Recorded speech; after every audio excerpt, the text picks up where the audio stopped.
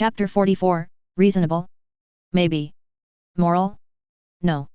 The desire to never be hurt again is reasonable. Giving others reasons to want to hurt you again is idiotic. King's Landing. The home of our smaller half for 20 years and counting. It might have only been a month and some change since we had left to defend the realm against Prince Morian's madness, but it had changed since then. The army camped outside the gates was the obvious one. Truly massive it was, larger even the forces amassed at the ambush when we had publicly joined the Yuran-Wood cause. Or, depending on the interpretation, had saved the Yuran-Wood cause from annihilation. Regardless of what, precisely, had happened, it was still an inspiring sight. West of the city, sitting on the banks of the Blackwater, stood the mass of scarlet tents. Compared to the chaos of the slums growing against the walls of King's Landing like barnacles on an aging ship's hull, this was a finely organized hive of activity. Row upon row of temporary linen abodes, with the baggage train clumped at the center, this was an army ready for war. The levied might of the Crownlands. But it did beg one question: why was it here? Why, after an entire month, had the army yet to depart? Were they not yet ready? Were they not yet assembled? In 1 month, a kingdom had been forged, the greatest threats cast down, and one of the most powerful houses of Dorne all but annihilated. 1 month was a dangerous amount of time to sit idly by. And yet, that is exactly what had happened here in King's Landing. Swallowing our anger, we turned away from the army that was wasting time outside of the walls and brought our focus to the city within its walls. The pale red stone spires of the Red Keep dominated the skies of the city, though not for a lack of challengers. A single dark stone pillar in the heart of the city, but barely even reached the peak of the hill where the Red Keep began. But there was something new in the skyline. Or, there would soon be, down in Flea Bottom. Scaffolding was hard to mistake for anything else. Progress. Always a good sign. Soaring in silence, we began our descent towards the Red Keep. We wanted to get down quickly, we wanted our smaller half to speak with the king quickly, and there was no time to set down outside the city. Nor could we set down by the Dragon Pit and ride across town. No, we wanted to be quick about this. The Red Keep could accommodate us, we knew. There were plenty of courtyards and wards that were open enough. The stables, especially, as they were home to both Vermithor and Silverwing. Each of whom was nearly as large as we were. Each of which was capable of ripping and tearing and burning and crushing and biting and scratching and... We forced the paranoid ramblings to a distant corner of our mind and we began our descent towards what one of us knew to be the training yard. Surrounded by the light red walls and towers of the keep itself, the square of pale hard-packed dirt and sand was easy to spot, even from above. We circled the keep, slowly gliding lower and lower, but we kept our maw solidly shut. In the past, bellowing our greetings to the world only ever drew the reciprocation of other dragons. Large dragons. Dragons that all too easily scratch and tear and bite and burn and... No. We had learned, and we approached silently. Our body still screamed for us to flee when we caught the scent of the 2 large dragons stabled in the castle. But we had learned, and we managed to clamp down on that instinct until we landed and separated. As soon as we came to a halt, and the world stopped shaking from the impact, the chains holding our smaller half in place fell away. Grabbing the less than willing passenger retrieved from Nightsong, I slid down, my knees buckling slightly after the long hours in the air. But it was a temporary weakness. A moment later, the brief weakness faded, and the cannibal took to the skies once more. Even now, even with the greater control we shared, he was far from comfortable being so close to dragons anywhere near his weight. No doubt he was returning to his lair outside the city. Servants would need to be informed. The pork had to flow, and I had no desire to deal with a hungry dragon. I deposited my passenger on the ground, as gently as I could. Even so, I made sure to hold her up so she did not collapse onto the hard ground. Unexpected as our arrival had been, there were no servants or grooms to meet us. And at this hour, with the sun high in the sky and the day as hot as it would get, the training yard was sensibly abandoned. Thus, figuring out where to go was entirely up to me. On your feet, girl, I said as gently as I could, while the child found her footing. She looked less like the abducted daughter of one of the most ancient houses of Westeros and more like an errant stable hand, dressed in child-sized riding clothes instead of a fine dress, but that just meant her terrified features stood out all the more. Scared? The girl did not answer, only nodding meekly. Clever girl, I said, marching off with the child in tow. Father would want to see me, that I knew. And father would be in the small council chambers, in Magur's holdfast. A bit of a walk, but manageable. While this is the safest place for you to be, it is by no means safe. For whatever reason, however, the child seemed hesitant to accept my wisdom, but it mattered little. I guided us through the Red Keep, past courtiers with their endless questions, and past beautiful tapestries displaying the myriad triumphs of my family. Through empty halls we went until we reached the chambers of the small council. My father was a man of habit. He liked to train in the mornings, liked to hold court as the day went on, and ended his day with the minutiae of actually managing the realm. There was only one place where that happened. And judging by the pair of knights on duty outside, it was easy to guess that I had been correct. At my word, the child remained outside as the white knights held the door open for me. Ah, Viagon. Father was out of his seat before the door fell closed behind me. The marks of long weeks of grief were plain to see as he drew closer. His skin was pale, his eyes reddened with dark circles beneath, and his hair had lost even more of its former luster. Dear boy! Even now, beset by age and grief, I could feel a ferocious strength in him as he wrapped me in an embrace. Relieved so see that my father was still alive and well, and not willing to be upstaged, I matched his embrace and added just a bit more pressure. For several moments, we simply held the embrace, until a cough reminded me of the room's other guests. My apologies, my lords, I said as my father and I broke off our embrace. I have been too long from court. The formalities have slipped my mind. Think nothing of it, your grace, Septon Barth said warmly from his customary position to the left of the king's chair. However, Mother's seat to the king's right was conspicuously empty.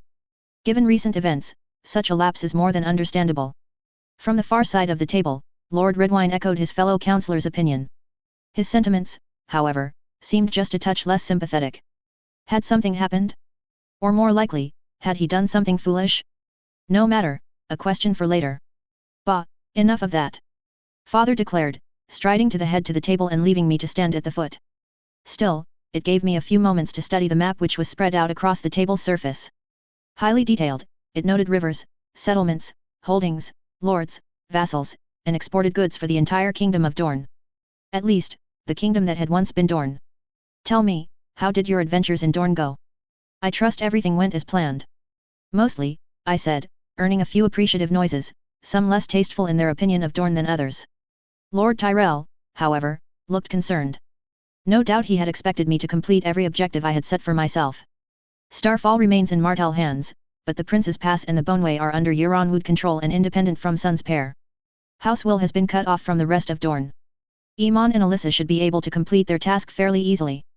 Approving sounds filled the chamber as Father gave the map a closer look. Your Grace, I told you she did not go far, Septon Barth said reassuringly, earning a questioning look from me. Had Alyssa not told Father where she was heading? Did her need for vengeance still burn so brightly? I should not have left so swiftly. I should have stayed, to help however I could. That does not change the fact that she should be resting here with the children, Father commented, not taking his eyes off the map, not speaking for several moments more. What of Starfall? I thought your plan was to take it, too. King Euronwood lacks the men, I revealed. The campaign for Fowler lands was costly. Instead, he intends to focus on consolidating his new holdings and preparing for a Martell counterattack. If House Dane marshals its might, it could easily shatter an exhausted Euronwood realm, Lord Tyrell warned, his voice beginning to betray some semblance of alarm. What troops can we send? What do we have? Elisar asked, shuffling through a stack of parchments no doubt fresh from the legs of ravens. The armies of the Westerlands, Riverlands, Vale, and North are still gathering. The men of the Crownlands will be departing for Sun's Pair in a few weeks' time. Is the Reach ready? No, of course not. The armies of the Reach have barely even begun assembling, and the Stormlands are busy in Will territory. Lord Tyrell said, exasperation clear in his voice. Stroking his beard, it was clear that he was mulling over some plan, and the chamber waited for him to speak. The Ironborn, mayhaps? They should be on their way already.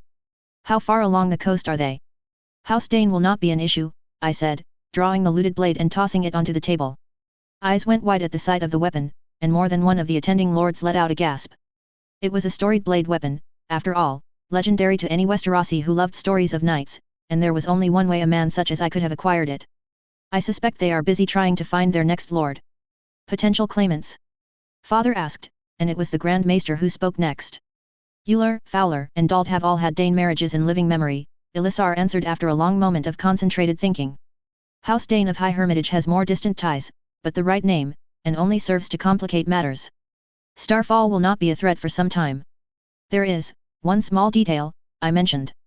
At the sudden shift in my tone, and the hesitancy in my words, Father's attention rapidly whirled on me, his face all but demanding I elaborate. We have the true heir. I turned to the closed door and prepared to shout at the King's Guard stationed outside. Bring her in. On cue, the door opened and the small girl I had abducted was pushed through. Danelle Dane. To say the girl was scared was an understatement. Her eyes were wide, her body hunched over to try and make herself as small as possible. But even those were subtle hints compared to the rest of her. No, compared to all of her. Even now, keeping still, the girl trembled mightily, like a starving man's limbs as they tried to lift a begging bowl. Look upon what you brought to this world, Viagon.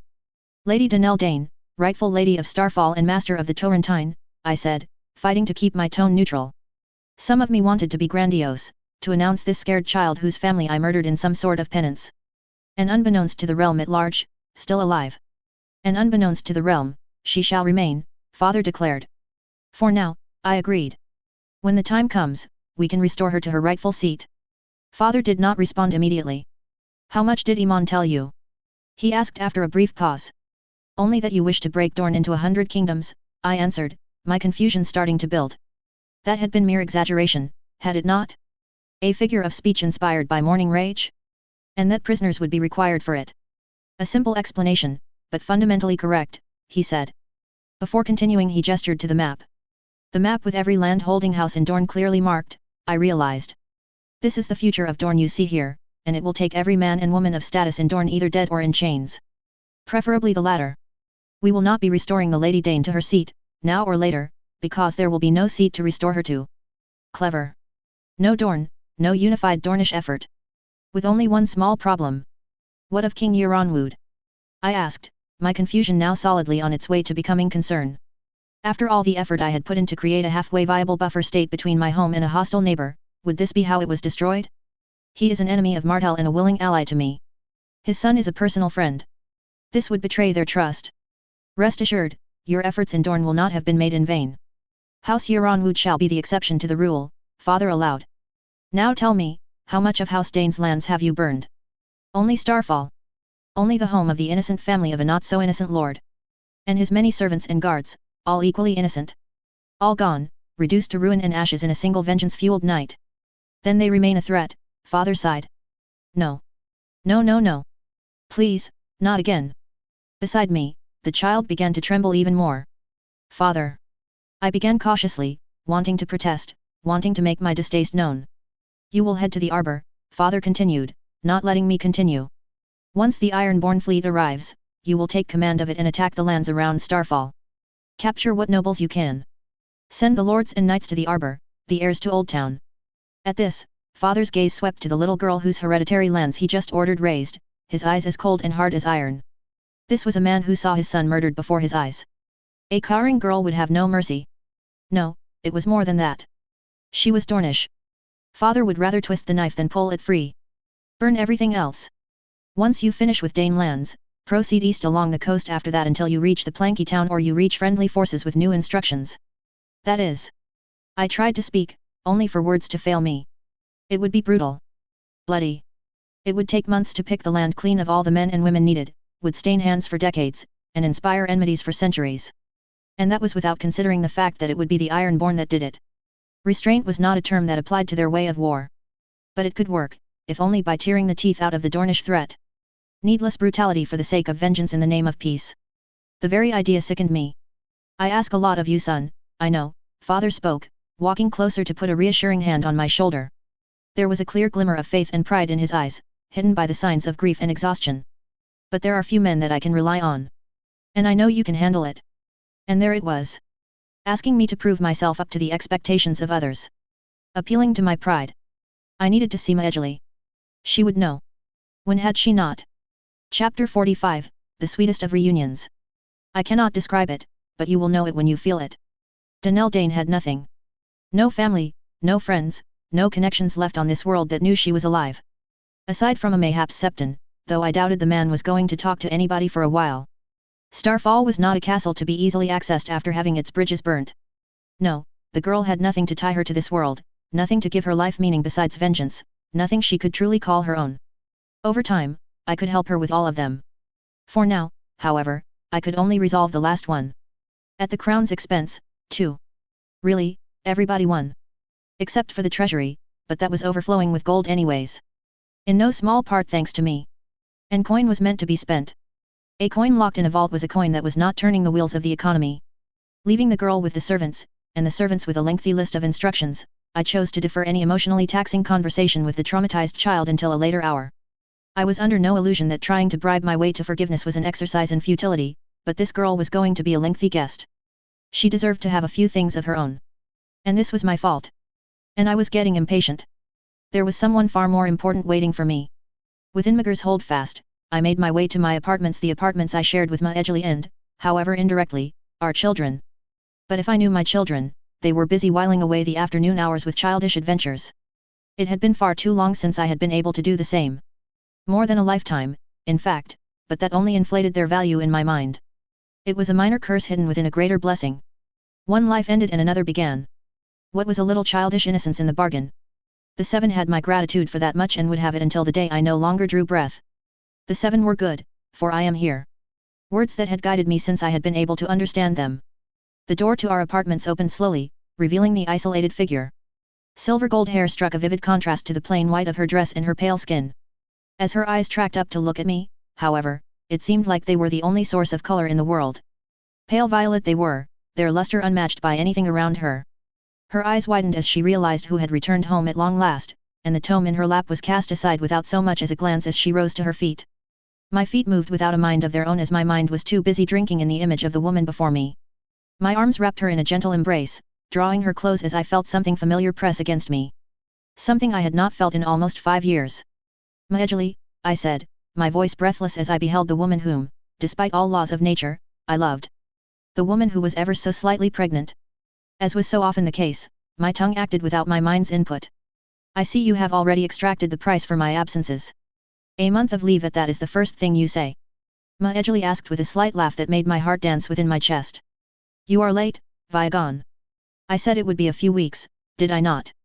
I asked jovially, picking her up and spinning her with all the ease with which I handled our children, earning a few more giggles and a flutter in my heart. A month apart, a month filled with self-recrimination and doubt, and yet a few brief moments made it all seem so much less weighty. And here I am, a few weeks later. By the 7 I loved that woman. Do not try to hide from the spirit of your vow behind its letters, she warned me, leveling a finger at my chest. Unfortunately for her, the action came off as more endearing than threatening. Fortunately for her, however, I was in a very good mood. You wound me, I exclaimed, clutching at my heart like an amateurish mummer that had yet to discover the meaning of subtlety. Which, in a way, was not too far from the truth. And here I thought you would be happy to have me back, however briefly. Briefly. Whatever good cheer had filled the air around us promptly evaporated as her gaze promptly sharpened. Her once soft eyes, usually so filled with love and kindness, suddenly contained nothing but suspicion. Please tell me you jest. I wish it were a jest, I sighed, all good cheer evaporating in an instant as I all but collapsed in one of the large and comfortable chairs in the room, my armor clattering with the movement. After constantly wearing it for a month, I was beginning to grow more than a little annoyed with its presence. Its weight, though negligible, had been impossible to escape for far too long. I leave on the morrow. Father's orders. Your distaste, it's not just because you need to take your leave, is it? Maejali did not return to the seat she had occupied before my return, opposite my current perch. Instead, she came to a halt behind me, fiddling with the buckles on my armor. Something happened during your time in Dorne. It was not a question. Maejali had always been a clever person. It was one reason, one of many, that had drawn us together, I supposed. And I was never more grateful for that quality than then. I lost control, I admitted, shifting in my seat to give her better access to the armor's buckle. While she worried on the right side, I fiddled with the left. The pauldron, that had to go first in order to expose the mountings for the upper cannon covering my upper arm. Starfall. Anger at Balin's death combined with a desire for vengeance and a hunt to blame anyone for what had happened. And they presented a convenient target. How badly? She asked, freeing my right shoulder just a moment before my left pauldron came loose as well. I opened my mouth, unsure of what to say, but the words would not come. A castle destroyed, rendered inaccessible by land, and half of it turned into a puddle of molten stone and man. Servants, guards, attendants, guests, squires, and men-at-arms, all dead in a quest for mindless vengeance. An innocent family all but wiped out. The lord of one of the most ancient houses in West Eros slain by my hand for no better reason than failing to prevent his liege from starting a war. The first man I killed with my own hands, slain in such a brutal and meaningless fashion. A reminder of my foolishness still weighed on my belt, one I was unwilling to part with until I could forgive myself. The words would not come, and Maejali noticed. Her hands stopped trying to free me from my armor, pausing in their action. No longer was she working to get my armor off of me, no, she moved around the comfortable chair to be able to look me in the eye. All of them. Those were the words I managed to say, my eyes downcast. dead. Burned. Fed to the cannibal. All save two. A septon and a little girl. I expected a slap. Words of reprimand. A demand that I explain my actions. I understand. That, I did not expect. My head rose, meeting violet eyes a bare hand's breadth from mine. What you did was monstrous, but I understand why you did it. What? I asked. Even if I did not see Balin die, I did see his body when they gave it to the flame, she said, a gentle hand reaching out to cup my cheek. I know what was needed to recover that body, what our nephew had to endure to bring his father home for burial. Were it not for our children, I would be joining you in war without a moment's hesitation. The hand resting on her belly made it clear that she did not merely mean the twins. Even after what I did I began to speak, only to be cut off. You were grieving, she said softly. Any man who would not have been tempted to do the same is a heartless beast not deserving of being called a brother. Monstrous it might have been, I understand why you did it. That does not make it right. No, she said, moving forwards to rest her forehead against mine. No, it does not. But I will not hold it against you. Gods be good, I loved that woman. Whatever would I do without you? I asked, a grateful smile cracking my solemn features. Make bad decisions and fail to learn from them? She asked in turn, the corners of her mouth quirking up. As her face shifted ever so slightly to the sly end of things, I could not help myself. A brief chuckle of laughter escaped my lips, followed by another, longer one soon joined by another from the star of my life across from me. Why must you bring the truth into this? I asked once I regained my composure, once we had drifted apart. Because one day you might learn from it, she responded, pulling me back to my feet as her hands returned to my armor. Doubtful, I said, busying myself with yet more straps and rivets that kept my armor in place. Within seconds, I found myself freed from yet more of the pale plates. Where are the children? No doubt they have found no shortage of adventures now that the keep is half empty. With mother, Ma edgily revealed. She has been loath to part with the children since the funeral. And Viserys. Her voice trailed off. Our nephew had lost his father to war and his mother was busy exacting vengeance. Busy doing as I had done. No doubt the boy was lonely. Wait, funeral? The funeral? I asked, wrinkling my brow in confusion. I know you mentioned it earlier, but how did they recover they? Seeing Ma edgely's pained expression, the pieces dropped into place. Our brother had been strapped to his saddle when he died. There was only one way to recover that body. Only one way to bring him back before the rot set in and reduced him to a puddle of rotten sludge contained by a shell of steel. A curse upon Morian Martell. A curse upon his house. Chapter 46, The Victims Far from the Battlefield. It is war. The people will suffer. The people who know them will suffer. And who am I to make them suffer? Time with Ma edgely was always time well spent. If my existence on this planet was proof that there was something out there with the power of deity, then her existence was proof that said entity was worthy of being considered a deity. Unfortunately, I could not spend every waking moment with my beloved wife. Were that the case, there was no doubt in my mind that the world would have been spared no small amount of my idiocy. However, that would also deny our children their rightful time with their mother, and that was unacceptable. Which was why Ma edgely and I were hurrying through the halls of the Red Keep in search of the youngest generation of House Targaryen. The youngest generation and among the youngest victims of this war. Well, not really searching. Ma edgely knew where they were, all I had to do was follow her. The door to the apartments swung open, the hinges mercifully well oiled for a change. The inhabitants' gazes were on us as we stepped in, initially empty and dull eyes becoming full of light and life once they realized who stood before them. The youngest among them, the two youngest, really, were off their feet before the door had been opened even halfway. No, not the youngest, Daemon was seated quite comfortably on his grandmother's lap. Like a pair of loosed arrows, the twins flung themselves at me. Without missing a beat, I was able to scoop them up and deposit them on my shoulders. A blessing on the masons who had decided to give the hold-fast tall ceilings. Truly, it was thanks to their unintentional foresight that joy kept blooming in my heart. Papa! As one, a pair of childish voices assaulted my ears from both sides. But I did not flinch. Even from this close, they were nowhere near as loud as the cannibal bellowing his excitement for bloodshed and battle. You made it. That I did. I said cheerfully. Any further words that would have come out of my mouth, be they boastful or reassuring, were cut off before my tongue could even move. To one of the other occupants of the room, it would have come off as hurtful, almost deliberately so. Have you two been keeping up with your training? How are Smoke and Sundancer? As my children began their fragmentary retelling of how closely they flew over the rooftops, I noticed the other people in the room. Aelys had already reached me and was promptly scooped into my arms. Ever the small one, it took almost no effort to bring him up to the level of his niece and nephew. Visera approached at a more sedate pace, with little Rhaenys in tow. But they remained on the ground.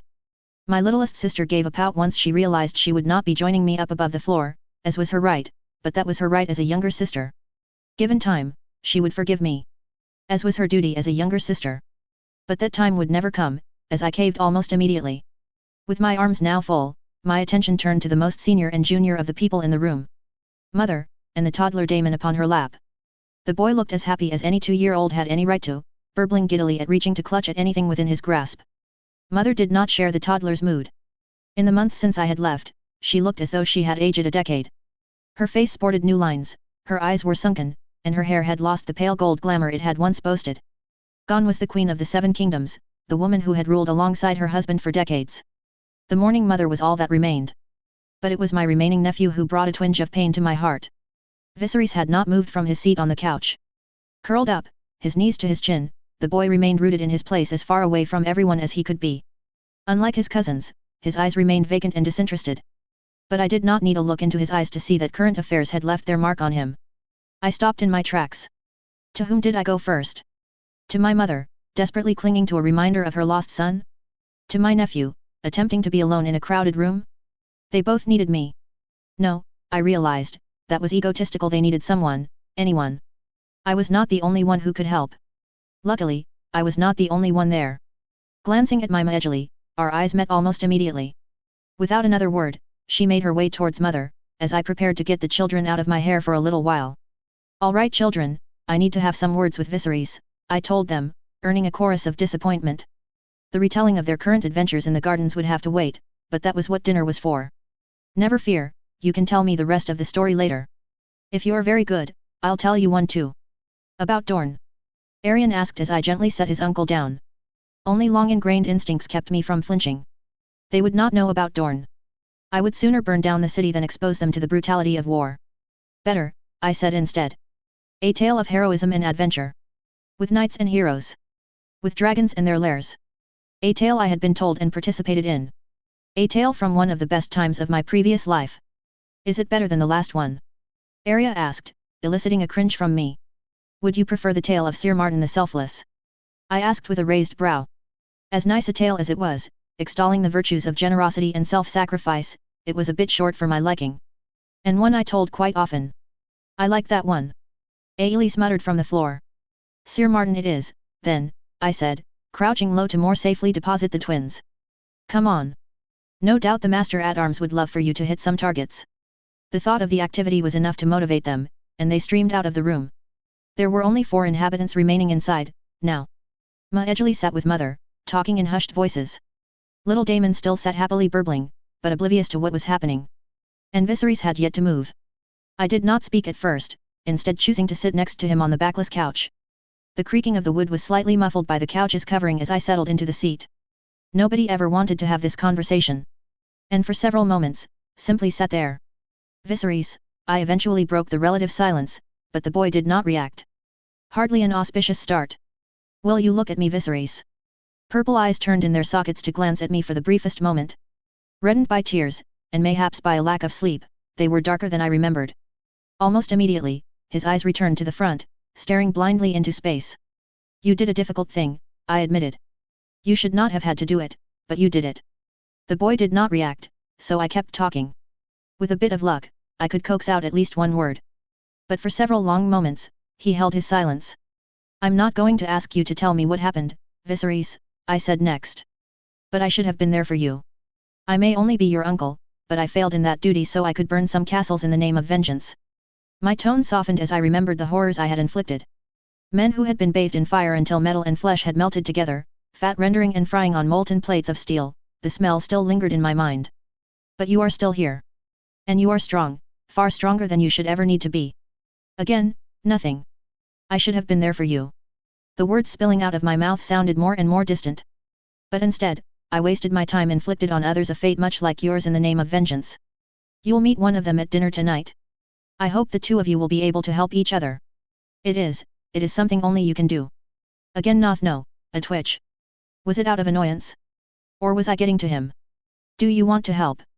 I asked, hopeful that I might finally help somebody. Yes. The word was merely mumbled and muffled by both the boy's knees and hands. But it was a word. A spoken word. It was a sign of progress. Say that again. The order was softly spoken, but an order it was. Yes. This time, the words were clearer. A hint of confidence was present too, his head rising up from where he had been slumped. Not simply spoken were these words, no. Those words were declared, a statement to the world that this is what he would do. Then I need you to do two things, all right. Finally, something good had come out of this whole mess. Oh, how I had missed the feeling of knowing what you were doing was having a positive impact. I will be leaving for the war before too long. I need you to do two things. Help the girl help you and defend the city. Can I come with you? There was a familiar fire blazing in his eyes as he turned to face me. A need for vengeance a boy of almost 6 should not have. I did not like it one bit, the sight of it nearly breaking my heart. I'm coming with you. No, he would not. War is something many can do, Viserys, I said gently. There was not a chance that I would willingly bring a child to war, let alone to war alongside the Ironborn. Even I was left uneasy by it. But people need to be protected and helped. This duty is something I can entrust only to you. Hopefully, he would remember that message as he grew up. Chapter 47, Ironborn Courtesy. They are troublesome, yes, but the alternative is too expensive and unnecessary. I landed at the arbor in a poor mood. In all honesty, there was nothing wrong with the island. It was a beautiful teardrop-shaped patch of land just to the southwest of Old Town, covered in a dozen vibrant shades of green. This far south, it was all but guaranteed to be hot, but the perpetual sea breeze kept the heat from being unbearable. Even the salty smell of the air was manageable, some past Lord Redwine having had the wise decision to take advantage of the climate to plant fragrant flowers in every patch of soil too poor to grow crops. Were this any other time, this would have been a beautiful place to be. An island paradise just a short trip on Dragonback. But I would rather have been home in King's Landing. I would have rather had more time. More than 20 years ago, I had bitterly used that phrase over and over again. More time to work, more time to write, more time to myself. More time to live. But now, it felt even more bitter knowing that I would be leaving the sweetness of home for the harsh reality of war. No, it was worse than that, I was going to war, leading a campaign of death and destruction, at the head of the Ironborn. Part of me, the lethally curious part of me, admittedly recognized the opportunity to learn more of one of my father's more insular vassal cultures. A case could be made that they were far closer to the first men before the Andal invasion than even the people of the north. This was an opportunity to get a closer look at them, at how another culture lived and breathed and warred. The rest of me, however, absolutely dreaded it. These were the Ironborn. They were synonymous with pillage, murder, piracy, and the closest thing Westeros had to slavery. Were it not for the numerous innocents and green boys who had never before gone reaving beyond the borders of the Seven Kingdoms, I would have been tempted to lose my army to a freak storm off the Dornish coast. But those were monstrous thoughts, and not worthy of entertaining for more than a moment. These were men of my father's realm, legally innocent of any crime. What right did I have to kill them? For not subscribing to my particular brand of morality? They were part of this kingdom, the same as I. And I would be leading them to war. I wish I had had more time, the familiar refrain echoed through my mind once more. A few more days with Arianne and Arya would have eased the burden on my soul. A few more days with Viserys would have distracted me from what I was going to do. A few more days with Maegeli would have reminded me of what was right and justified. But I had not had a few more days, only the one. And it had passed some time ago. I was making decisions based on stereotypes, I realized. Mayhaps the Ironborn would be a pleasant surprise. Mayhaps I would encounter some halfway reasonable individuals instead of a collection of butchers with an unfortunate penchant for rape and piracy. I failed to contain a snort of amusement, and I felt the cannibal stir behind me. For convenience, we had claimed the keep's central courtyard for the meeting. My royal prerogative, and the orders from the king himself, had given me a free hand to do as I pleased and claim whatever areas of the keep that I needed. And since there were no other places in the keep that could house the cannibal, there was really no other choice but to meet them in the courtyard. There were men to greet, after all. And what better place to receive them than in front of a giant murderous fire lizard? A sleepy fire lizard, granted, but that hardly detracted from his size. Especially when the people could be a touch belligerent. It was in that courtyard that I waited for the captains of the Ironborn fleet. From what I knew, or at least according to stereotypes, they were martial people. Trying to sway them as one might sway the average Westerosi noble would only go poorly.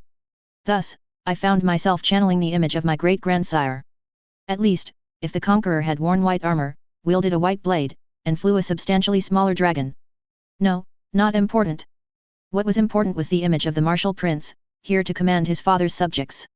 And eventually, the horde of Ironborn captains arrived at the courtyard, each clad in a unique arrangement of boiled leather, mail, and plate. No two captains were dressed alike, and few bore any heraldry, but that was not what concerned me. It was how they approached that made me worry. Not in a trickle did they arrive, not in clusters, but all at once. They had been talking beforehand, I knew immediately, had met to discuss strategy without me. It meant they had ulterior motives. But who would speak for them? Who would take charge? Who was their leader, and would thus become my second for this campaign? Judging by the man at their head, I could only dread the following weeks. Rough spun robes the color of the sea, unkempt hair, a wild beard, and the unmistakable driftwood cudgel made it clear what this man's vocation was. A drowned man, one of the priests of the drowned god. This was a man who drowned people, either to kill them or to make them priests in his own image. A calculated move, it had to be. Or an insult. A group of captains meeting with a prince more pious than most? Why, send a priest. Who could go wrong? Ironborn, I greeted the assembled captains. Each of them, I knew, commanded a ship and its crew. Losing the loyalty of one, or failing to secure their obedience at all, meant my force would be diminished. I am glad that you were able to reach the arbor in such great numbers. Spare us your empty platitudes, one of the assembled captains grumbled once the mass of leaders had come to a halt. Not the priest at their head, blessedly. Had their informal leader proved this diplomatically challenged, then this would have been a doomed effort from the beginning. We are here for war, not bandying words. A courtesy, I said evenly, refusing to let my temper slip its leash. Cooperation between a commander and his levied troops was essential. Allowing myself to be ruled by my anger would only hinder my efforts. I may be unfamiliar with the customs of the Iron Islands, but I would prefer we start this campaign on good terms. Should have at least fed and watered us before telling us where to go. The rude Ironborn declared. No formal address, no title, not even a polite phrasing. Mayhaps this was the end result of a culture where every captain was a king aboard his own ship, but that did not make for a conducive working relationship. That is courtesy. That could still work. I had a fair amount of coin with me, enough to buy every captain and his crew some decent ale and meat. Mayhaps even some mead from Beesbury lands, they were close enough, and my soon-to-be good brother's house could certainly spare it. But it would set a poor precedent. The men would expect the same every time I needed something from them in the future. Before I had time to ponder the situation further, the priest spoke for the first time. Peace, Mathos, he chided the Ironborn with a gentle tone in a rough voice, as though he had been drinking salt water before the meeting. Though I appreciated the gesture, it did rouse my suspicion. They had all arrived as one, and had had the time and opportunity to compose a strategy ahead of time. This might simply have been a way for them to ingratiate themselves. His Grace Prince Viagon is a Greenlander and ignorant of our ways. We must forgive him the occasional lapse, I think. There was a glint in his eye that I did not like, and I already knew the game he was playing. They would forgive this lapse, and I would be forced to act with a looser leash. If I did not take this offer, it would only sow the seeds of mistrust. Deprived of an easy solution, I decided to take a risk. You are generous, I said, rising to my feet to speak to the gathered captains as an equal. I was not their king, to command them from a throne, but merely the man who would lead them on the battlefield. From high above the battlefield, admittedly, but I would still lead them. Too generous, really, so I cannot accept such a gift. This calls for a proper apology. One at a time, step forwards. You going to give us a kiss and say you're sorry? Another Ironborn called out. Mayhaps I had been too hasty in labeling only one of the Ironborn as rude. It appeared to be cultural. Mayhaps they were suicidal instead? There was a giant dragon behind me, after all, and it had done nothing to dissuade their poor choice of words. No, but you are going to tell me how many men you brought, I said without missing a beat. I need to know how much ale to buy to properly apologize for my ignorance. There, that was better. No feast as a precondition of following orders, but as an apology. A more acceptable standard was set, while they still received their feast. Done. A third captain shouted, shoving to the front of the pack. No heraldry, no banner, just salt-stained leather and mail. As common a man as could exist, and not a hint of hesitation to speak to a prince as though we were equals. Yes, this was definitely cultural. This would go either magnificently well or horribly wrong. 103 men aboard Naga's Bane. As many dozen captains all began to shout numbers at me, I realized that I had been, in fact wrong. This would not be exclusively good or bad. It would also be expensive. Horribly, horribly expensive. Chapter 48, It's cultural, I guess. The unyielding, if not eternally dominant, will soon find himself alone and unable to gather men to his cause. The Ironborn were a curiosity. They did not behave as other Westerosi did. Their expectations were unique to their culture. If those expectations were not met, they would not obey. At least, that was the theory, and a theory I was not willing to test. Because trying to bet on the actions of a disloyal group of pirates with an independent streak was something far more idiotic than I was willing to commit. Regardless, I needed them to obey.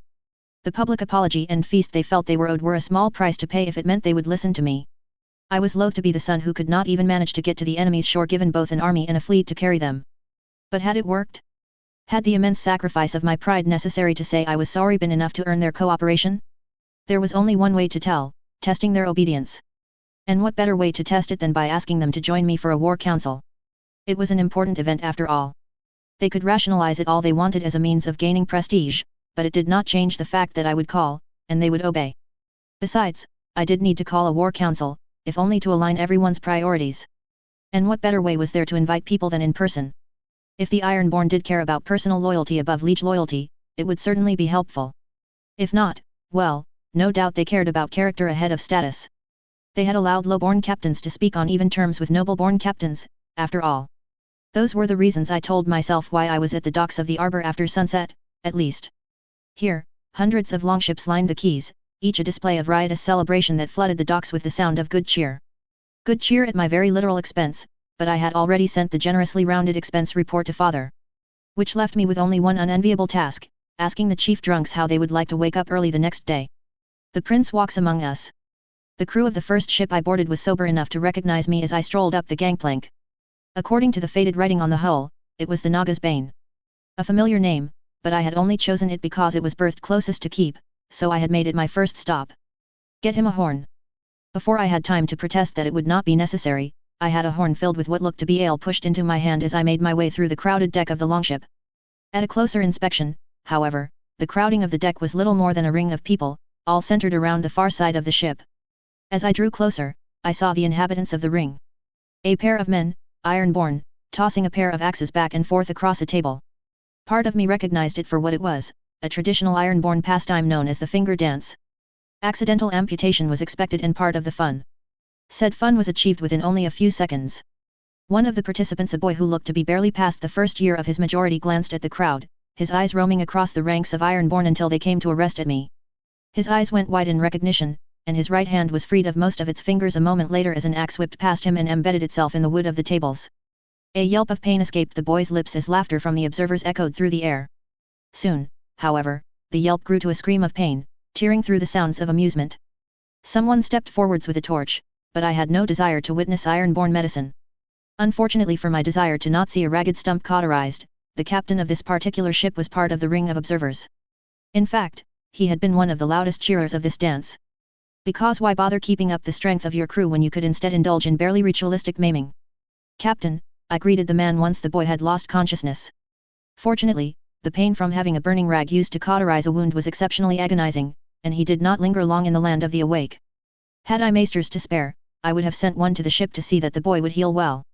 But this was still the first ship I had visited. Prince Viagon. The captain of Naga's Bane seemed a far more jovial sort of man than he had at the summons earlier in the day. Still large, still clad in that unique panoply of leather and mail, but a broad grin dominated his reddened face. Here to join the fun.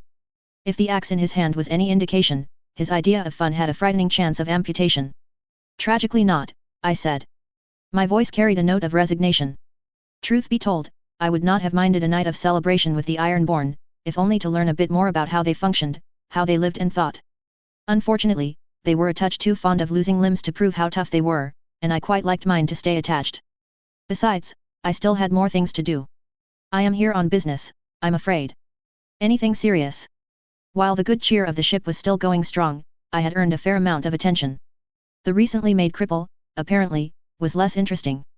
Then again, it was likely almost common. Now there was a terrifying thought. Only to ensure that everyone is enjoying themselves. That earned me a good-natured laugh, one which was echoed by much of the rest of the crew. The captain in particular was all too eager to clap me on the shoulder. Of course, making sure my apology was well received was only part of it. You came through, the captain admitted freely and without hesitation. Was that all it took? Getting them drunk at somebody else's expense? More on that. Came another shout, this time from a member of the crew. Insolent, but no doubt I would have to grow used to it if I wanted to keep them happy. We'll be hard-pressed to finish it all before daybreak. Then I had best leave you to it. I said loudly, earning a general chorus of cheers. Else your captain might not be able to help me plan our campaign in the morning. Best do your part, then, the captain said, gesturing to the horn of ale still in my hand. Or I might not be able to join as early as I'd like. That would be slightly challenging. It was a rather substantial horn of ale, after all. The effect would not be immediate, but it would still impair me. Taking leave of my wits was hardly wise, but so was burning what goodwill I had earned. I quaffed it in the span of only a few seconds. The ale was thick, as expected, but not so thick that I had to chew. Luckily, the flavor was mild enough, even if it was far from the standard I had set in King's Landing. I'll send a runner to remind you in the morning, I said, handing the empty horn to one of the many sailors. Once the sun has fully risen. I turned to the rest of the crew. The rest of you have no such task, so enjoy yourselves. The sounds of merriment followed me as I left the ship, returning to the docks before the full strength of the ale could hit me. At the docks, however, I was greeted by rather unexpected company. Your Grace. The drowned man from earlier in the day stood beside the gangplank. Grey robes and messy hair that flowed into his beard like waves onto the shore made him look like he had risen from the seas themselves. Which, in a way, was true. You are a man of surprises. I wish to know more of the men I am to lead in war, priest, I said in return, not pausing beside him as I spoke in an implied invitation to join me. This was the one who had, potentially, orchestrated this. He had tried to give his fellow Ironborn a favor to hold over my head, which I had brought down to a massive feast. If nothing else, he held political aspirations.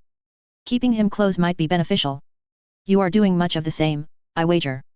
A good guess, he admitted, readily falling in with me. Though one you would lose. I know these men already. No, it is you that interests me. How so? Interest was something I was used to, but not from priests of another faith. Whether this was something good or not was up for debate. A prince well known for his devotion to his gods is sent to command an army of the Ironborn, the priest explained. A prince who spent a month personally burning Dorne. Few nobles among the Ironborn forces to act as intermediaries. Everything was set up to go horribly wrong. And yet, it did not. Few nobles. A tragic side effect of Corlys' voyage east and subsequent royal marriage was that it had inspired many of the Ironborn nobility to try the same. Their motives varied, as did their methods, but they yielded the same result. Most of the great houses of the Iron Islands were missing quite a few people. These past weeks have calmed me, I said simply, the next ship along the docks fast approaching. Part of me wanted to speed up, to put the memories of my atrocities behind me so I could check on the next ship. Already, however, I could see two figures tossing something between one another. Another amputation in progress, then. Lovely. So you say, Your Grace. That twinkle was back in his eye. I did not like it. So you say. Chapter 49, What do we do with massive numerical superiority? Your advantage cannot be emulated. Do not be afraid to use it. Ecologically, estuaries were a beautiful thing. Salt water met fresh, their currents mingling and swirling together, two distinctly different systems colliding and creating something greater than either could be on their own. Fish from river and ocean both called those waters home, and both prospered. And where animals prospered, so did man. The town at the mouth of the Torrentine was just one example of this. On both the east and west banks of the river, houses and hovels alike clustered around an imposingly large guard tower. But not equally. The closest were the manses, large and made to house the wealthiest merchants and the odd member of the lower nobility, built from bricks of local red stone. Surrounding them were the workshop homes of the craftsmen, their walls a red far browner than their neighbors. The hovels, by contrast, rarely even had walls of brick, instead being the deep brown of mud hardened by the harsh heat of the Dornish sun. Had I had more time, I would have loved to spend more time observing it, theorizing, drawing conclusions, and testing them. Alas, I did not have that luxury. I needed to act, after all. A pair of towers at the mouth of a river could all too easily disguise a chain boom that would block off the harbor. If the towers could raise that chain, any naval attack of the harbors lining the river's banks would fail. My task was clear. No, not my task. Our task. The world exploded as our awareness grew, our forms dropping from the sky in a steep dive. The wind howled around us, whipping at plate and scales alike and finding purchase on neither. Blue water, green grass, and the many brown and red tones of the city all rushed up to meet us, but our target remained solidly beneath us, the western tower at the mouth of the river. One of the boom towers. We spread our wings a few seconds before impact, slowing down just enough to keep our smaller half from being harmed, and slammed into the side of the squat tower. The stones refused to yield to brute strength, holding firm to the impact but unable to stop us from tearing great gouges in the outer walls and flooding the interior with our flame. It had been the work of a moment, and one quickly repeated. We took to the skies as the first tower crumbled behind us, launching ourselves at its twin across the river. Less than a minute later and the second tower was reduced to slag, much as the first, the walls of red stone glowing as brightly as the fires of the forge. Stone liquefied, flowing like water as the walls collapsed. Within, the guards met a fate our smaller half would not wish upon any creature upon this earth. But they had joined their town guard. They were soldiers. It was a military target, and we should not hesitate to strike. The squat tower collapsed in on itself, and we took to the skies once more. As we circled the town, the ships of the Ironborn streamed upriver. A small number, enough to blockade the docks but no more than that, struck the eastern half of the city. On the western half, however, where most of the buildings, including a small keep, were, the brunt of the fleet landed. Not just at the docks, no, but on every exposed inch of shoreline. Then, when there was no more shoreline, they docked with one another, forming a makeshift bridge of ships to get their troops onto land. So far, all was going according to plan. That meant we had to begin our second phase. Namely, the bridge across the Torrentine, that solid construction of stone and timber. Even from a distance, it looked wide enough to handle at least 2 wagons side by side, 3 if they were especially slim. We dropped from the sky, our form aiming for the bridge. Our wings spread at the last minute, slowing our fall as we bathed the crossing in pale green flame. Even before the next beat of our wings took up back to the skies, we saw it begin to fail. The timber took first, catching alight. Without the support they provided, the stone body of the bridge could not support itself. The sounds of stone hitting water reached us within seconds. A brief glance once we had regained altitude confirmed what we already knew: where there was once a bridge, there now was none. The defenders of the town upon the Torrentine's mouth were split in half, with the western half kept busy by some of the less courteous Ironborn while the east was overrun by the rest of my army. We, however, remained in the air. No matter how much one, or rather both, of our halves wished to indulge in battle on the ground, we were better served in the air. Especially since our smaller half was so much more vulnerable than the larger half. And since the bulk of our forces were still making their way through the streets. We were content to circle the town as we watched the world below. There was little we could do to help without setting the houses aflame, and our walking half was hesitant to allow it. Aside, mayhaps, from striking the keep. We wanted its leader alive, some demand of our smaller half's father. Any attack on said leader's home would need precision and restraint. Those were words only rarely applied to dragons and their riders. As much as our greater half wanted to bring fire and death to the vermin, our smaller half demurred. Thus, we circled for a while longer, carefully watching the scene beneath us unfold. The great sea of Ironborn warriors expanded outwards from the western docks, rapidly flowing deeper and deeper into the town like a flooded river. Their eastern counterparts held firm, as was expected of them. Our smaller half felt a measure of satisfaction at that. They held, despite the dangers. They held and did their task, slowly beating back the weaker flank of the enemy while the western did the important work. As if on cue, a tiny black shape fluttered across our view. At first, we assumed it to be an arrow, fired upon us by a defender with poor prioritization skills. But then it changed course. We saw it flap its wings, and knew it was no mere arrow. This was a raven, one of the ubiquitous messenger birds of West Eros. We roasted it before it had made it a dozen yards. Should word get out of our presence, this invasion would become an unmitigated disaster. That was when we saw a second raven. And a third. And fourth, fifth, and sixth. And wondered why the archers among the Ironborn were not doing their assigned task. They were archers, and these were important targets outside of melee range. Why were they not doing their task? A blast of green fire reduced the birds to ash before they could get far, but our irritation still mounted. The Ironborn should have shot them down before they even got this high into the sky. If this continued, we might have to strike the keep itself to prevent the messages from getting out. But we needed to take said keep intact. Quite the conundrum. Luckily, there was an easy solution: restraint. Well, not quite. Really, we just had to be careful where we attacked. By circling the keep which guarded the city, by watching and learning from which part of the keep the ravens were leaving, we could identify our target. After another 3 birds met their doom trying to escape us, we narrowed down their source, a small tower that rose from the corner of the keep's wall. The Maester's tower, it had to be. We dove down, bathing it in a fair section of the wall in green flame for a few brief seconds. While the flame alone was insufficient to bring it down with so little exposure, the impact of us landing against it sent chunks of stone raining to the ground. An instant later, we leaped from the tower to the keep itself, and the tower finally collapsed. But we wasted no time admiring our handiwork. Instead, we turned our flame to the walls, sparsely defended as they were. Those few guards were quickly relieved of their duty as green flames washed over them.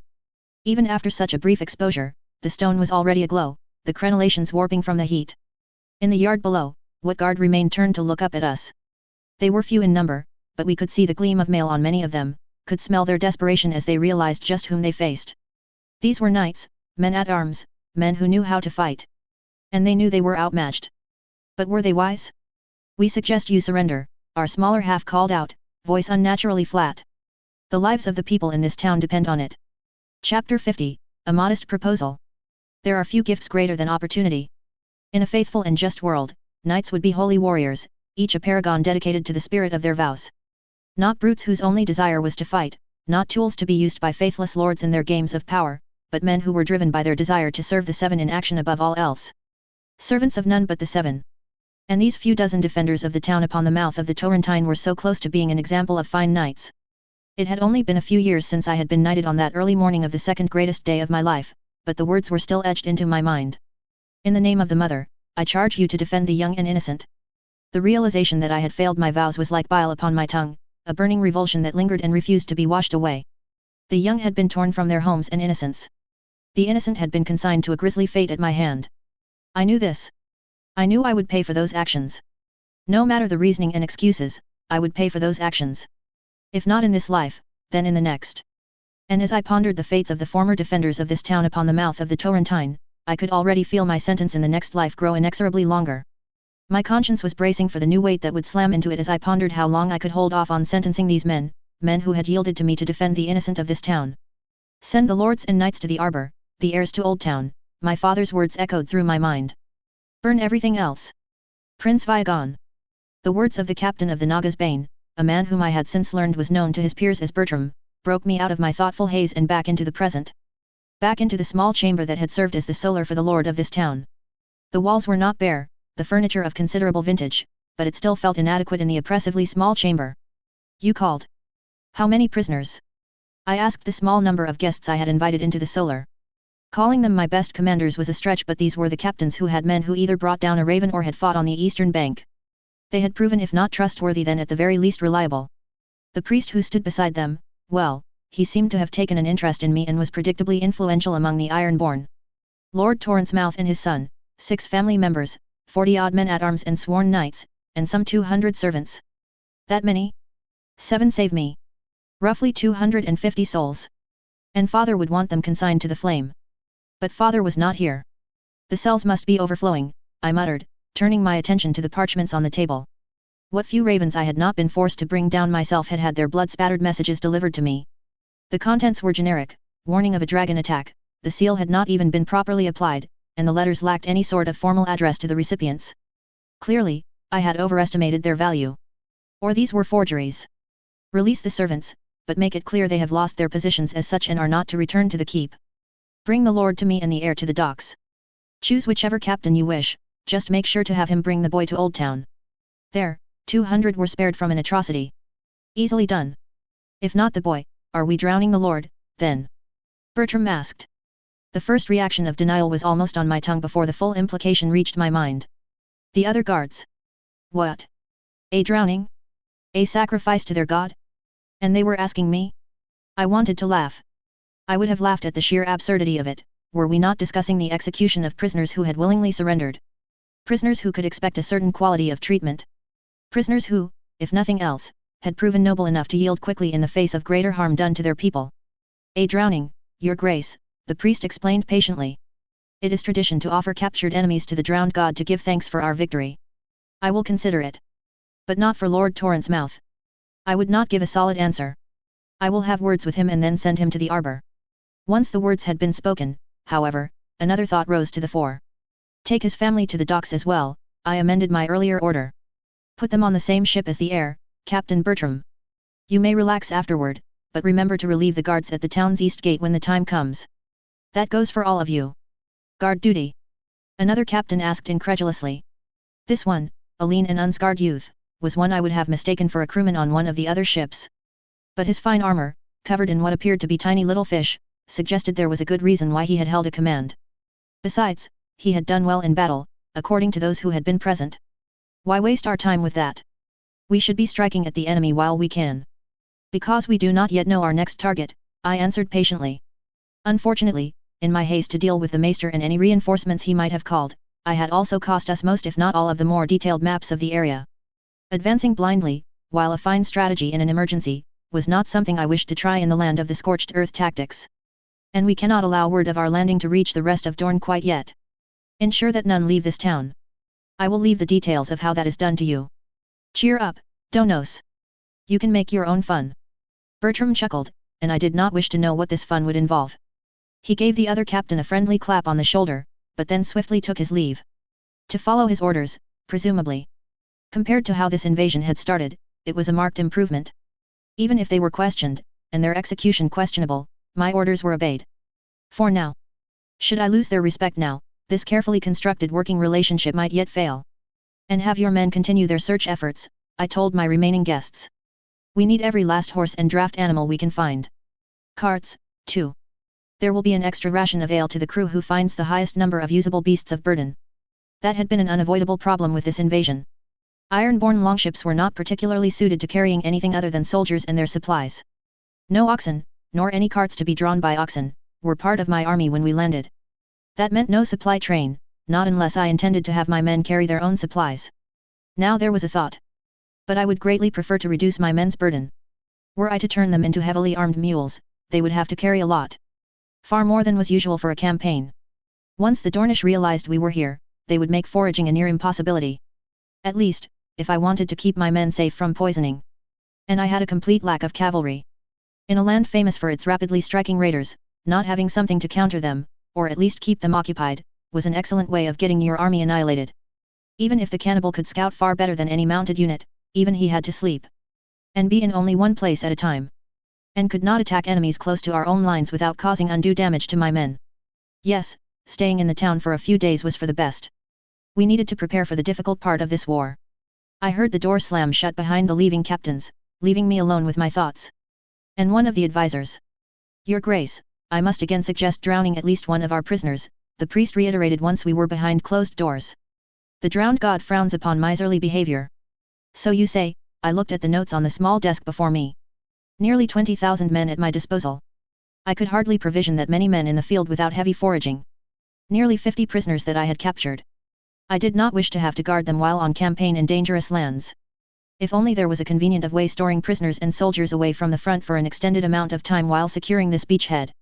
No, wait, that was the easy part. The difficult part was the fact that father had left painfully clear instructions. We shall revisit this topic after I speak with the lord of this place, I decided. The threat of his men dying horribly should loosen his lips. Words are wind, your grace, the priest pointed out. If you do not drown at least one of his men, how will he take your threats seriously? In response, I drew the sword that I still wore, the sword of legendary heroes, the sword that all of West Eros, from the wall to the Torrentine, knew as dawn. Atop the desk only slightly crowded with messages and notes, it came to a rest, the pale blade casting a milky light upon the mottled surface of the desk. I do not make idle threats, I said softly, memories of my past misdeeds bubbling into my mind. But if he doubts me still. My meaning was clear. The priest was free to pray for an arrogant fool of a lord. All I needed was a reasonable man, and for the crone to grant him at least a mote of wisdom. Chapter 51, A Mote of Wisdom. Information asymmetry, no greater leverage, no worse threat. Lord Torrent's mouth looked none the worse for wear as he was ushered into the solar that had so recently been his. That was to be expected, of course, as he had been a prisoner for not even an hour. Pale orange hair was still clean and free of matting, tan skin was devoid of bruising and unmarred by injury, and the steel of his armor was still gleaming bright and free of any testament to bravery or a valiant defense of his city. Put succinctly, he looked to have been treated well. And with that, I had my first opening. Lord Torrent's mouth, I greeted the man, even if the title no doubt felt like a formality to the man. Granted, it was a reasonable belief to hold. Taken prisoner, his holdings kept largely intact, he had every reason to believe he would be losing the lands his family had held for generations beyond counting. I do hope your brief stay in the cells was more pleasant than you imagined. A touch more cramped than when I awoke this morning, but I appreciate your concern. The Lord's words reeked of insincerity as his escort delivered him to a halt a pace in front of my desk. They withdrew without a word, and best of all without incident, leaving me alone with the prisoner. Him standing, and myself comfortably seated. A deliberate choice, to better highlight the power imbalance between us. While unfortunate, that is to be expected. Luckily, this is not a problem without solutions, I assuaged his concerns. Though I must insist on us both using proper terms of address, my lord. It is a basic courtesy. Of course. Your Grace. The last two words were forced out between grit teeth, but they were spoken all the same. Good. This man was not somebody who would be around me whenever I slept or was most vulnerable. With him, insisting on proper courtesy would only benefit me instead of hampering my efforts. Excellent, I said, reclining in the admittedly comfortable chair. The man, or mayhaps one of his forebearers, certainly knew a good carpenter. Now as to the lack of space, my lord, do you think it will be a problem for your men?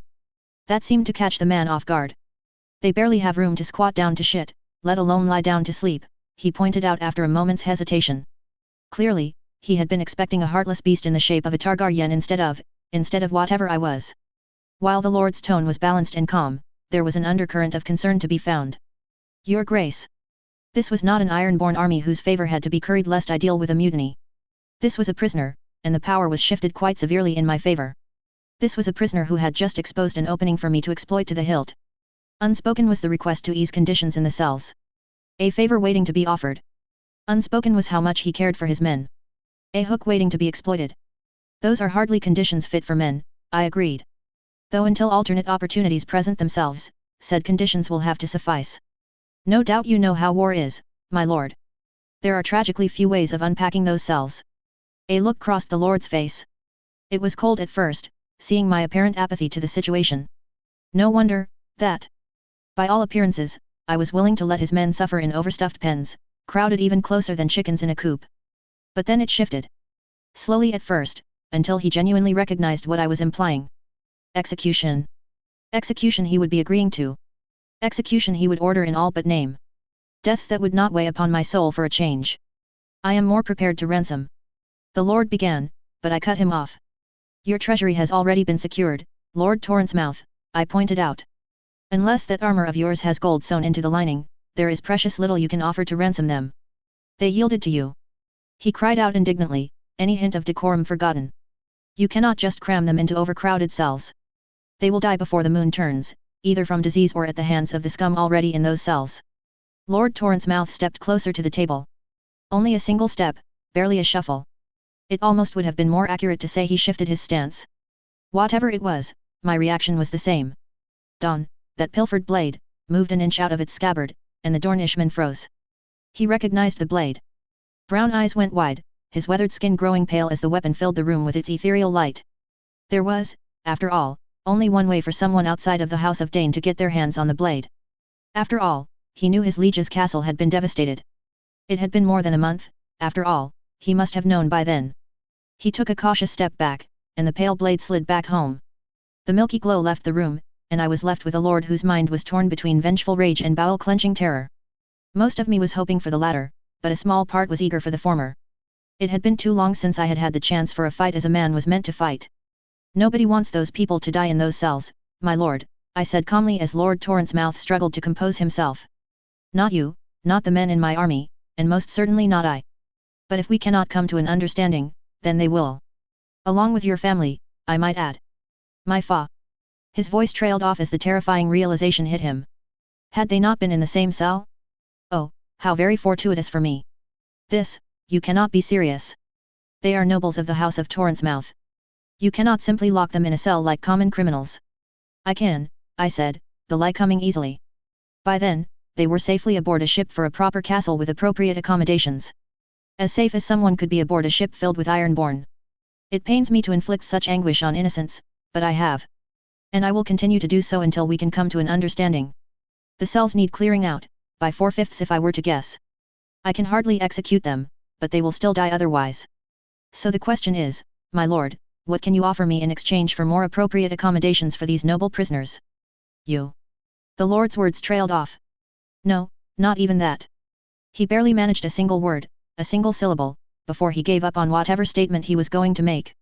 Fine. Fine. I can offer information on the surrounding holdings. Some, oases on the eastern borders. Some hold fasts in the mountains. Caves, hidden valleys. Just treat my family and my men with the respect and dignity they are due. So you want me to release your men? I asked. In exchange for information. Yes. I raised a brow, waiting for him to complete the necessary response. Your Grace. One man for all the information of each location, I dictated. On the surface, it was a logical offer, reasonable, and likely to be accepted. But with how many prisoners I had, that would be a steep price indeed. That, too, was intentional. People were likely to anchor their expectations to the first price given. Or per head, rather. I recall you having a daughter. Unless, of course, these terms are unacceptable to you. And no, your grace, the man quickly said, not even bothering to negotiate. But I do not have enough information to free all of them. Then the remainder shall stay here, my lord, I told him. Should your information prove false, or your men take up arms against me, I will have hostages. I can. The lord began to speak, but his words quickly failed him. A look of despair began to grow on his face as he realized how untenable his situation was. Worse, how little he could do to improve the situation. This was a small castle, with small prison cells. Even if I freed 4/5 of the prisoners as I had claimed was necessary, it would still be a crowded affair. There were some prisoners in my cells before you came, your grace. Thieves, frauds, smugglers, rapists. They would not be missed. Not missed by Lord Torrent's mouth, at least. But it did give me a way to thin out the number of prisoners. And it might even be able to appease the Ironborn priest. A solution to all my problems, really. How many criminals? 6, he admitted. Not enough, but it is a start. Your grace. And I would be taking care of a problem for you, I said. Truth be told, it was a very attractive offer to me, too. Under ordinary circumstances, were I concerned about keeping the other party happy, I would accept without hesitation. But I could afford to press for more. It seems a rather lopsided arrangement, wouldn't you admit? Your lands are rid of some criminals, your men have a bit more space in their cells, and what do I get out of it? You do not need to execute any prisoners, your grace, the man prompted. If all I want is to get more space in the cells, I do not need to execute any of them, Lord Torrentmouth, I reminded him. The inevitable outbreak of disease will do that for me. What more do you want me to give you? The Dornishman asked, his voice heavy with desperation. I have no coin, and I am already bartering away my people's secrets in exchange for individual lives. There is nothing else I can give. Your grace. You can always offer more secrets per head, my lord, I suggested innocently. 2 secrets per head, mayhaps. No, not possible, the man vigorously shook his head. Not for all of them. I simply do not have enough. A pity, that. And for your family? I asked. Are they not worth more to you than your men, my lord? Yes. Fine. He shouted. Fine. 2 secrets in exchange for each of my family members not having to rot in those cells. 2 secrets so my men need not worry about having criminals gut them as they sleep. Then let us find a map, my lord, I said with a smile. And mayhaps some wine. We have work to do. Just like that, the war was off to a great start. Chapter 52, Dane? Done. Euler? Less so. If you can measure the amount of arsenic in a fish, I would suggest finding a different pond. Your grace. Came a shout from a messenger as he burst into the room of the manse I had appropriated. Out here, beneath the sun in the deserts of Dorne, you spent as little of the day outside as you could. Even the cannibal needed time to cool off. So for one of the guards to actually send someone was a sign of something significant. Shape on the horizon. In the sky. Those are clouds, I muttered from the cot where I had been laying. The manse had been lavishly decorated when I had taken this town. This utterly abandoned and empty town in the heart of Euler territory. The capital of Euler territory, at that. Hellholt. What a stupid name for a city. But annoyingly appropriate. I dare say those would be a welcome addition to this place. Needless to say, I did not trust the furniture to be laced with some horrid poison that would cause my skin to slough off. So I made do with a cot. At least a cot was a lot less of a loss after it had been fouled with sweat. No, your grace, tea was bronze. The messenger insisted, and I sat up immediately. Either the man who sent this man was suffering from heat stroke so severe that he was hallucinating, or there really had been something bronze in the sky. If it was the latter, then that meant only one thing. A great beast in the sky. Probably not heat stroke, then. And definitely father paying me a visit. Best go meet him, then, I declared, casting about for my essentials. Leaving the relative safety of the manse without at least a modicum of protection was hardly prudent, no matter how abandoned the town might have seemed. Meaning the mail that went beneath my armor and my sword. Where was the shape last seen? To the northeast, your grace, the man breathed, and I noticed just how utterly drenched in sweat the man was. He must have run here at full tilt. With all the weapons and armor piled on him, it was a miracle he had not yet collapsed. Mathos saw it. I did not waste further words once I was reasonably armed and armored. You did well, I told the man. Get some rest before you return to your duty. An ale? He asked hopefully, and I suppressed an annoyed sigh. You can ask the guards at the rear doors to share, I told him, striding through the doors. But I will not order them to do so. Mail chimed around me as I made to leave the manse. The guards on duty in the anteroom, still alert from having admitted the messenger, followed wordlessly. Another pair, this time standing on the inside of the only entrance, followed suit. By the time I left the manse, I had 6 guards following me. From the manse, I began the not all too long walk to what I had assumed was the market square. Given how it was wide open and close to the river, I assumed it was a fitting assumption to make. Tragically, even if it was only a short walk, it was still a walk beneath the desert sun. What few horses I had managed to transport from the Danelands had better uses than carrying me around town. No, they were busy bringing supplies to Hellholt, because the whirlpools that ran all along the southern coast were especially vicious at the estuary. Because even the water in Dorne proper hated me. Speaking of evil water, I could have realized my arrival at the market square even blinded thanks to the sulphurous stink of the river invading my nose. I was once again reminded of why this town was so very aptly named. The sound of powerful waves crashing against the shores earned my attention as a colossal black dragon's head rose above the river. Yes, even for dragons, this heat was too much. Enjoying yourself? The cannibal snorted, sending a spray of stinking water splashing all over the market square. Immediately, it began to sizzle and steam, the stone hot enough to boil the water. If this was the kind of place that produced Dornishmen, a place that required willfully going against every spark of wisdom provided by the crone, I could almost understand why Morian had decided to doom his kingdom. Without warning, the beast's head whipped up into the sky in search of something. Craning my neck, I followed his gaze and saw what had drawn his attention. In the middle distance, not too far from where I was standing at the edge of town, I could see the familiar form of Vermithor approaching me. Well, more the familiar color of the bronze fury, but the point stood. The guard had most certainly not been hallucinating. With a loud splash, the cannibal disappeared into the depths of the river. No doubt he was heading as far downstream as he could get. Lucky beast. At least he could spend all day submerged in those brackish waters. Something more than one of my men was busy emulating. Keep your eyes open, I told the men who had formed my bodyguard. They responded sluggishly, unevenly, but formed a loose half-circle around me, nonetheless. Mere minutes later, with a grace entirely unbefitting for such a massive beast, my father's dragon landed on the sandy ground. There was a lot more sand than with one of the cannibals' landings, certainly, but it was unmistakably more graceful. As soon as the great beast came to a stop, Vermithor's head dipped low, allowing father to undo his chains and land on the ground within only a few moments. It had been nearly 3 months since I had last seen him. Frankly, he still looked the same, though his face looked a touch more drawn than before. Narrower, harsher, embittered. Combined with the black armor and red surcoat, every inch of him suggested that this was not a man to be trifled with. More worryingly, it suggested that he was far from happy with how things were going. Father, I greeted him with the appropriate level of respect before wrapping him in a tight embrace. A month in the Danelands and 2 more in the lands of Uller with no company save for Ironborn had a way of making family just a bit more important. Welcome to Hellholt. It is good to see you well, son, father said, and for just a moment the previously harsh features melted into the image of paternal joy that had dominated his face for as long as I could remember. And so far into Dorne, too. I was not expecting to see our banners above that damned castle. Far above our heads stood the castle of Hellholt. Sandy yellow walls that rose high above the town that shared its name, looking even paler in contrast to the Targaryen banner I had commended by flown from the keep. Sandy yellow walls that were far more vibrant a yellow in a section not far from a tower that only stood half as tall as its brethren. Yes, a damned castle indeed. A damned castle that I had no desire to enter. Not out of fear of enemies or traps or poisoned everything, but out of fear for what I could find. This was where Queen Rhaenys Targaryen died, that much was beyond debate.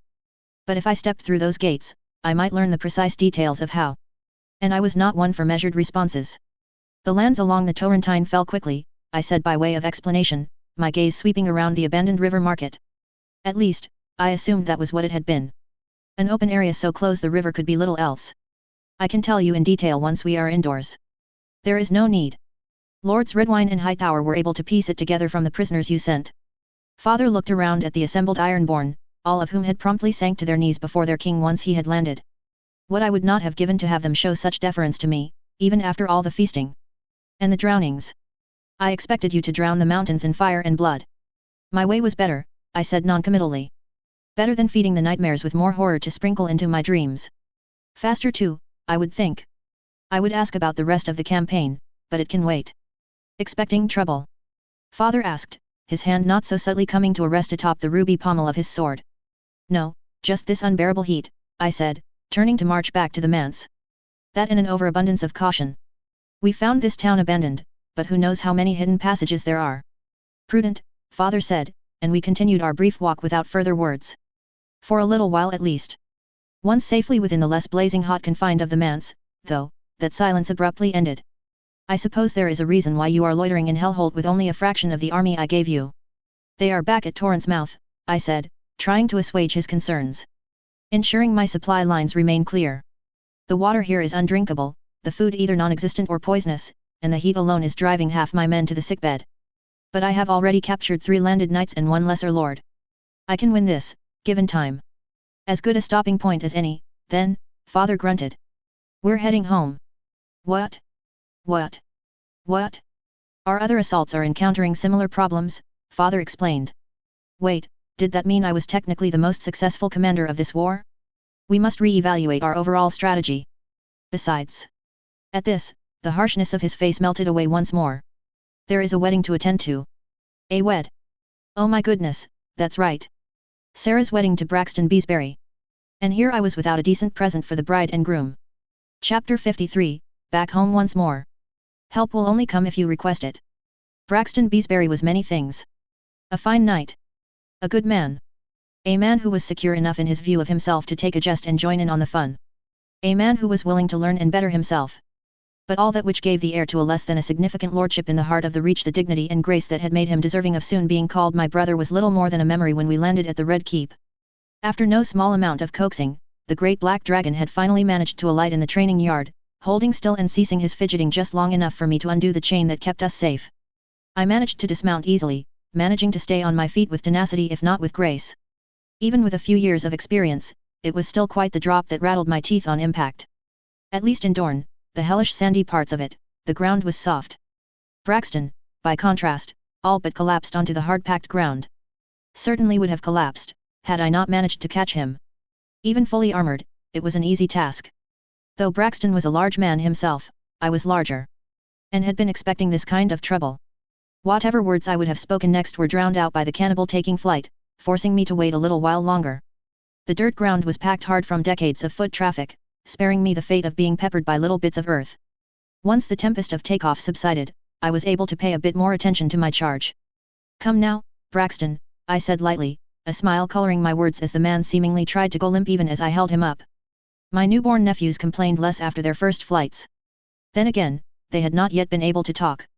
Or had any experience of life to know what was happening to them. Viagon, my friend, please. He said with all the dignity a grown man could muster. It has been so long, please, oh, solid ground. I have nearly forgotten what it feels like. The sands of Dorne have left you mad, I commented, but assenting to the man's wishes. With a gentle clatter, he came to rest upon the hard-packed ground. Face first. But he quickly rolled on his back, clearly remembering where the newborn dragon's latrine had been. And some of the larger dragons, for that matter.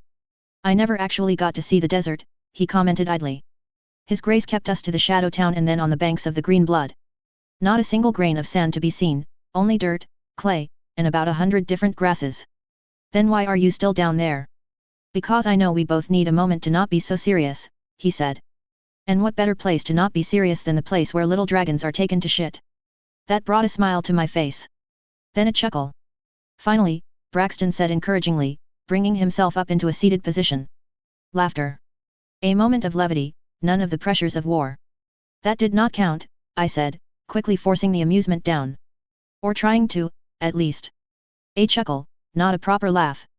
Excuses, excuses, Braxton dismissed my objections. He paused, briefly, looking around the training yard that the cannibal had so swiftly vacated. This won't be easy. What won't be? I asked, confused at the sudden turn the conversation had taken. The wedding, he said. She always wanted it to be perfect, the most glamorous of all the royal weddings. Now, it's going to take a lot of work just to match the last one. It is hardly ideal, I agreed, finally taking off my own helmet. With the dragon, and the infernal heat he radiated from every last scale of his being, having departed, I could actually enjoy the cool afternoon air. Cool compared to Dorne, at least. It was still warm, but in contrast to the brutal heat of the desert, it was as sweet as dunking one's head in a cold pool of water. But blessedly less wet. We are still at war. A war that killed Balin. And the last wedding was earlier this year. Those details will dampen things somewhat. An understatement, he muttered, letting out a sigh so deep he must have held in since he had left for Dorne. Do you think it's even possible? Not without difficulty, I observed. And since we are not the ones organizing the wedding, there is little we can do. That was work for my parents, which was hardly a recipe for success. Father was not in the right state of mind to plan a wedding. He was probably still consumed by the war. Even this wedding would no doubt just be used to plan the next phase of his master's strategy. Little I can do, he corrected. You still have that mountain of treasure you are hoarding. I am certain you can find no shortage of entertainers and ideas to make this a memorable occasion. Mayhaps an actual fountain of wine. And mother? Even if she had recovered from Balin's death, she would still be the one doing most of the work. Far more work than for previous weddings, especially since half of the small council was occupied by war-making. And you are my sister's betrothed, I reminded him. It will be up to you to make her feel as important as she is. No, this wedding would need an extra pair of hands. Or 6. Luckily, I had known this might be an issue and had prepared accordingly. On your feet.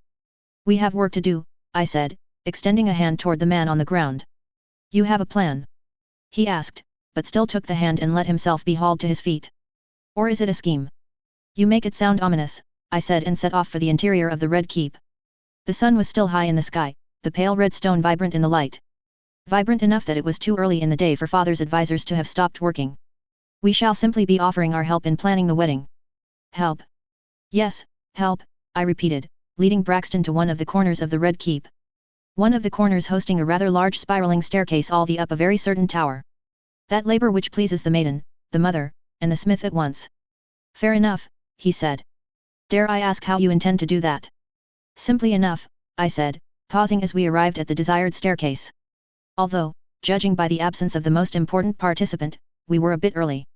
No matter, that just meant I could spend some halfway private time with a friend. We ask. Who? He asked, only for his eyes to widen in realization.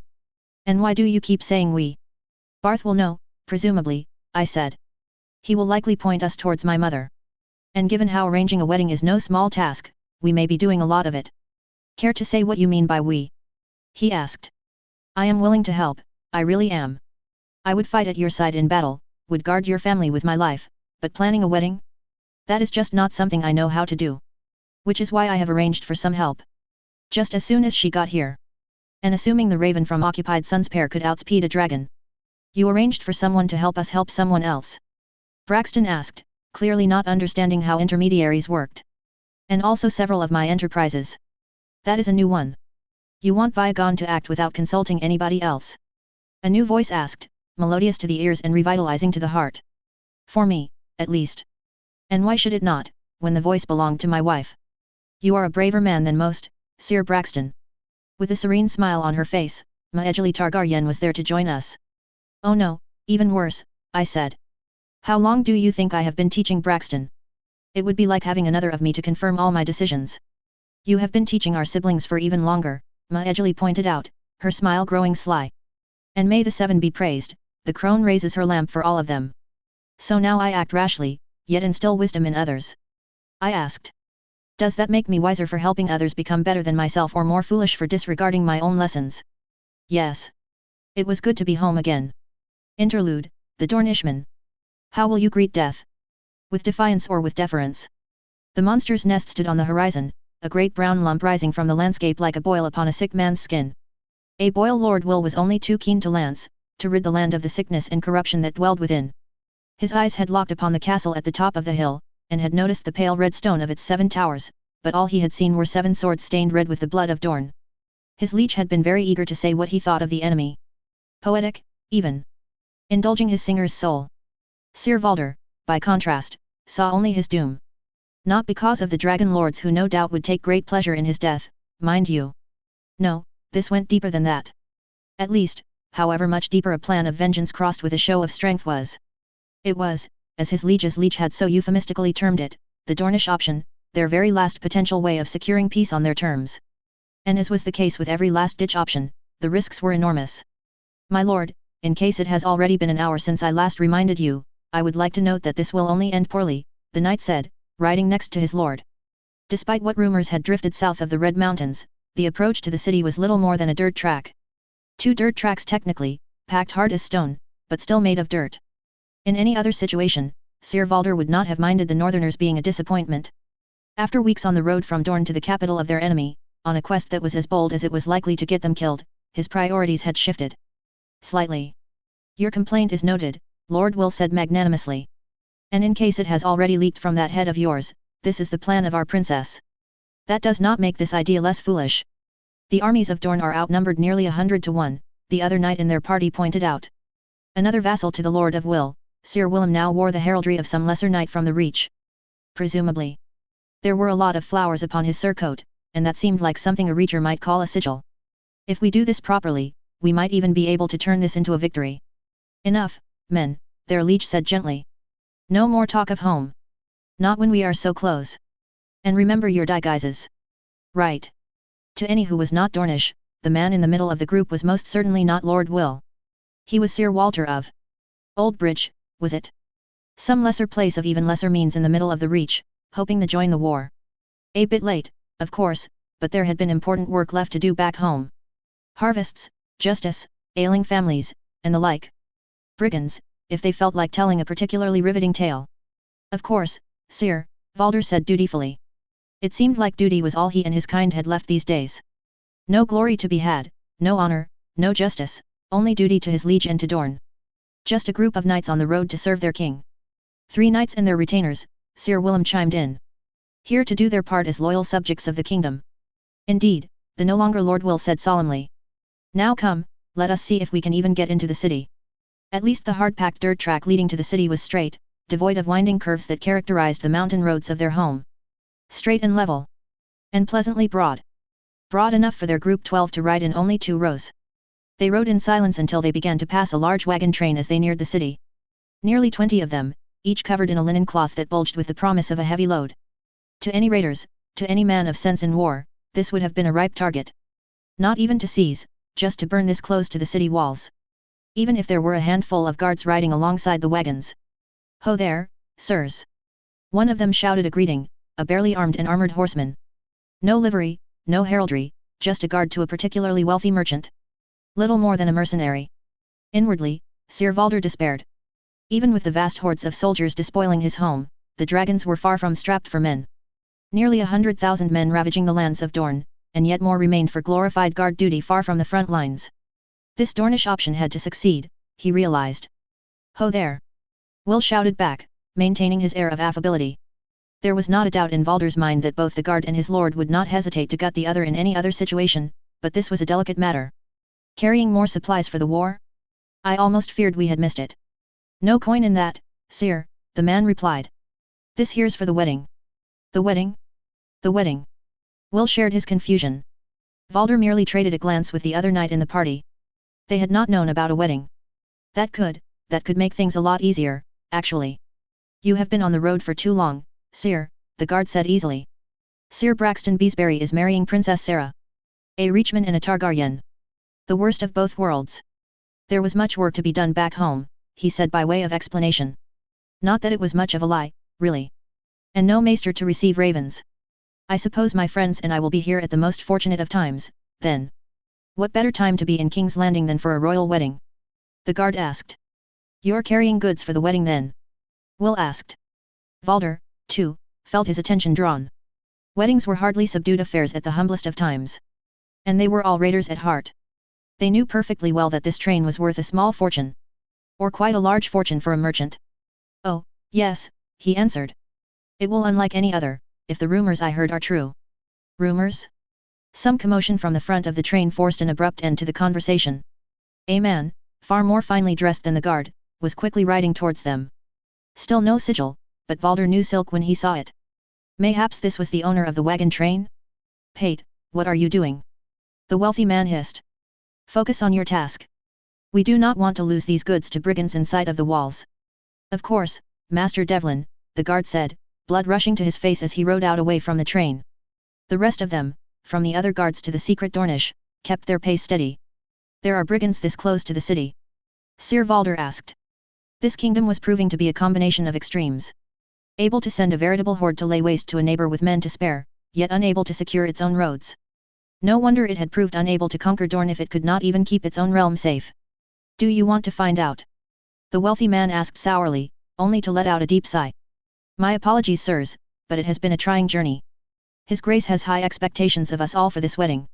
That is only natural, Sir Valder said evenly. His lordship seemed amenable to letting someone else speak for the moment. All the better for their disguise as nominal equals. The day one's daughter is wed is always a special day. Oh no, not His Grace the King, he's busy with the war, the wealthy man said quickly. It's His Grace Prince Viagon. Him. For a moment, Valder did not speak, eager for the helmet that covered his face as his features contorted with anger. The black dragon and the mayhem it had brought to Dorne was no secret. Especially among the stony Dornish. An entire house extinguished. Another house stripped of its lands and holdings. A realm sundered. An entire lordship cut off from the rest of the realm, forced so move in fishing boats just to meet with the Princess of Dorne. Even if it had been the traitor Yorick who had made the move, none had missed the dragon by his side. Forget the doom of it all. Forget the foolishness of the plan. Valder would personally volunteer to lead the charge if it meant bringing down him. Interlude, the laborer. Clean their wounds, replace their bandages, and behold their loyalty. Officially, the place was called the Charitable House of the Mother and the Maiden at the Flea Bottom Market Square. To everyone who was not one of the septons or septas running the place, it was the pot shop between the Rising Drake and Dirty Dicks. Carl was of the latter group. Now, both the Rising Drake and Dirty Dicks served food as well as drink. But the Drake didn't make it a priority. And while the nice drink was good and all, and the prices were something he could afford once a week if work was good, the food wasn't worth it. And Dirty Dicks had earned its name. In more ways than one. No, the pot shop was the best place to get a bowl of something filling after an honest day's work. There were other pot shops around the city. They were nearly everywhere, to be entirely honest. The one on the corner of Flea Alley and Hill Street. The one on the western side of the Flea Bottom Market. A half-dozen others each catering to the poorest in the city. But as Carl walked into this pot shop after a long day of helping the Masons Guild haul stone for the latest of the queer towers rising into the skies from Flea Bottom, he got something he got nowhere else in the city. After a short wait to receive a bowl of stew, a chunk of bread, and a cup of wine watered down so heavily to be more accurately called wined water, the septas gave him the reminder of why he bothered with this place instead of any of the others. A smile. An honest to the seven smile. No hidden malice, no enjoyment of some sick kind of power, no pity at his misfortune, just a smile. Carl did not know the names of the septa. He did not know what they thought, what they liked, what they got from serving a bowl of brown to all who came. All he knew was that these ones did so with a smile. It was not about him, not for anything he did. Carl had done nothing to earn the smile. This septa just liked to smile. And so Carl liked to come. The lover joins us once again, Ben the beggar announced to the table as Carl took his customary seat. The man was dressed in his usual rags, as filthy as the rest of him. Calling him Brown Ben would have been just as accurate, but some might mistake the brown for the mark of the sun after long days of work. Ben was not that kind of man. No, he was a beggar at heart. A generous beggar, but that was why he remained a beggar. The honest man, you mean, Carl answered as he settled into his seat. Fresh from work. Fresh is not what I could call you, Will commented from beside him, making an act of scooting away from him. The dyer's apprentice was everything Ben was not. Colorful from his work where the beggar was drab. Young where the beggar was old. Wise with his coin where the beggar would buy around for complete strangers. I could smell you as soon as you walked in. Not all of us have the luxury of working indoors, Carl mentioned, stirring his stew with a wooden spoon. It seemed thicker than usual. Mayhaps some fat had found its way into the big pot for a change. That would be something, fatty rat meat. You should consider it. The prince's projects always need workers. If the rumors he had heard at the scaffolding had been true, there might yet be a fourth tower putting up scaffolding above Flea Bottom before the year was out. They were nice places to live, those towers. Better than the slums. At least the towers were less likely to collapse around your head after a strong wind. Some of us like our work to not reduce us to clouds of stench, Will said in turn, giving his usual answer but without his usual spirit. Instead, it was the stew that had his attention. Carl looked to Ben, who shrugged. Bit too old to haul stone and timber, the man gave his usual answer, stirring his stew. Not devouring as was his wont, not even eating, just stirring. Something was afoot. The boy brought a suspiciously small spoonful of the stew to his mouth. Only broth, Carl noted. Try the stew, Carl. You'll see. The tanner's apprentice must have noticed his gaze. What is it today? He asked, fishing a small chunk of meat out from in between the vegetables. It was bigger than usual, too big to be from rat or cat. Mayhaps even too big to be from dog, too. Was it a rare horse day? Try it, Will insisted. Try it, Ben echoed the boy. With a mental shrug, Carl brought the spoon to his mouth and bit down. And felt the meat yield. None of the toughness of horse. None of the blandness of rat or pigeon. None of the dryness of salt pork. This was juicy, this was flavorful, this was beef, Carl said, not believing his mind. He had not had beef since he could not remember when. Since the last public feast at least, when His Grace the King celebrated, something more than 10 years ago. Even if he could not remember what was celebrated, he remembered the taste and feel of beef. This is beef. How? His eyes wide, Karl turned to the smiling Septa that had served him. She paid no mind to him, of course. She just stood there, with that gentle smile plastered on her face. If I could have your attention, please. The bright voice of the smiling Septa was just barely audible. None could hear her outside of the closest rows, outside of where Karl and his fellows were eating. They shared a glance, all three men coming to a silent agreement, and downed their drinks. It would have been a shame to waste them, after all. Once their cups were empty, they brought them down on the table. And again. And again. All around them, the tables joined in until the chorus of cups upon wooden tables drowned out the conversation and forced it to subside. Thank you, the smiling Septa sent a smile more beaming than usual to their table. Even as he knew he would regret having quaffed the drink like it had been ale, he could not find it in himself to care right then. Some of you may have noticed we have been able to provide some better meat than usual. You see, Prince Vyagon Targaryen and Princess Maejali Targaryen were kind enough to donate a substantial sum to the mother houses and septs of King's Landing. From now until 7 days after the wedding of Princess Sarah and Sir Braxton Beesbury, you can expect us to serve food of similar quality. 7 Bless those two. And the betrothed. Bless that whole family, in fact. I may need to start visiting the September more often, Karl declared, eating only a tiny spoonful of his meal. Gods, it even seemed to taste better than before. To give proper thanks. Why bother with the September? Will asked. The Targaryens paid for it, not the 7. Well, I can hardly thank them in person, now, can I? Karl asked in turn. By the second spoonful, with the heat of the stew dancing across his tongue, he was beginning to lament having emptied his cup so quickly. Mayhaps the watered wine would have tasted better, too. Before their conversation could meander too much, the doors to the pot shop swung open once more. Only instead of a familiar pack of sweat-soaked laborers fresh from work or emaciated beggars fresh from the streets, it was a group of strangers. Their faces were sunbeaten, their clothes light, suggesting that they too were people who did honest work. But unlike the others in the pot shop, they moved with less confidence. Like they were new, like they were not yet sure of themselves. Strangers, Karl realized. Men from out of town. Half a score of them. It was with hesitance that they moved, grabbing their cups and bowls from the smiling Septa, reaching for coin purses as though they were expecting to pay. The Septa said something, and the men looked between one another in confusion. Yes, these were foreign men indeed. They shuffled off as one large group. But the tables were too small to host them all. Besides, none of the tables were empty. By some freak coincidence, the largest group, 3 of them, settled for Karl's table. Hail, friends, Karl greeted the new arrivals as they sat down. They shared a look, one Karl could not read, before one of their number spoke. Hail, friend. The man, with his sun-beaten skin and dark hair, spoke with an accent Karl had never heard before. Simultaneously lilting and rough, it absolutely solidified the man's identity as a man not from King's Landing. No doubt he was just an SSC looking for a bite to eat who got lost wandering the city. No doubt. Interlude, a man of the world. Who takes note of 1,000 men in a city of 500,000. Brynden was not a particularly complex man. He sang songs bawdy and dramatic, ribald and tragic. He sang of kings and knights, of knaves and rogues. He travelled the 7 kingdoms, plus another realm or so. He saw much, he remembered all, and he knew enough stories to keep a village entertained for 3 moons. And yes, he had kept track. Getting caught in a mountain village in the Westerlands just as the seasons turned had not been one of the most pleasant times of his life. But as far as he was concerned, he loved his life, and would not trade it for the world. He hummed a tune as he sauntered down a street, one of his many coin purses jangling merrily along. Many heard him come, the sound of coin on coin barely muffled by the thin layer of cloth, but the streets were safe. Mostly. At the entrance of every shop along the long lane of taverns stood an armed guard. Lightly armed, granted, but armed nonetheless. There were few men who were willing to risk an iron cudgel in exchange for a purse filled with what may well be only coppers. If only they knew the coins within it were worth even less than copper. Even so, this part of the city was as safe as it got. It might have been close to the harbor, where men from all over the known world were eager to experience the comforts of civilized life on solid ground.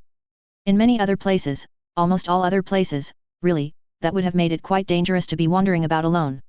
Men who had had no companionship but other men for months at a time, men whose palates had not tasted a halfway decent ale in months, they were not the kind for restraint. This constant stream of men on the prowl for inns and brothels close to their ships usually made for some raucous streets. But not here. The prince had left his mark upon the city. Any shop that had taken his coin was easy to spot, each easily marked by a large man standing beside the entrance keeping a watchful eye upon the people coming and going. A few shops down, at one of the drakes, that inn's large man was hauling out some troublemakers, a pair of youths who were shouting at the injustice of their situation. Brindon did not waste his time and kept walking. It was not a rare sight by any means. Though the people of the city were quick to learn what was and what was not acceptable behavior, there was always something. Newcomers who did not know the rules. Youths who did not believe the rules applied to them. Drunks. They would learn. Others would come, ignorant of the ways of the city. They, too, would be taught, and the cycle would repeat. And Brindon would keep on walking until he reached his destination, the Howling Drake. The prince, for all his genius, was rather shit at naming things, Brindon had to admit. Within, past the queer doors that swung both ways and were thus absolutely useless as doors, was the place that served as his home. He was, after all, a singer. And singers had no home. Most would be lucky to have a roof over their heads, but Brindon had profited quite nicely from his service to the prince. He tossed a leaded lead coin to the man at the bar, the coin by which he and his fellows were paid by the prince for their usual information, and made his way through the crowded tables. The faces were varied, with most being natives of King's Landing, though he recognized a few from across the sea. And half a dozen from across the mountains. Their skins were darkened by harsh sun, hair and eyes dark, their features hawkish. They were familiar features, especially for one such as Brindon who had been to their lands. Dornish. As panic and fear began to build in his throat, Brindon forced such thoughts to the back of his mind. No, these were not Dornishmen. Mayhaps they were Roiner, or merchants with an unfortunate ancestry. There was nothing about their caste that declared that they were loyal subjects of House Martell. There was no reason to believe they held ill intentions. My friends. He greeted the audience, men who were quite thoroughly consumed by drink that it took them several moments to recognize his presence among them. He made his way past the crowded tables until he reached the elevated wooden dais at the back of the inn. The usual place for singers in the drakes. This silence does not but bring offense to the seven. How about a few songs? In places as diverse as King's Landing, Brindon had several sets designed to appeal to as broad an audience as possible. Oh, those songs tailored to a kingdom usually brought in more coin, but bawdy songs were popular in any place that served some proper drink. There were few, after a generous round of drinks or three, who would object to the Bear and the Maiden Fair or similar bawdy songs. Since the patrons seemed well on their way to drunkenness, that was where he started. The men with Dornish faces, however, remained unmoved. It was odd, really. One would think the Dornish would be all about some bawdy songs. But these? They just kept staring at their drinks. That was good. If they had control over their loins instead of the other way around, they were not Dornish, just men who looked the part. But they were still bringing down the mood of the entire inn. Fortunately, Brindon was an old hand at his trade. From the wall to the sands of Dorne, he had managed to find the perfect song for every audience. To him, this was nothing. Or so he thought. His vast repertoire of bawdy songs elicited almost no reaction from the men clearly intent on bringing down the joyous atmosphere of the tavern. The riotous songs of northerners brought as much laughter from them as the more delicately phrased but even bawdier Reacher songs. Which was to say, none at all. At that point, any reasonable man would have given up trying to please an unpleasable group. Friends, that was all I had planned, he announced, lowering his lyre. All around him, the patrons of varying degrees of drunkenness groaned and jeered in displeasure. Brindon shot a look at the innkeeper. Once he gave the signal to go ahead, the singer raised his hands in submission. Very well, I suppose I can take a few more requests, yet. You there, in the red, a song if you would. Brindon could get the measure of a man easily enough. And he knew a Westerman when he saw one. They were generous with coin, more so than most. Clearly, the man's wits were addled by drink. Luckily, Brindon was a patient man. Let's keep it fun. You know the Dornishman's wife? The Dornishman's wife? Brindon asked jovially. Who doesn't know her? A shame we're running low on Dornishmen to have wives, so best savor it while we can. A chorus of laughter met his declaration, to no great surprise. Dorne was everyone's favorite target of jokes these days. And the Dornish women were always popular in the brothels. But there was something far more interesting that Brindon noticed as he sang of a proper man giving Dornishmen horns. It was from the cluster of miserable drunks, who had finally deigned to react. But not of the shower him in coin variety. No, that would have been too convenient. It was of the grab hold of mugs so hard they almost shatter variety. Of the barely restrained rage variety. His song wound down, and one of the not Dornish spoke. Singer, a slight man spoke, his voice barely restrained. A merchant, he had to be. Who else would make it so far in life with so small a frame? A noble, mayhaps, but only if they were on their way to the citadel. Oh, this would be a night Brindan would be doubly glad of the prince's large men, he could already tell. Do you know by chance come out, ye black and red? Oh. Oh, that was not good. He knew that song. Popular in leaner times, it was, when people wanted to complain. And also Dorn. Very popular in Dorn. Chapter 54, Minor Side Effects. Unpleasant a responsibility it may be, know that there is good as well. Planning a wedding, as I was beginning to learn over the course of several long weeks, was very different from running a kingdom-spanning enterprise. And a realm-spanning enterprise. And a maritime trade company on top of that. Not that it should have come as a surprise, granted, those were all about expansion, consolidation, and optimization.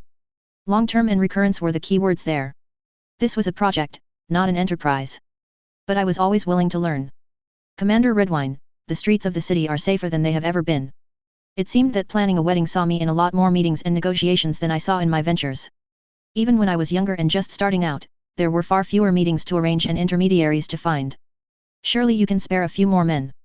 The commander of the city watch of King's Landing, the third member of House Redwine that I knew and the third to have a position at court, only gave a sigh that spoke of long suffering. We were meeting in his office in the Red Keep, a rather lavishly decorated space near the entrance to the keep proper. For all the tapestries and sculptures that dominated the walls, at least the floors were spared. No doubt he knew how much dirt constant messengers would track and stomp into it. No. Well, that was blunt. And here I thought the third greatest beneficiary of nepotism in the Red Keep would at least have some deference to the Targaryens. Commander, this is about the wedding of a princess of the realm and one of your own captains, I pointed out. I had my doubts that he could have forgotten whose wedding I was organizing, or helping organize, technically, but a reminder could not hurt. With the amount of goodwill the people hold for House Targaryen, we will need those guards to keep the streets clear enough to pass if we want the procession to get from the September in the city to the keep. A ring of knights and men-at-arms can do that just fine without putting the safety of the city at risk. And the city is barely at risk as it is, I retorted. I know how low the crime rates are. How long has it been since you've had to hang more than one man a week? Flea Bottom is near as safe as Mother House's square. You know this because you spend so much time there. I know this because Sirs Mouton, Derry, and Beesbury, all captains in the city watch, are close friends of mine, I calmly replied. Which is why I know you have the men to spare. As of the start of the war, I do not, thanks to his grace, the commander said. He rummaged through a drawer in his impressively dark desk, and I could not help but notice a small wooden cask behind him. Wine, no doubt. Watered down, hopefully. He slid a piece of parchment across the table, a small tab of dark red wax still attached. Verifying that it was indeed the sigil of House Targaryen, and thus a royal command, I gave the contents of the note a quick read. And another. It was not a long note, more of a memo. No, an instruction. A decree. In light of the heightened need for coin due to the war with Dorne, it said in the plain handwriting of Grand Maester Elissar, unnecessary expenditures are to be reduced wherever possible. As such, the city guard is to decrease its expenses by 3/10. The small council suggests dismissing unnecessary members of the guard. And you could not have started with this? I asked pointedly, returning the scrap of parchment. This must have been issued months ago. It would have saved us no shortage of time. I did not think it would be necessary, the commander answered, returning the royal order to some drawer in his desk. Clearly, I was wrong. Clearly, I echoed, resisting the temptation to sag into my seat like a defeated man. Are you so thinly stretched throughout the city? What men I can spare, I have already pledged, Redwine answered, to my dismay. He really offered everything he could as soon as he had been asked. Suddenly, his reluctance to be quick to refuse made more sense. He had given all he could and had then been asked to give some more. Did you consider a temporary cut in wages? I asked, my mind already searching for potential solutions to a problem that was no longer being considered. Or deputizing some trustworthy residents. It would get more bodies patrolling the streets at a lower cost. Although, that last one could work. I had already implemented it on a limited scale. Yes, cutting wages, that will keep the streets safe during a wedding, and will in no way lead to an increase in corruption, Redwine said sourly, reaching for the flagon on his desk to fill a single silver cup on his desk. And if you can find me a trustworthy resident who did not pay someone to call him that, I will gladly consign myself to well water over wine for a month. Fine. This was fine. Before I had a chance to think about some more solutions, such as offering to finance an expansion of the guard personally or hiring mercenaries on short notice, the sound of someone knocking hurriedly on the door filled the chambers. Not a second passed before the door was flung open, and I half turned in my seat to catch a look at the messenger. I was surprised to see one of my men, of the runners employed at the bank, still half a boy. Your Grace, a message for you, he said breathlessly, offering a rolled-up piece of parchment sealed with grey wax. Once it was pressed into my hands, I recognized the symbol pressed into it. A lute on grey, the same device present on the lead tokens given to singers. It was marked as most urgent. His message delivered, he turned to the owner of the room. Commander. And just like that, he left, the sound of the heavy door swinging shut echoing through the small chamber. If there was nothing else. The commander began, acting as though the intrusion had never occurred, but I was not paying attention. No, I was busy cracking open the message. And then reading the 2 lines of text over and over again. Several groups of Dornishmen in King's Landing. Songs are worrying. Brindan. No. If you would excuse me, Commander Redwine, something has come up, I said with a calm I most certainly did not feel at that moment, rising from my seat. No no no no. I did not wait for a formal dismissal, turning to leave as soon as I was on my feet. As I barged out of the room, walking towards my father's solar as fast as I could go without looking like I was in a panic. There were Dornishmen in the city. I strode through the keep, making my way to father's solar. The small council was not in session, not at this time of day. That meant I could get a private audience with father. Even if he were with someone, I could still talk with father. What kind of father could not speak with his son in a crisis? There were Dornishmen in the city and they were not happy. Courtiers were ignored, greetings were only given the most perfunctory response and acknowledgement as I rushed through the cavernous halls of the castle. Had it ever felt this big before? Or did it merely seem so much larger now that I was in a hurry, now that I needed to be somewhere? There were unhappy Dornishmen in the city and there weren't enough guards in the capital. The presence of Lord Commander Giles Morrigan by the entrance to the solar overlooking the gardens did little to slow my pace. His sworn brothers, I knew, were busy guarding the rest of the royal family, but that did little to reassure me. Even alone, he was sufficient. Even aging, he was dangerous. If properly motivated, he would no doubt find some gap in his vows to keep me out by whatever means necessary. Fortunately, he was not, and allowed me to barge into the king's solar. Father, I greeted the man in question, still seated behind his desk. At first glance, the man looked as calm as I had ever seen him, though slightly startled at having his hushed conversation with his guest interrupted. At a closer look, however, there was a darkness to his features, the mark of something I could not identify before father suppressed it. His guest, my brother Iman, did not bother to hide his own rather melancholy features. Was I interrupting something? There is a slight crisis. When you say slight crisis, do you mean it or is this another of your understatements? Iman asked, gazing into a goblet of wine. Oh, I had definitely interrupted something. As much as I wanted to know more, arranging for the safety of the bride and groom to be safe from foreign assassination took priority. There are Dornishmen in the city who are directly hostile to us, I said, deciding to break the news as bluntly as I could. So I would say the latter. I need more men for protection during the wedding. Viagon, do remember that we are at war. Father began, but Iman interrupted him before he could go any further. Done, my eldest brother said, his done final, and my thoughts came to a rapid halt. Was Iman being helpful? Was this really going to be this easy? 50 knights from Dragonstone will be here before the week is out. It appeared it was.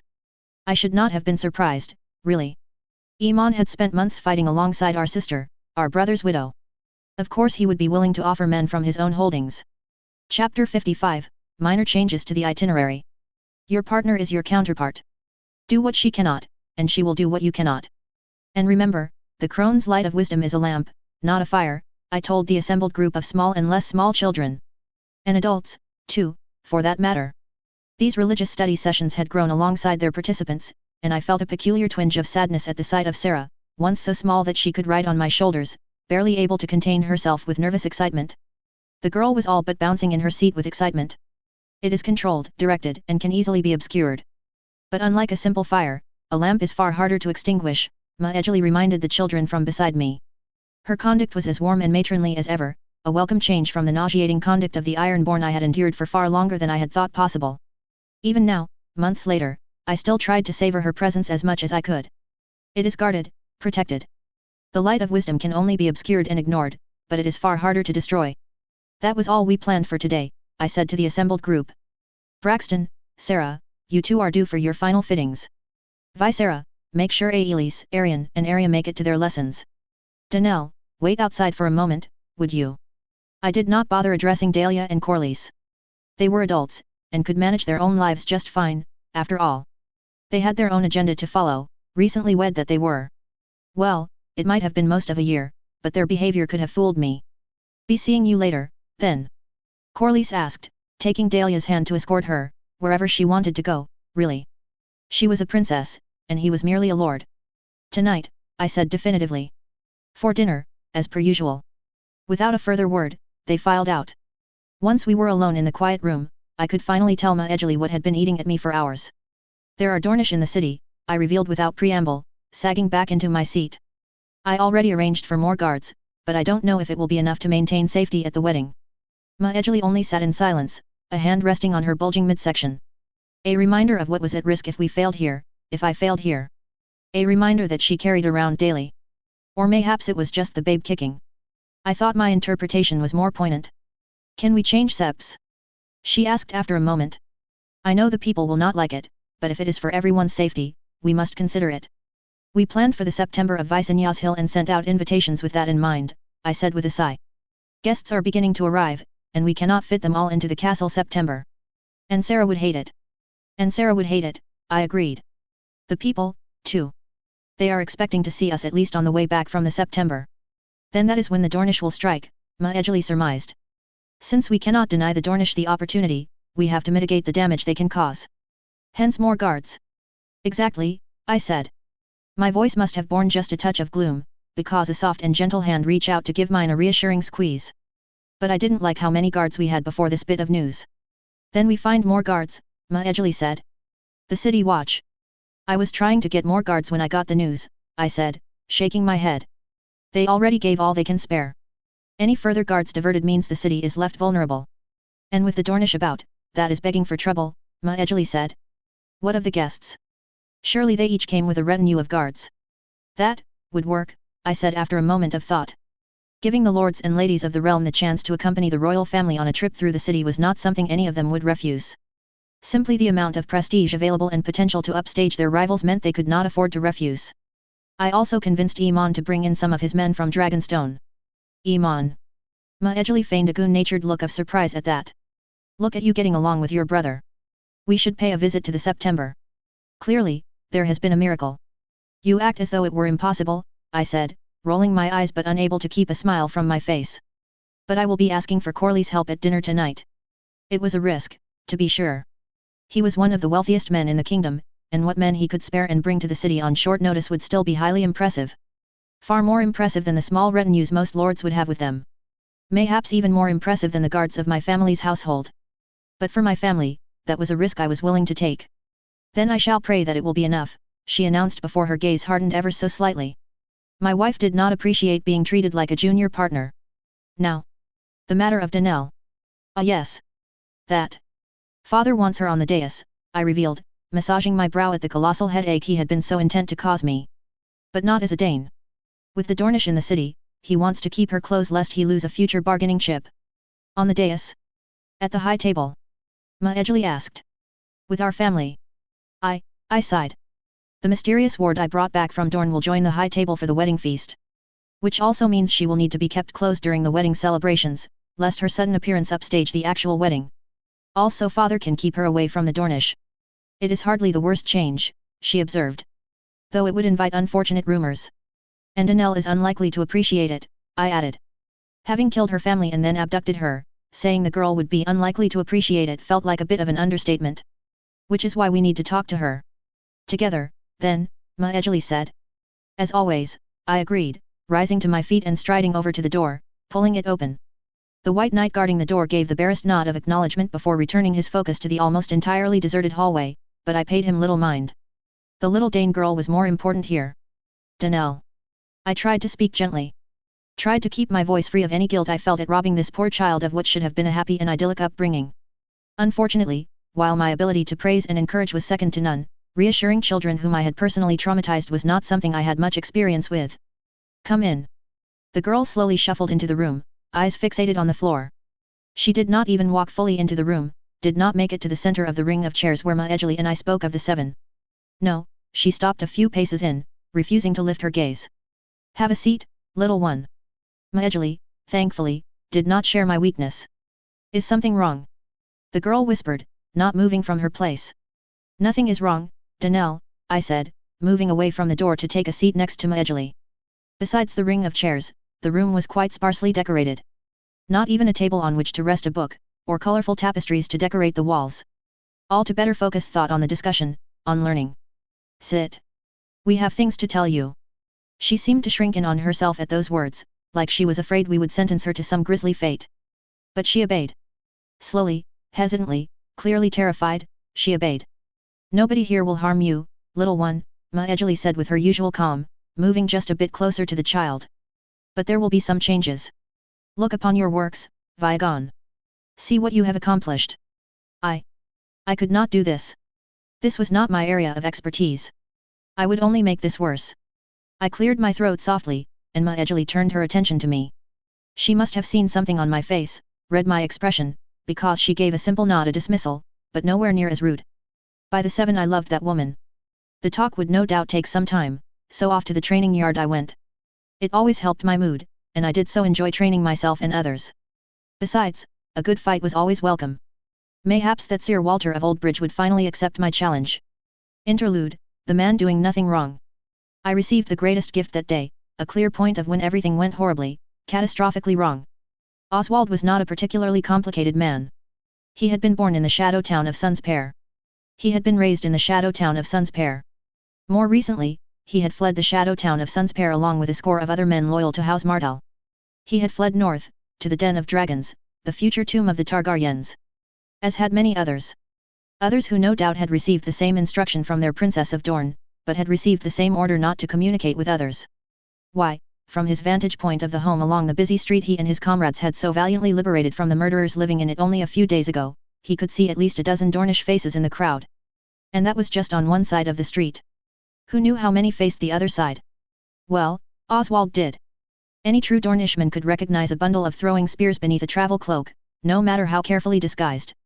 Given how many had their backs turned to him, the odd protrusions were easy to spot, even in the crowd packed densely for almost a dozen ranks. A dozen ranks on the street itself.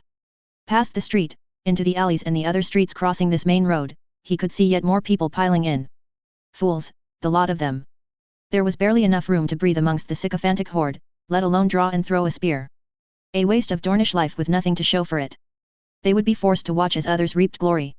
But even if they realized their folly, they could do little about it now. All they could do, all that all Dornish in the city could do, was wait. Wait with the armaments he and his fellows had bought from the local blacksmiths. Bows, crossbows, throwing spears, arrows, bolts. Tinctures and medicines from the apothecary. A few glass jars filled with rendered bacon fat and lamp oil were also present, but those had not been bought. No, those had been made. Acquired. Liberated. He craned his neck, stretching, gazing into the sky. This would be a great day for Dorne, and a beautiful day to do great things.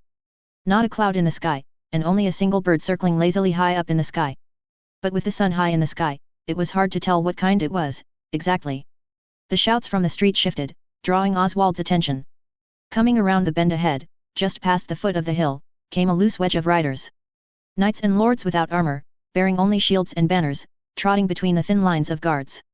He knew only a few of them but had heard of most. While he could not name which house these northerners belonged to, he knew the sea of lions and fish and flowers and apples, falcons and boars and stags were all important men. Those whose sigils were little more than dots on a plain field or a broken bridge, their importance was less obvious.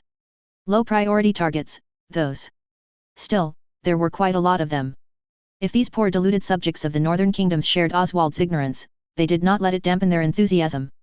The cheers of the crowds began to grow even greater as they knew what would approach. Not immediately, though.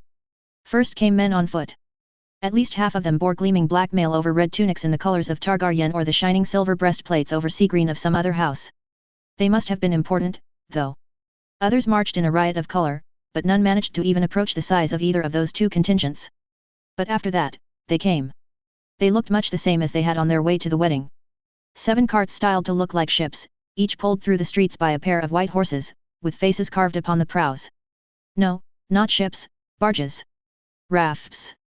Boats. The wagons lacked any semblance of masts or raised steering positions. These were no more than elaborately decorated carts. Carts bearing faces no doubt meant to represent the 7. How utterly absurd. Another affectation of the monsters in human skin. How could they not see the plain truth before their eyes? These were monsters, beasts in the guise of men, riding through their midst, waiting to bring about their doom. The monsters were surrounded by yet more riders, dressed even more finely than the riders that had preceded the march. He saw grapevines, flowers, and even a fox, riding alongside knights armored in white, a septon shrouded in silver, and even a chained maester clad in grey. But they were of no concern to Oswald. Those in the carts, however. Now that was another story. The ruling couple in one of the leading carts, the wedded couple beside them. The joy of the situation radiated from both in equal measure. One in pride, one in joy for the sake of joy. Oswald wanted little so much as to sink a knife into all of them. Behind those two carts were 3 more abreast, packed close, and 2 more behind those. If something were to happen to one of the leading carts, it would cause havoc for the trailing carts. Strategically, it would have been best to fire upon the king as soon as he was within sure range. Or mayhaps a horse, if he thought his crossbow had the necessary power to bring it down in a single shot. As a Dornishman, it would have been best to put a bolt through the throat of the white-clad princeling in the nearest cart of the second row. Viogon Targaryen. The man who was responsible for so much Dornish suffering. Oswald was clearly not the only man to harbour such thoughts. Already, he could see a man in crowd, one of many bearing a large oval bundle, struggle to shove his way to the front of the crowd. But he was not moving quickly, or moving far. Even if he was not the only one, dozens more within the crowd were armed as he was, but it was a behaviour shared by the entire crowd as they tried to surge closer to the passing inbred abominations these northerners called royalty. No, those fools down below would be witnesses to his glory. There were no grand pronouncements. No statements denouncing the monsters that passed by. One moment all was peaceful. The air was filled with cheers, life was good for these poor folk. The sun was shining, the day was almost warm, and all was well with the world. They were all too happy to enjoy the empty pageantry of these inbred abominations celebrating a marriage that was almost acceptable, were it not to a reachman. Oh yes, he might not be able to name every house, but he knew a reachman when he saw one. Thankfully, by the next moment, his crossbow was brought up, a target spotted, and the release squeezed. With only the sound of the released string, the bolt was loosed. And the king fell, a bolt sprouting from his shoulder. Damn, Oswald thought. Too far to the side. Screams erupted in the street as Oswald dropped back behind the wooden balcony, reaching for the tool to reload the crossbow. It was a work of a few seconds, to lock the mechanism in place and work the lever. Before long, he was already reaching for another bolt. Beside him, a comrade was still busy winding the crank on his far heavier crossbow. Beyond the balcony, he could hear the faint sound of crossbows unleashing on the monsters from all around him. He popped back up and surveyed the scene before him. Or rather, the scene below him. As was to be expected, the crowds were losing their mind. Packed as close as they were, nearly close enough to smother the life out of one another, there was nowhere for them to go. They could not go back, not with the masses behind them. And ahead of them was a thin line of men armed with a motley assortment of cudgels and spears and clubs. But for some indiscernible reason, the hordes retreated. They did not swarm their king and his abominable kin. They retreated. They ran. They chose the path of most resistance. Not the thin line of men ahead, no. They ran for the thick crowds. Like the fools they were. At least it gave the fools amongst his fellow Dornish a chance to contribute something meaningful. Well, save for a cluster of men of city. They were not running, oddly enough. One of whom, a burly fellow, was worrying at one of the paving stones, so Oswald paid him no mind. Clearly, he must have gone mad. But the scene of his targets was even less to his liking. The king was out of sight, to Oswald's eternal dismay, a trio of white knights standing where the abomination once stood. Luckily for Oswald, there were many more below him. An entire family's worth, really. Fortunately, the trio of knights had no shortage of bolts buried within their bodies. And as he heard the mechanism of the heavy crossbow beside him loose yet another bolt, the knight with the black crow upon his shield earned yet another bolt sheathed within his chest. Unfortunately, his dismay only deepened when he saw the other abominations. Or rather, did not see them at all.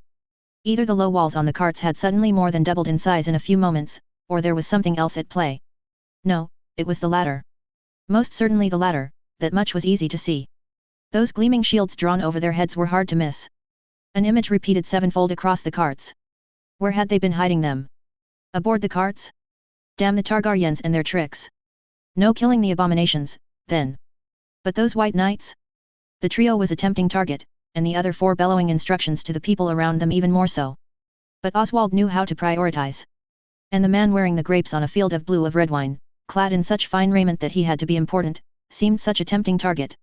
Besides, he was a reachman. What sort of Dornishman would he be if he did not at least attempt to kill one of their kind when the opportunity presented itself?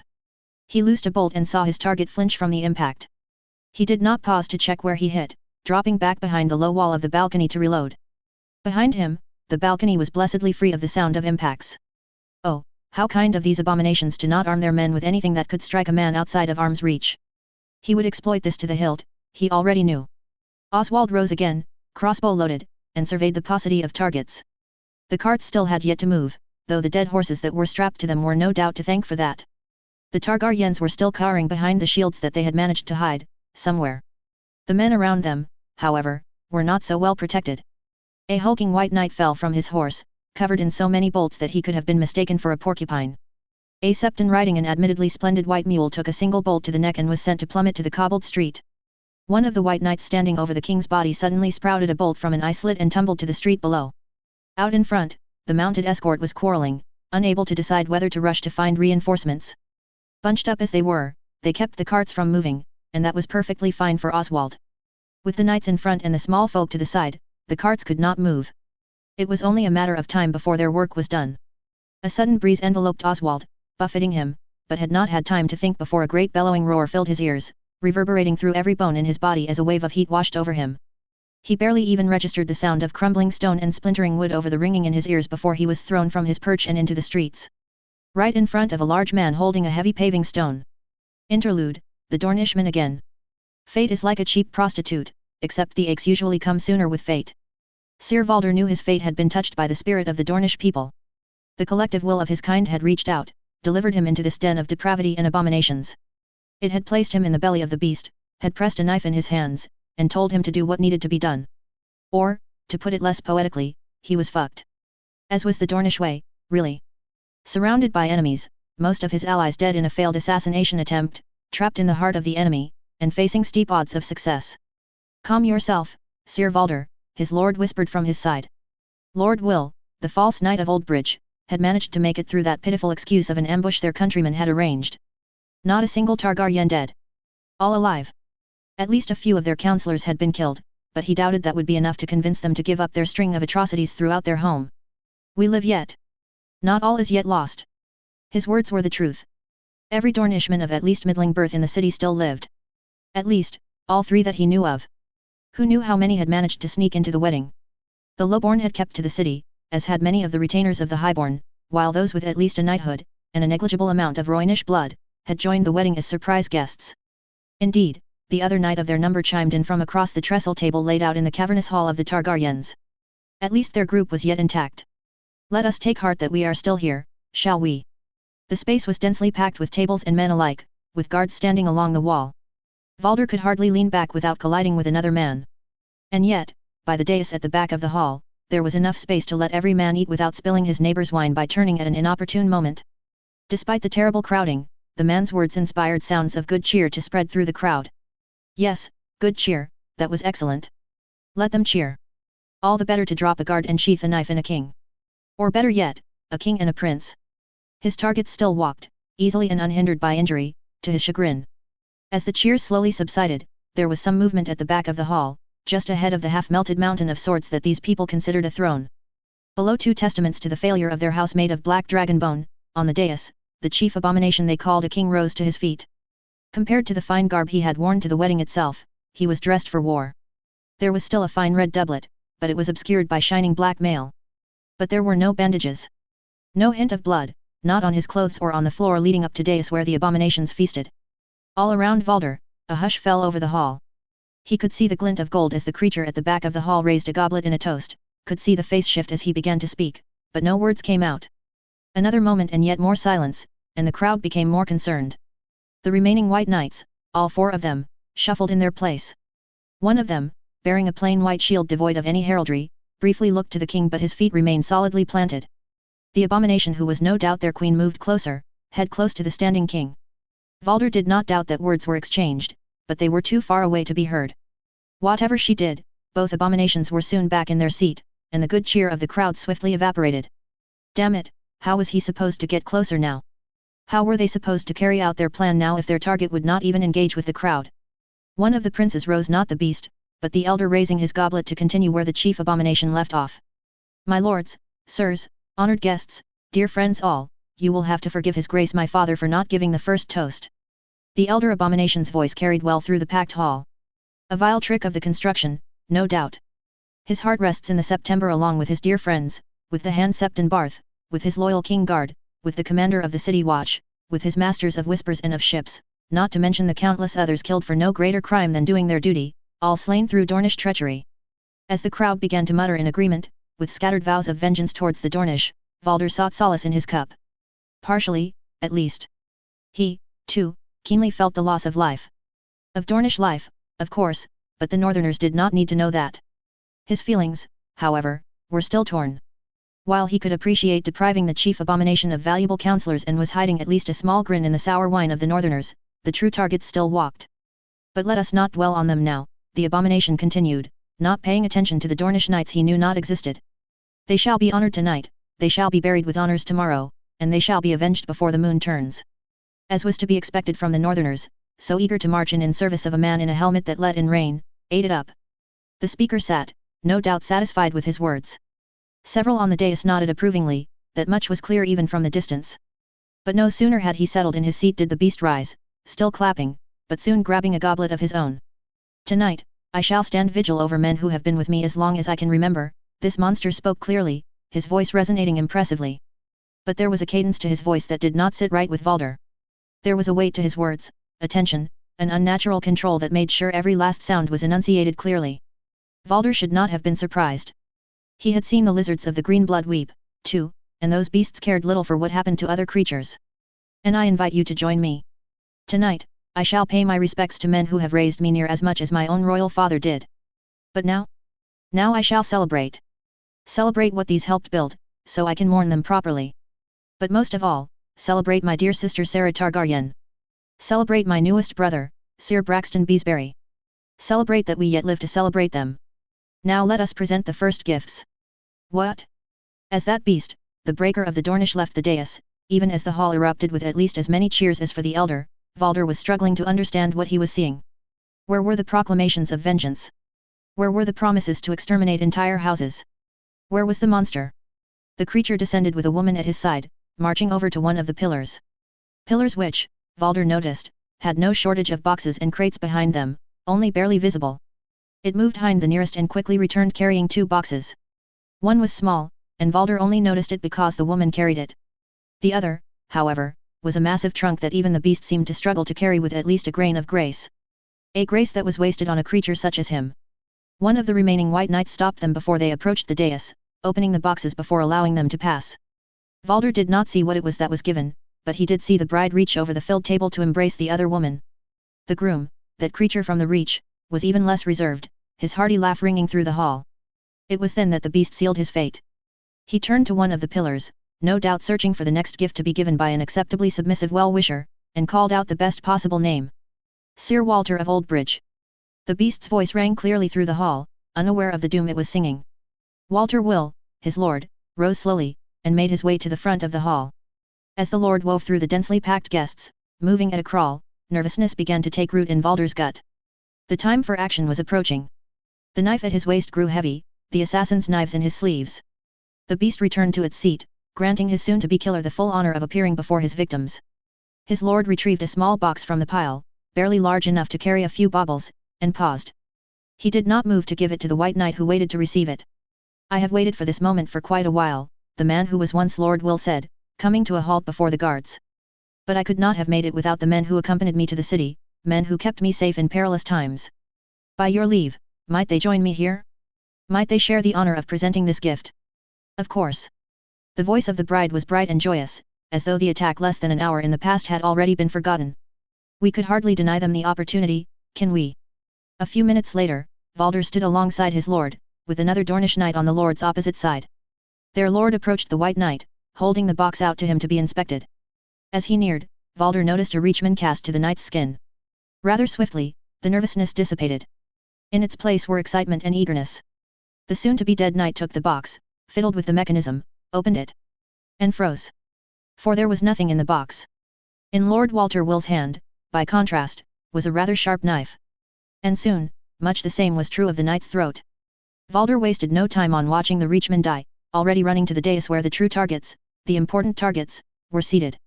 There was shouting, screaming, calls to arms all around, but he paid it no mind. After one step, he was already past the collapsing knight. Another step and he danced around another knight, only barely avoiding the spear that had been aimed to skewer him through the throat. Another step and he was bounding up that dais, knife in hand. Valder would have loved to go for the chief abomination, the creature that had commanded his home raised. Valder would have loved to aim for that beast who had single-handedly split Dorn in half. But they were too far from him, too far off to the side. The king especially, with yet another knight in the way. That meant as his path had already sent him halfway to the high table, he had to choose a target quickly. Not the unresponsive king, not any of the princes that were already drawing steel, not the groom or the bride who looked a combination of fear and fury, no, they would not do. There, the blonde girl, the child who looked as though she did not belong. She would do. He could kill a child. Even if he could not kill the king, he could still send a message. Within seconds, he was at the table, knife held ready to strike. Dark eyes, wide and filled with fear, looked up at him as the pregnant woman beside the future victim pulled her away, but she was too slow.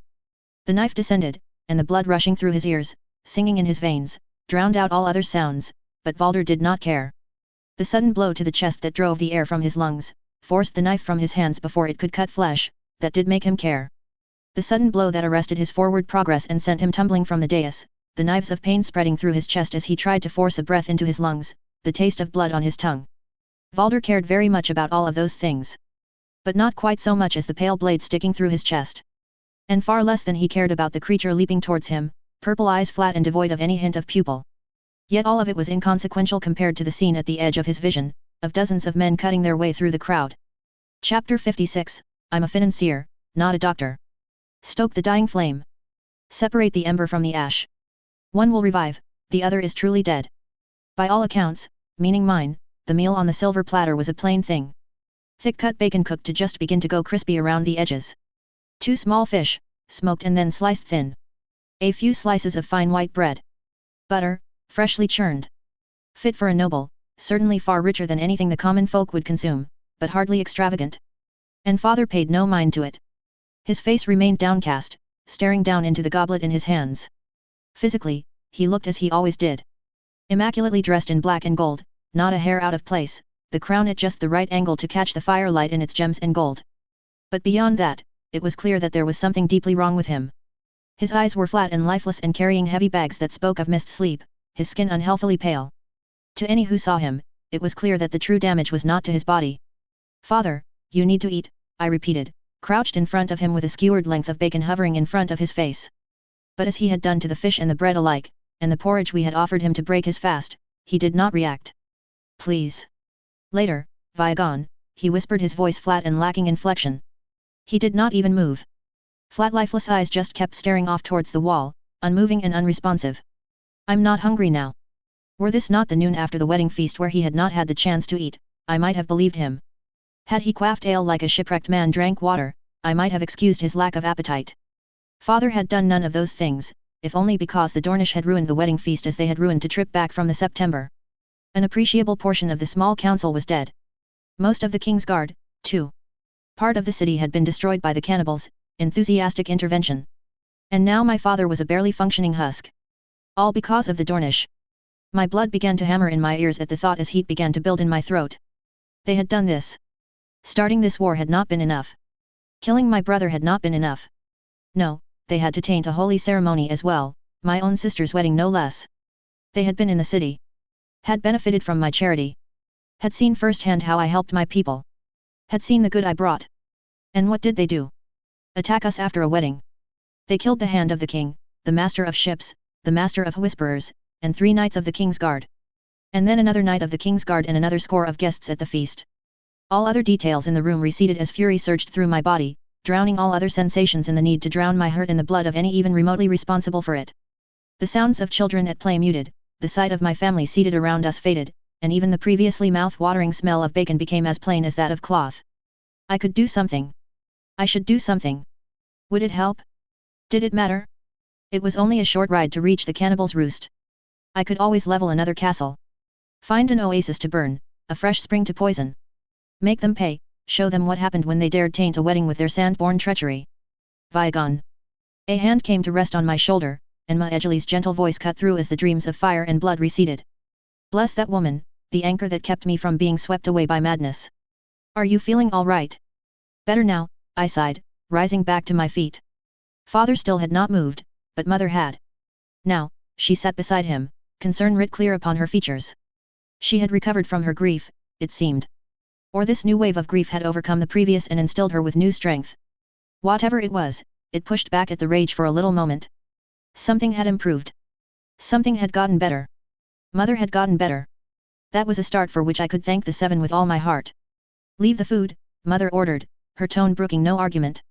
Yes, the was starting to return to her old self. I shall ensure he eats it. Are you certain? Iman asked. The children played around him, acting much like a stout battered by storms. No, that was an uncharitable description of him. My brother was not quite as slim as he had been 10 years ago, but he was far from stout. I know your father better than you, dear son, Mother reassured him. Yes, this was encouraging. Assertiveness, confidence, protectiveness, these were all signs of progress. These were all signs that I could trust Mother with ensuring father did not starve himself into an early grave. That meant I did not need to wait around. I took my leave with all due protocol, trusting my children to find their way to the Grand Maester for their lessons. If not, well, I was certain one of my younger siblings would remind them. Unfortunately, Maejali noticed that my departure was rather out of character for me, and asked the obvious question as soon as the door swung shut behind us. You are leaving already? Maejali asked. Not for Dorn, not for the cannibal, I said, briefly relishing the freedom from the same rage that had once propelled me to Starfall. Truly, Maejali's presence was a blessing from the seven. It had not been long, only a few months since I had done that, but I needed to keep a tighter grasp on my temper. In my dreams, I could still see the melting walls and men, could still smell the roasting flesh and the rendered fat. Under no circumstances could I allow myself to lose control like that again. Which was why the cannibal would face some boring times in the near future. Not that he would complain. The beast did like his free meals. To the city. I will be inspecting the damages and searching for what few Dornish escaped the initial ambush. And then I intend to find a Septon. You have questions, Maejali observed. It was not a question. I do. In truth, what I needed was confirmation. I knew who had started this war. I knew it had been because of a foolish man with an impossible goal and an idiotic grudge. Despite that, I needed to know it was entirely because of him, entirely because of one man forsaking the wisdom of the seven. Not because one man thought he could use an idiotic invasion to his advantage. Not because another man did not argue against the idiocy of his father's plan. So eager to charge off head first? She asked with a sly smile. It is good to see some things are constant even in times of great danger. Nonsense, I waved off her concerns as I pulled her close. Even if her swollen belly made the embrace awkward, having her close was always welcome. I intend to keep Martin and Desmond around me at all times. Not to mention the men of the city watch, men at arms, and knights besides. Look at you, learning from your mistakes, she giggled, before planting a quick kiss on my cheek. The warmth quickly spread through the rest of my body, eclipsing the rage I had felt only recently and smothering it like an unwanted flame. Then you had better hurry and find your answers, Viagon. And miss the pleasure of your company? I asked, pivoting on the ball of my feet to spin quickly, drawing my wife in close. Unfortunately, our little moment was quite rudely interrupted. I don't mean to interrupt. Iman said, clearly not caring that he was interrupting. But I have need of my brother. Speak, I said, trying and failing to keep the irritation from my voice. Was it too much to ask to have but a small moment? The small council is gathering, he said, managing to have the grace to look abashed and ashamed of his interruption. Your presence would be appreciated. I am not on the council, I reminded him. Honestly, what did he expect me to accomplish in that meeting? I would be little more than an advisor with even less authority than the actual councillors beyond my name. It made no sense, not when my area of expertise was already covered by the Master of Coin.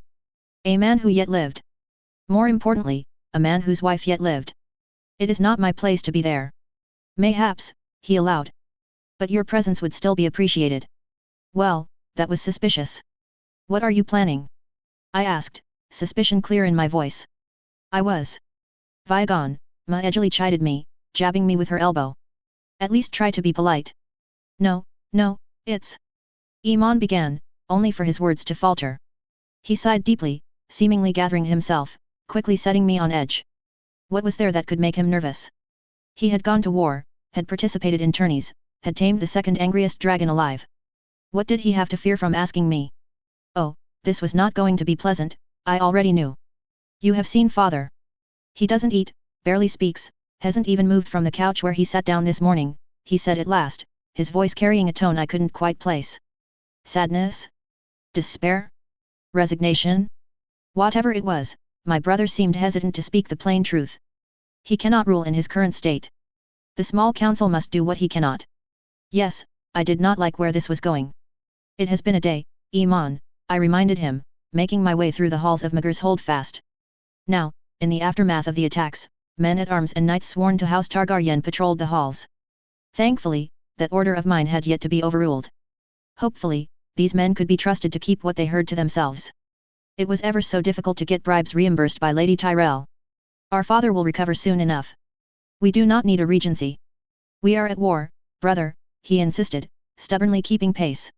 Father is unable to rule, Alyssa and Maejali are too far into their pregnancy to ride their dragons, the King's Guard only has 3 members, and half the small council is dead. We must take action. I was under the impression that we were winning the war, Maejali chimed in, easily keeping pace with us. Unless the realm has suddenly lost half of its armies to freak accidents. Maejali speaks the truth, I said. We hold the largest towns and settlements in Dorne, as well as the major rivers and the coastlines. Given time, the Dornish will sue for peace. We need only wait until father recovers. We should press the advantage. We need to show the realm that we are unafraid and undaunted by these attacks, Iman argued. And to do that, we need to ensure the small council can govern in our absence. Do remember that we only have half of a council. What if the Dornish sue for peace before father recovers? How will we win this war? Father will recover, I repeated. We do not need to resort to extreme measures. In the worst case, we can drag out negotiations. Are you so averse to responsibility? Iman asked, bringing me to a halt and whirling to face him. Averse to responsibility? Me? I had done nothing but take responsibility. Everything from the state of the city to the future of our family to ending the Dornish threat I had willingly taken upon my shoulders. And he wished to lecture me? All I am asking is that you help me help the realm. Are you really going to ignore your duty? Do not lecture me on duty, I growled to the air with a single child. The smaller man. The weaker man. Before I had a chance to vocalize what we both knew, a soft touch on my arm returned me to my senses. Maejali was there for me. This talk of regency. It is premature, Iman, I managed to hiss out once the rage subsided. Action without wisdom is not better than a fool's caper. Surely you remember that much from your lessons. Or from the study sessions I continued to host. If he had bothered to attend them. I will take it into consideration. Iman chose that moment to walk away, no doubt to try and convince either Elissar or Lord Tyrell of the merits of his idea. I made no move to stop him. Who was I to stop him? I had given him my recommendation, and he was free to ignore it. With a mental shrug, I made to continue on my way to the stables to meet with the men who would accompany me into the city, only for a delicate hand to take my arm with an unusually firm grip. Looking over, it was Maejali, any trace of good humor on her face replaced with concern. What was that? She asked, her tone careful. He was being foolish, I answered. The man needed to have the obvious pointed out to it at times. While I was little better, that did not mean I had to give him free rein to make stupid mistakes. You looked like you were about to flatten his nose again, she said, and my mind stopped for a moment. I had been angry, certainly, but not. My mind reeled as a soft hand grabbed my cheek, a reassuring warmth keeping my thoughts from spiraling out of control. You looked much the same when we were with father. With the cannibal's eyes. Tell me what's wrong, Viagon. Please. Chapter 57, Why must I be the voice of reason? Reward good, punish bad. If it is both, simply reward less. I think the common folk did our duty for us. Martin Mouton rode beside me, armored just as heavily as I was. No part of his apparel suggested that he was an officer of the city watch, I suppose that was the point. This was not to be the work of the men of the city, no, this was to be the work of knights and nobles. This was our duty, avenging ourselves. A shame that the small folk had not been so accommodating. Before us on an empty street lined with shops only a few years old was yet another ruined body. The head had been caved with a paving stone, and ragged strips of flesh were all that remained of the body below the chest. Some of the entrails remained, wet lumps of flesh that were strewn about the street. A length of what I might have initially expected to be rope, but upon closer inspection knew to be anything but, had been draped indelicately across a balcony. Further back along the same street, the body we had passed earlier had been in a similar state of disassembly. As had the many dozens we had passed before. Though the means of it brought the taste of bile to my tongue, I did not lament their ends, only that it had been taken out of my hands. They would have done the same to us. You did not know about this, did you? I asked my friends. From my left, barely audible above the sound of boots and hooves on stone, I heard Desmond Derry shake his head before he spoke. We only hear from our men, he answered. And Flea Bottom is calm, save for the usual violence beyond your stacks. There was nothing like this. My stacks? What some of the people were starting to call my residential towers. It was impressive what creating a residential council would do for alleviating some of the conflicts between renters. Well, either that or keeping very large and angry-looking men on my payroll as guards and enforcers. The surrounding areas were much the same, Martin added. Quiet neighborhoods with not a mention of a lynching, Dornish or otherwise. The commander did not mention anything. I asked. There is no commander, Desmond pointed out. Lord Redwine took his leave with his father's body this morning. And His Grace Prince Aemon has not seen fit to mention a replacement. Of course not. No doubt he was busy trying to save the realm in his own foolish way by dooming all of us. That was his prerogative as heir, after all. But I would need to take steps to ensure things did not go too poorly. My singers would need to spread some tales, it seemed. I will speak with him when we return. For a man so willing to take action, he had been uncharacteristically slow with this. The city watch was part of his domain, after all, however indirectly. See if you can't get him to keep the small folk from doing our duty for us. A shame, that. It would have been good to join in. It was hard to fault them for their desire for vengeance. Even now, after seeing evidence of what other people had done with animalistic fury when I had delayed for even a single day since the attacks, my blood raged not at the brutality of the attacks but at the fact that I had been denied my vengeance. I would have made it quicker, was all I said. Easier work for the Silent Sisters that way. Actually, where are the sisters?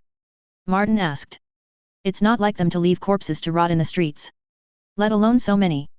Corpses take more than a day to rot, Martin, Desmond pointed out, now sitting quite a lot straighter in his saddle. A hand drifted to his sword, trusting his horse to follow the others without his input. Though the sisterhood does usually work quickly. For them to not even be out in the streets is concerning.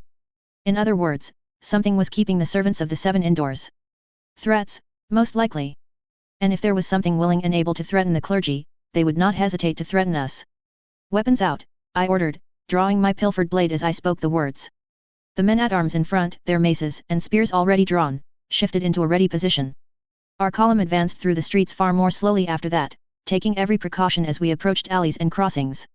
More than previously, at least. There was a comfort in large numbers, after all. You really should get around to giving that sword a name, Martin commented. Despite the lightness of his tone, he kept his gaze on the street in front and the houses around us. Only people with greatly inflated opinions of themselves name their weapons, I answered, likewise keeping my attention on my surroundings. My armor was more than a match for most light crossbows, but my horse most certainly was not. And a heavy crossbow, or anything Myrish for that matter, was another story. So what are you going to name it? Desmond, the traitor, asked in turn. I, being the magnanimous prince, managed to resist the urge to give his horse a clap on the rear, instead giving him a soft chuckle. For a long while, we continued without incident. Until one of the men-at-arms at the front signaled a halt. In an instant, the entire column of nearly 24 stopped, horse and man alike. I'm hearing something up ahead. As he said it, I could hear it too. The muffled sounds of shouting warped by the forest of houses and streets of King's Landing. And above it, barely audible, the dull sounds of impacts on padded flesh. Normally, I would have guessed it to be a brawl or a riot. Judging by the grisly remains we had passed thus far, however, this was no doubt something slightly more grisly. Which gave me free rein to intervene. Not that I needed it. Royal status had its advantages. What are we waiting for? I asked as the men stood in place. Onwards.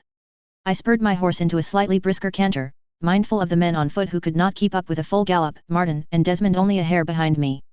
The few others on horseback around us easily kept pace while the men of foot had to put in a bit more effort, but we managed to turn the corner up ahead without difficulty. And the sight before us told me everything I needed to know, a large group of men clustered around a wall, arms swinging wildly, bodies moving wildly as they tried to kick at something. Cruel laughter filled the air, interspersed with shouts and encouragements and insults, only occasionally broken up by a man's scream of pain. What's going on here? I asked loudly. The men froze. Arms stopped in mid-swing, kicks were aborted, voices stilled. Most of them, at least. One throat did not cease its screams of pain. Your Grace, in a staggered and uneven wave, the small folk sank to their knees, revealing the broken man in the midst. His body was a ruin. Covered in blood and angry red welts that would have left his entire body an angry bruise in the morning. Judging by how the arms looked to have been broken and the amount of blood around him, even his survival was in doubt. But his face was even worse. If the body had been a ruin, then the face was little more than the cracked remnants of a foundation. The mouth did not fully close, looking like it had been nearly torn from its hinges. One of the eyes was little more than a barely recognizable lump of wet flesh. The nose was flattened, and a maze of cuts and gashes crossed his face, chunks of flesh and skin missing in certain places. Even in that ruined face, however, I could see the fear as I approached. The same fear I had once seen on Iman's face. What is this? I asked the kneeling peasantry with icy calm.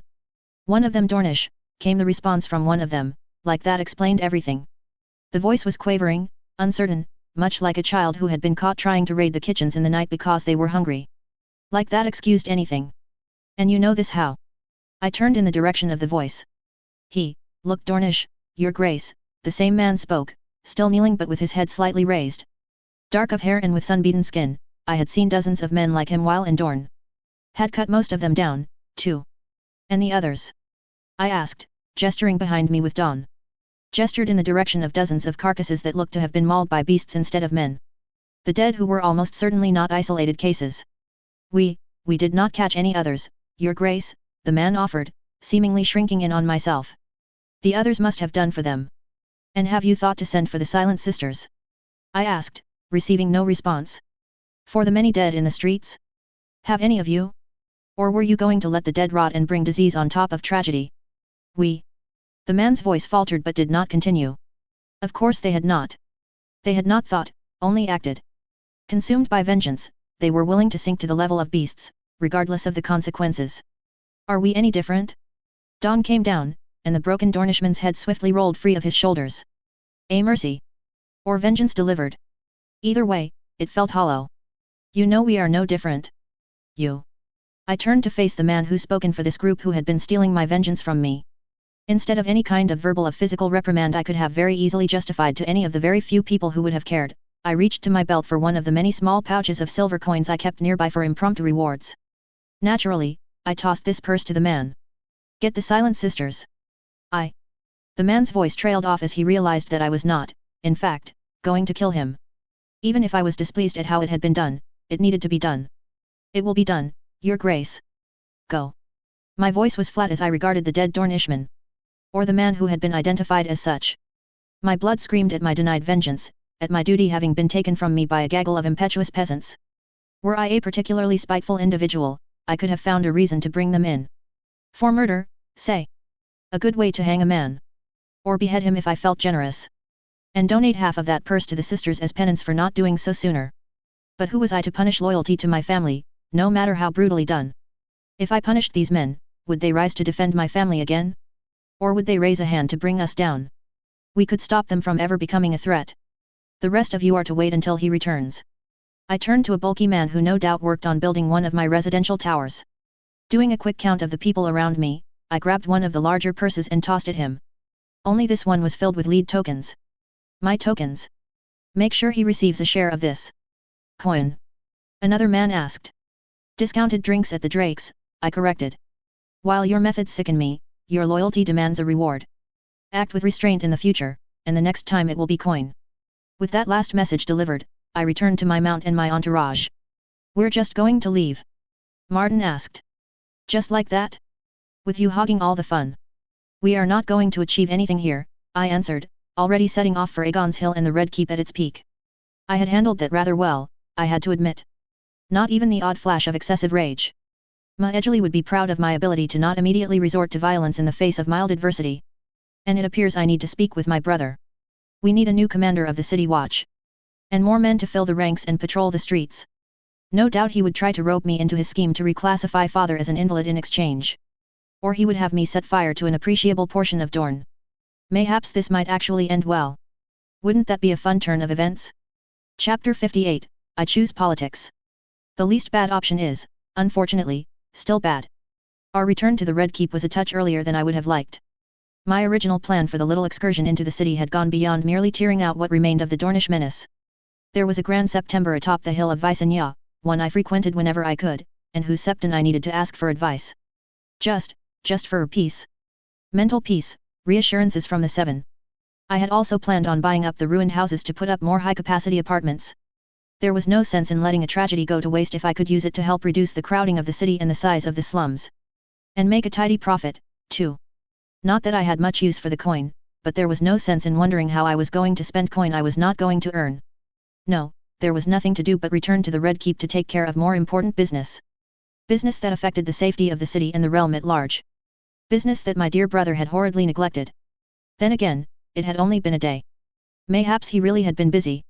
Or mayhaps he was just delaying to get me to go along with his plans to put a regency in place. However noble his goals, a regency was a regency. But if it meant bringing at least some peace to the city, well, I could be persuaded. Even if the idea was pure foolishness. Grote for your thoughts. Martin asked me as we made our way into the depths of the Red Keep, towards the small council chambers. Several, I admitted. But my brother's interesting priorities are taking pride of place. You disapprove? Desmond asked from my left, opposite Martin. You saw what the city is devolving into, I answered. The common folk are tearing apart any even remotely Dornish, despite never having been to Dorne itself. And my brother is busy with his own designs instead of appointing a replacement to head the City Watch. The City Watch which is explicitly within his domain. So there's an opening. Martin asked as we neared the chambers. A single knight of the King's Guard stood guard outside, one I easily identified as Sir Pate from his leaner frame and the spear he carried. Contrary to the way things usually went, however, Sir Pate immediately switched to a guard position the instant he saw us. The point of his spear dropped to point at us, and the shield covered the knight's body. The attacks had left their marks on all, even if they had not been wounded. Halt, the order came, and the three of us complied. For a moment, I was back in the shoes of my youthful self, having been caught in whatever mischief I had thought would be a good idea in previous moments. Identify yourselves. Prince Vyagon Targaryen, third son of his Grace King Jaehaerys, I said without hesitation, doffing the great helm I had been wearing. No matter Balin's fate, or the fate of my oldest brother who had never lived, I was the third son. That was how I had lived, and that was how I would continue to live. With me are Sirs Martin Mouton and Desmond Derry, heirs to their respective lordships and captains of the City Watch of King's Landing. Your Grace, you may enter, the knight said, not having moved from the spot. The others will leave. I am expected then? I asked.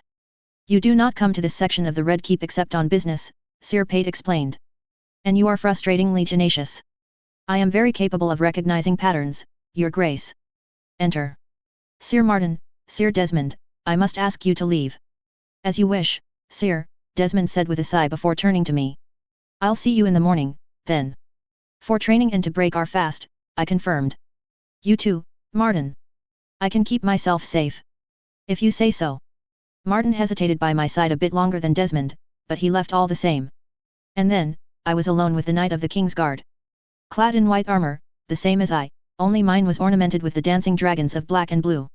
Only then did the knight lower his spear, returning to the posture of a patient sentry, a step beside the door.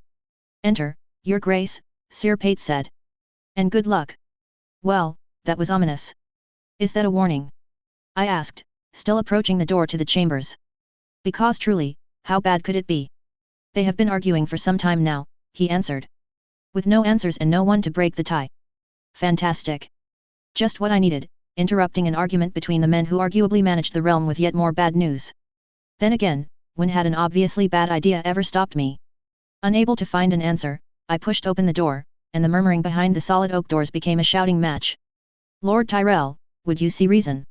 My brother's familiar voice would have nearly struck me deaf were I not used to the cannibal roaring it into my face on a regular basis.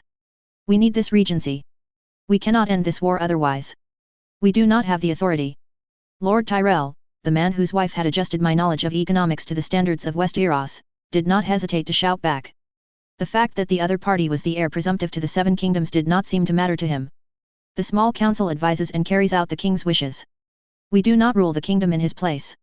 Grand Maester Elissar, by contrast, looked as though he wanted to be anywhere else. Or rather, in his smut-filled personal library instead of trying to mediate a conflict between the last two proper lords of the small council. Are we done shouting? I asked as soon as the door slammed shut behind me.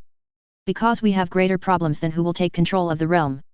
Vyagon, excellent, Aemon greeted me, all but collapsing back into his seat. Lord Tyrell did likewise, with a fraction more restraint. Even so, all that did was reinforce how empty the room was. The king's seat was vacant, as was the hand of the kings, the master of ships, the master of whisperers, and the lord commander of the king's guards. All good men, all dead. All in need of replacement by a king who would not rule. Have you reconsidered my proposal? It is idiotic, I said, walking on without a care in the world until reaching the foot of the table which dominated the room. The table with only 3 men, one of whom was supposed to abstain from rulership beyond advising even more than the other 2. And there are more important problems. What is more important than the future of the realm? Aemon countered. You are focusing on larger problems that might occur over smaller problems that are occurring, I said. ignoring the sword swinging towards your throat in favor of the boulder flying over our heads. Feeling like a singer, are we? Iman asked, his voice thick with mockery. Anger surged in my veins at the tone. Had he forgotten why his nose had been rebuilt by a maester? Had he forgotten why his smile was now marked with silver? Did he really believe mockery to be the wisest use of his breath? As quickly as it came, however, I forced down the anger. He had been arguing for who knows how long by that point, after all.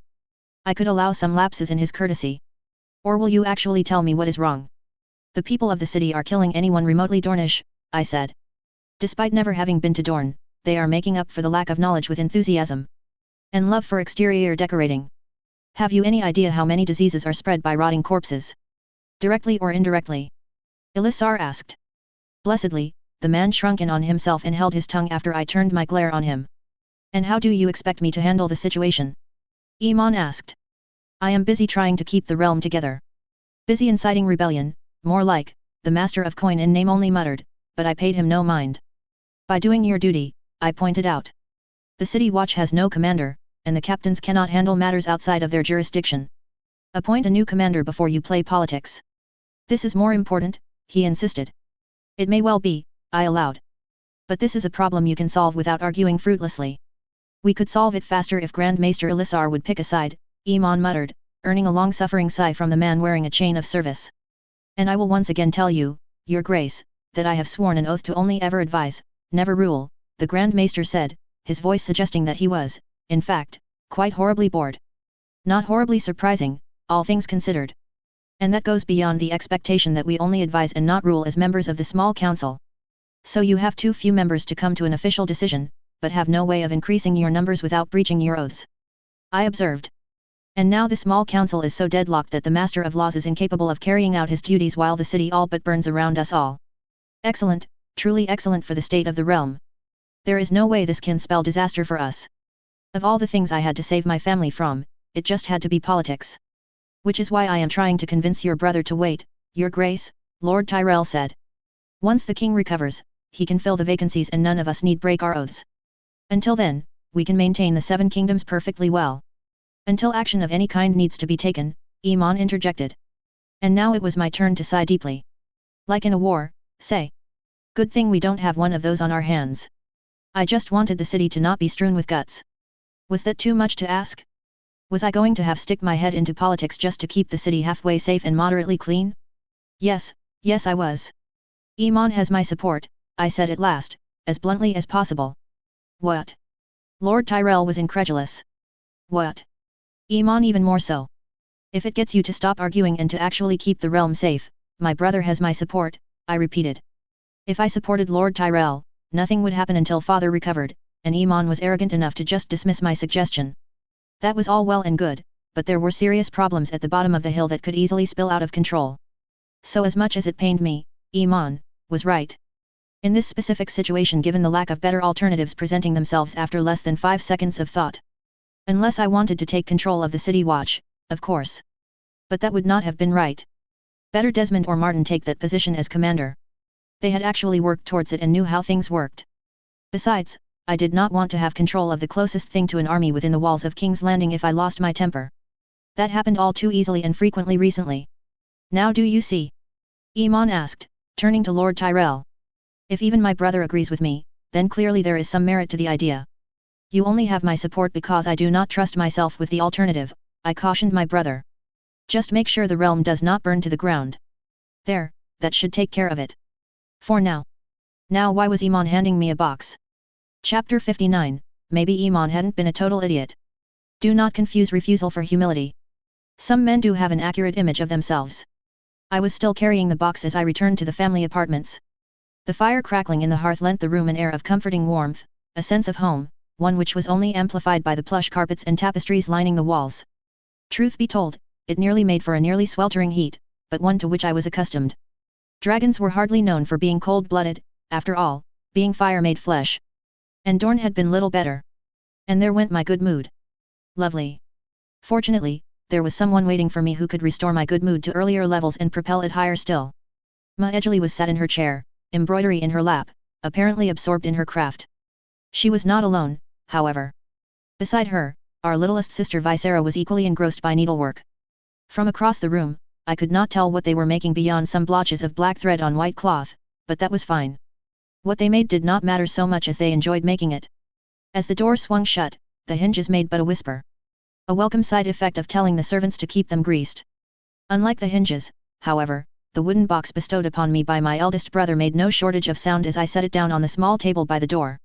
Really, that soft click was all but deafening above the crackling and popping of the logs in the fire, quickly earning the attention of the pair inhabiting the rooms, my sisters Maejali and Visera, both seated by the fireplace, their attention rapidly changing from the scraps of cloth in their hands to me entering the chambers. Viagon, Maejali greeted me warmly, pausing her needlework. Brother.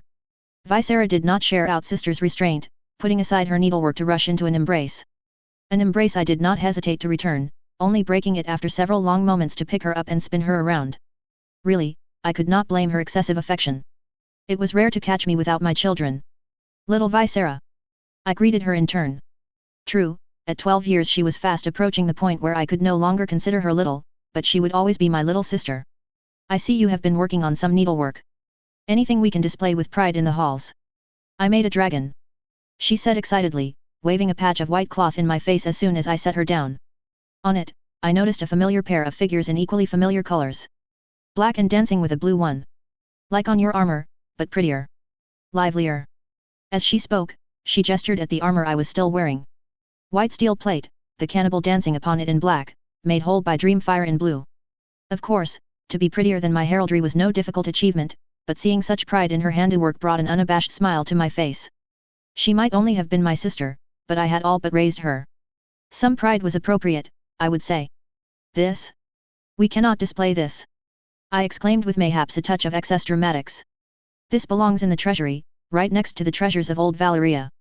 My words earned me a frustrated and childish pout, which meant that they had accomplished their goal. Are you going to keep Viagon all to yourself or are you going to share? Maejali chose that moment to join us. More slowly than the little one, as was to be expected with her rapidly advancing pregnancy. You assume I would want to be shared, I answered easily, separating from my littlest sister. Did you bring me a gift? Visera asked, pointing at the box I had been carrying. Sadly not, I said, preparing myself for the big reveal. Well, the unexpected reveal, if nothing else. Iman offered me a place on the small council. Really? Visera asked, excitement clear in her voice. Clearly, the girl assumed I had accepted. And was simply happy on my behalf. Fortunately, she was unaware of my many flaws which meant taking a position with any official power was a frankly horrible idea. Not that Iman had managed to reach that conclusion. Personally, I blamed the brain damage that I had given him. I thought you disagreed with his idea for the small council, Maejali said. Unlike Visera, and unlike every other person in the realm, she knew where I stood. I did, I said. And I still do. Unfortunately, there is work that needs to be done.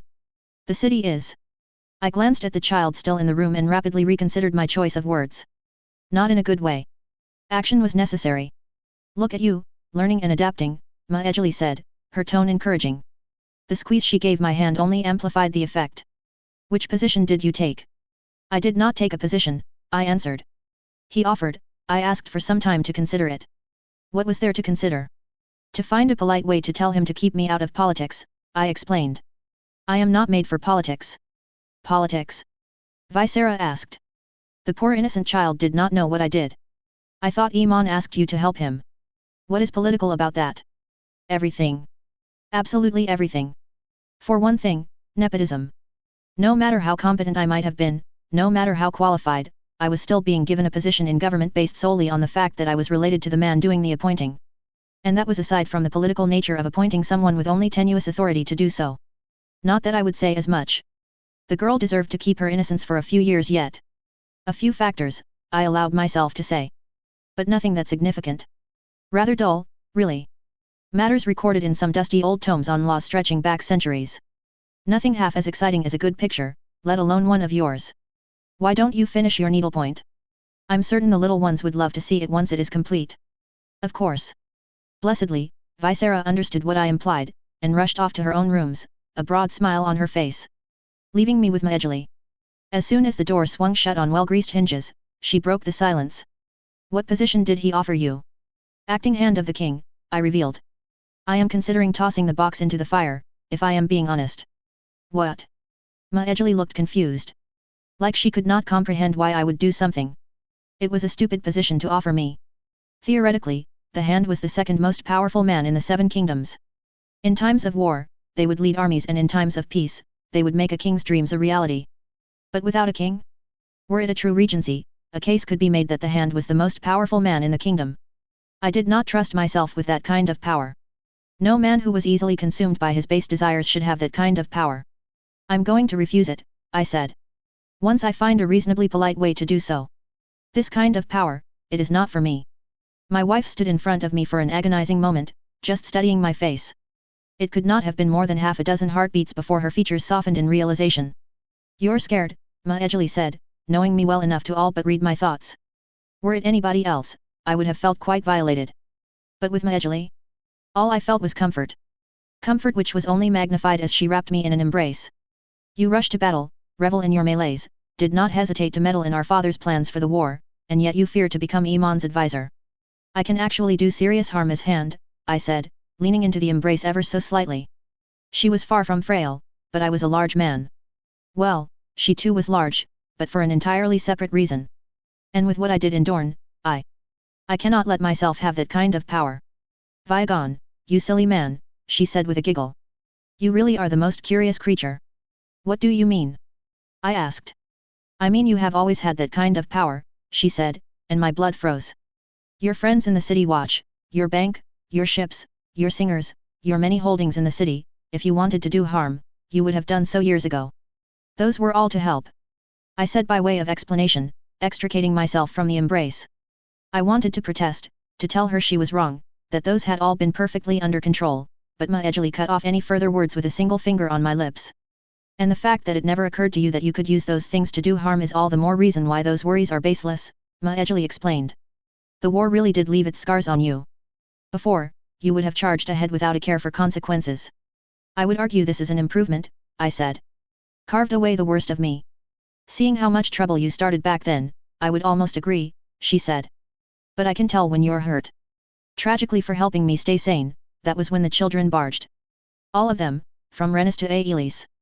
Well, save for little Daemon. The presence of the Mutin and Dairy children more than made for his absence, however. I had almost forgotten it was training time for the kids. Now that I could do. Chapter 60, I quite literally asked for this. Blood of my blood, you are never alone. So long as you draw breath, never forget this. There were few sounds quite as satisfying as that of children at work. At least, if one considered work to be the act of what was, effectively, beating the daylights out of one another with wooden swords. Regardless of age. Or sex. But most certainly not regardless of protective equipment. There would be no crippling of relatives, or Dornish acting the part of relatives, while I was around to supervise. Was it hypocritical? Of course not. I was learning. And there was little the crone loved moved than learning. And that meant that I was back to doing the thing I had been doing for so much of this life, and a beloved portion of the previous one, teaching. Instructing. Imparting upon the next generation how to properly bring down an opponent in glorious melee. Girl. Daenali Dane was the eldest of the children gathered in the yard under my care. She was, clumsy. Inexperienced, like she had never held a sword before in her life. This was, of course, false. She had joined us in the yard for some time now, several times before Iman had offered me the handship some 3 days past. But compared to the others, she was still woefully inexperienced. Show me your guard. It should not have surprised me.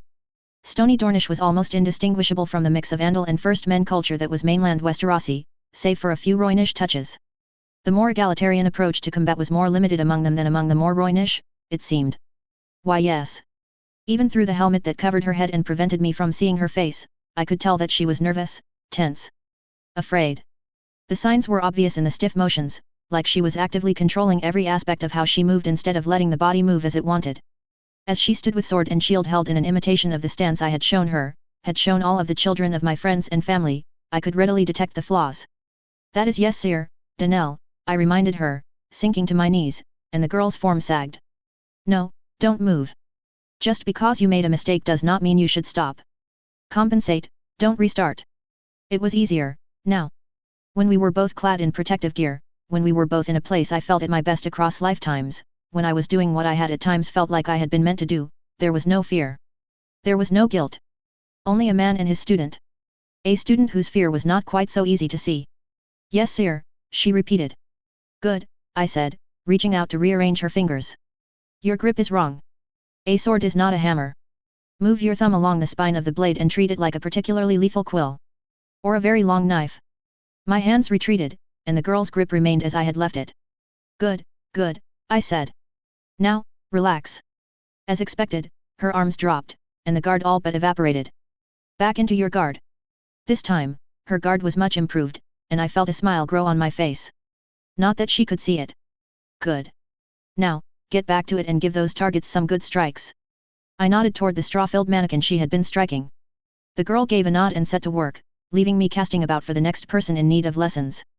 Not the twins, they were going at it with the gusto of small children being given sticks and permission to beat one another with them. They would keep for a while, until they learned that the basics I had shown them were not enough and would try something new. It would be a learning experience for all involved. Turning from them, I focused on someone who most certainly needed some guidance, Viserys. My dear nephew was beating at a mannequin of his own with an impressive fury. It was quite the sight. I would have expected him to lose his voice with how much he was shouting. Or better yet, for him to run out of steam and anger. I could not allow this to continue. The boy did not notice my approach, continuing his onslaught on the poor innocent straw-filled figure. That was another warning sign. Had I waited too long? Had I allowed this anger to fester?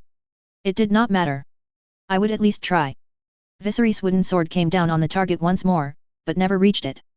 The boy's arm strained for several long moments, trying to push through to just hit the target, before realizing that someone had dared block his attack. Or rather, had dared grab his sword and hold it in place. That someone being me. But he did not lower his weapon. After all, I had not told him to. He did not freeze. After all, he had done nothing wrong as far as he knew. He just waited for me to tell him what he was doing wrong. That is enough, Viserys, I said gently. Now he froze. I'm sorry, he said, seemingly on reflex, but this earned him no reprieve. If you already know not to do something, then why do you continue to do it? I asked, not expecting a response. Because. I don't, it's just. The boy searched for words, searched for an explanation, but faltered after each attempt. You're angry, I said. Blindingly so. And you're letting it take control. The boy said nothing. Was it hypocritical for me to point it out despite my own lackluster record of keeping my own temper in check? Mayhaps. Did that make me something of an expert in spotting the signs in others? Mayhaps not, but it gave me an advantage. Viserys, there is nothing wrong with being angry, I said patiently. In the moment, it can feel quite good. Like nothing can stop you. Like you can break whatever stands in your way. At that, my nephew whipped his head around, finally letting his weapon arm sag down, the wooden sword hitting the dusty ground.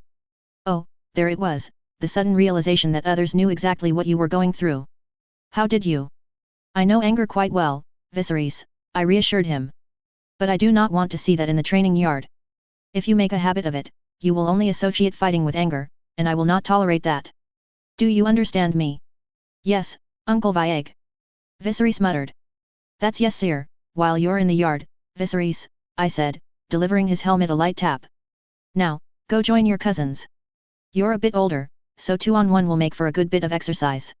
Should be a bit more fun than going at it alone.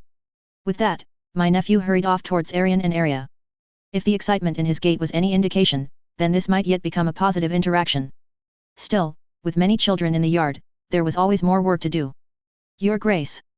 As I was showing Desmond's son how to properly strike with his shield, a task which mostly involved being very patiently telling the boy to strike with the edge instead of the face, a vaguely familiar voice interrupted me.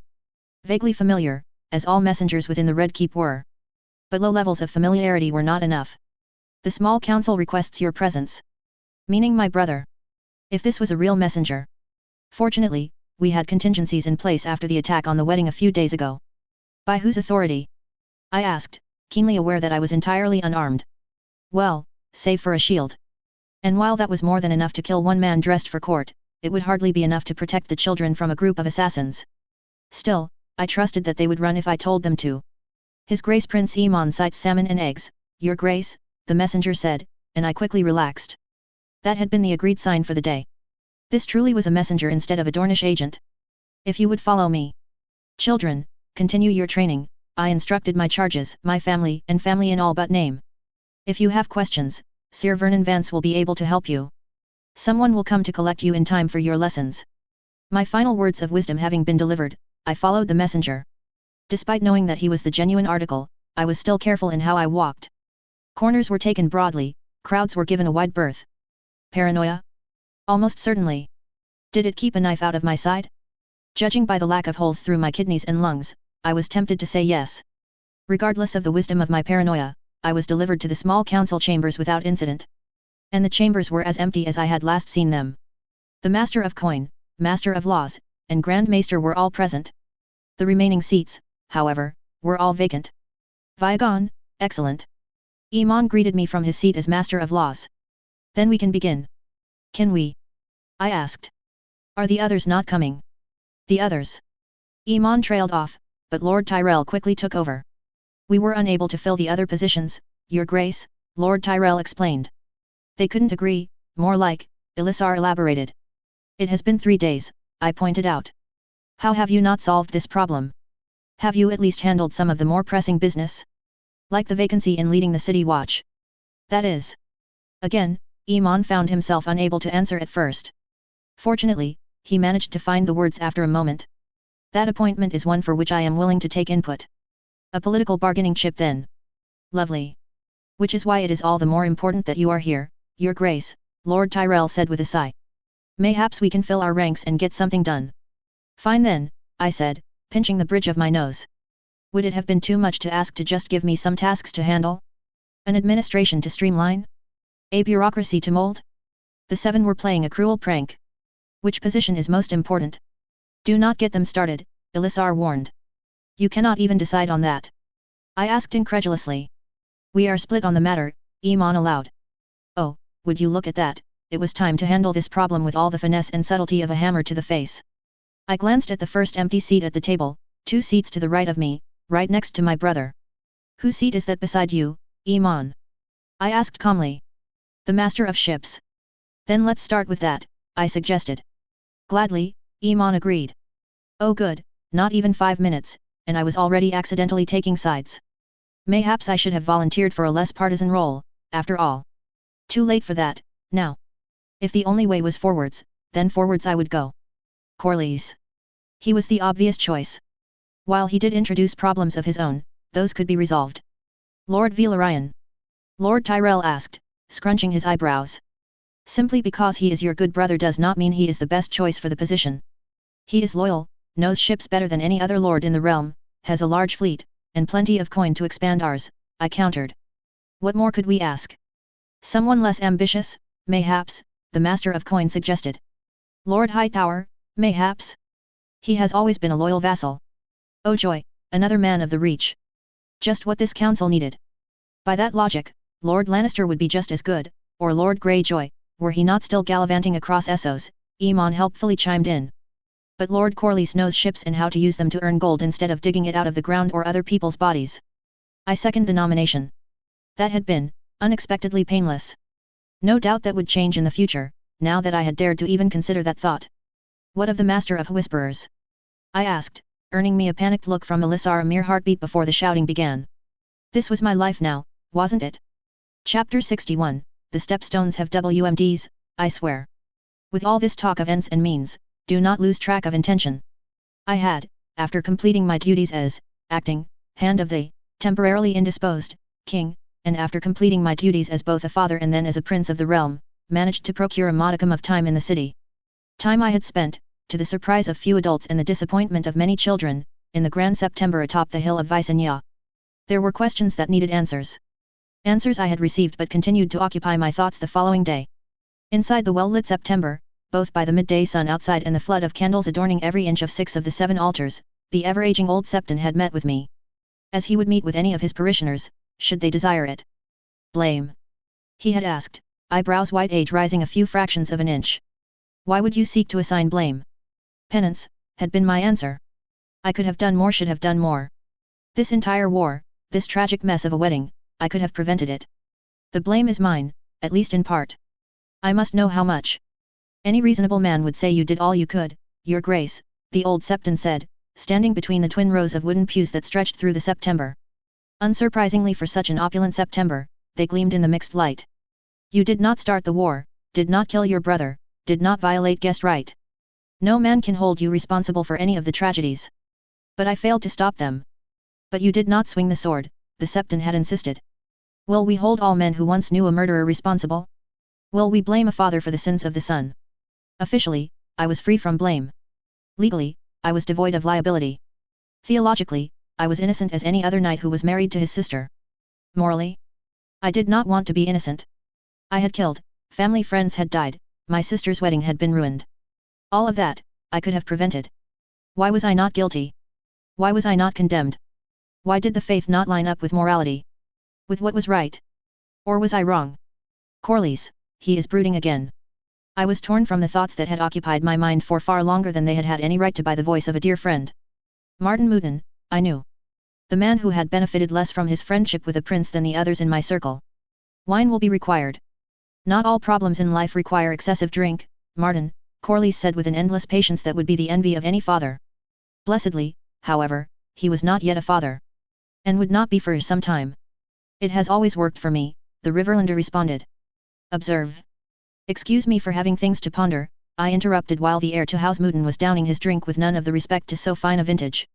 All around me, occupying my solar, my friends and good brothers appeared to be utterly without a care in the world. I envied them, I really did. Ever the worrywart, Corlys mused. The badge of Master of Ships was displayed with pride on his doublet, the silver badge fitting in quite well among the seahorses of similar color on a blue-green field. The absence of other major jewelry may also have played a part. Really, you were more fun when you sneaked out at night to tame a dragon. You did what? Braxton asked. He, too, wore a badge of office. That one had been earned less earnestly than Corlys. But the post of Master of Whispers had needed filling, and who was less offensive than the heir to a vassal of the Lord of Highgarden? One married to the king's daughter, no less? Inoffensive, trustworthy, and recommended by the acting hand of the temporarily indisposed king. Besides, Sarah had been damn near inconsolable after the Dornish had ruined her wedding. And giving her sister's husband a position on the small council while her own husband received nothing? It was bad enough that father was barely responding to the world around him, I did not need to spread that pain. Oh, would you look at that, I was indulging in nepotism.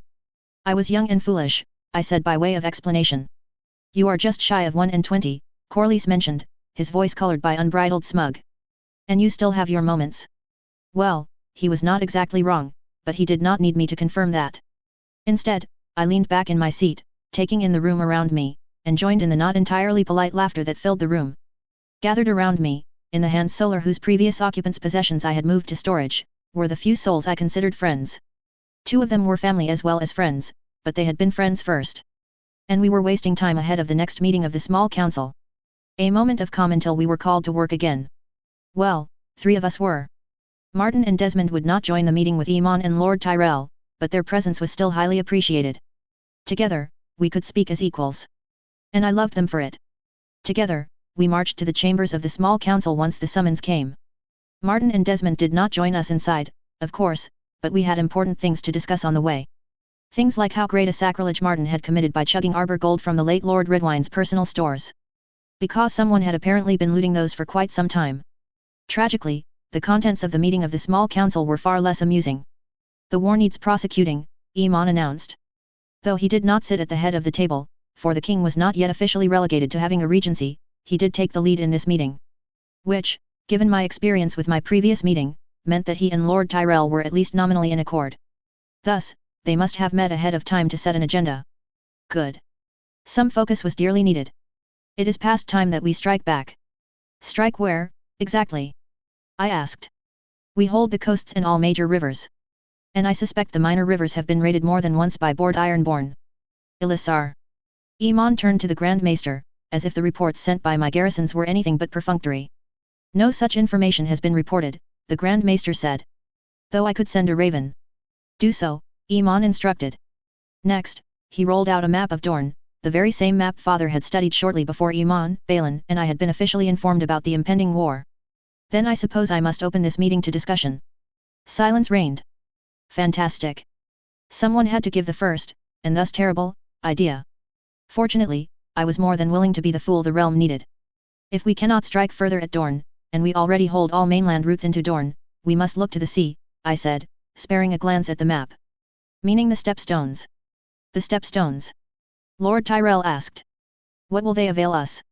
If we take the ones closest to Dorne, we can all but stop their ability to conduct trade with Essos. or receive aid from abroad. I explained. And we can secure our own trade routes in the bargain. Tempting, Corlys commented, stroking his chin. No doubt he was picturing his regular shipping convoys to Yeti, no longer needing to fear the pirates of the Stepstones. To be fair, so was I. As far as mental pictures went, it was quite appealing. The realm could benefit from secure trade. Wait, this was supposed to be a bad first idea. Why was it good? Had I accidentally had a good idea? Lord Tyrell, too, looked interested. No surprise there, the only way the Reach could trade with most of northern Essos was through the Stepstones. Yes, this had gotten the attention of the small council. Behold, the might of appealing to the coin purse. Sounds good, Braxton observed. Anything we need to be concerned about? The free cities, mayhaps, Iman said. They might take exception to someone taking over the Stepstones. I'll send some envoys bearing gifts to placate Mir, Les, and Tyrosh. Mayhaps if we frame it as clearing out pirates on only a select few islands. He trailed off, allowing Braxton to speak again. We could use the opportunity to expand our network of informants in Essos, he added. That, too, was a good idea. His network was, after all, rather limited. Mostly because it was my network. The late Lord Florent had not been the most diligent keeper of records. If we send some ambassadors bearing generous gifts, I am sure they will understand, I dismissed the concerns. That is your department, isn't it, Iman? I will see it done, he said. Though I am rather concerned about how we will go about attacking the Stepstones. The might of the Crownlands has already been raised, and any further levy will take months. Not to mention our fleets which are currently patrolling the waters around Dorne and ferrying supplies. Well, that would be a challenge for any man who did not have a not insignificant number of ships in his name and more coin than he knew how to spend. Though I did not want to use personal resources to maintain the state apparatus. Corlys? I asked, making a mental note to stop by the bank to see when the current voyage was due to return. If it took too long, there were always sell sails. Can the fleet spare any ships? Since they are somewhere in the Sea of Dorne protecting the next shipment to Lemonwood, he said, clearly thinking about it but unwilling to let the chambers fall silent. No more than 10. The soldiers need supplies and the Stepstones are close. I cannot spare many. What if we recall a few hundred soldiers back to King's Landing? I asked. Fewer men in Dorne means fewer supplies to move means more ships for us to use. And leave our conquests undermanned. Lord Tyrell said. What if Martell launches a counterattack in response? Then what do you suggest? I asked the Master of Coin in name only. Another levy? Sell swords and sell sails. Theoretically, the small council could call on the household knights and men-at-arms patrolling the Red Keep and Mager's Hold Fast.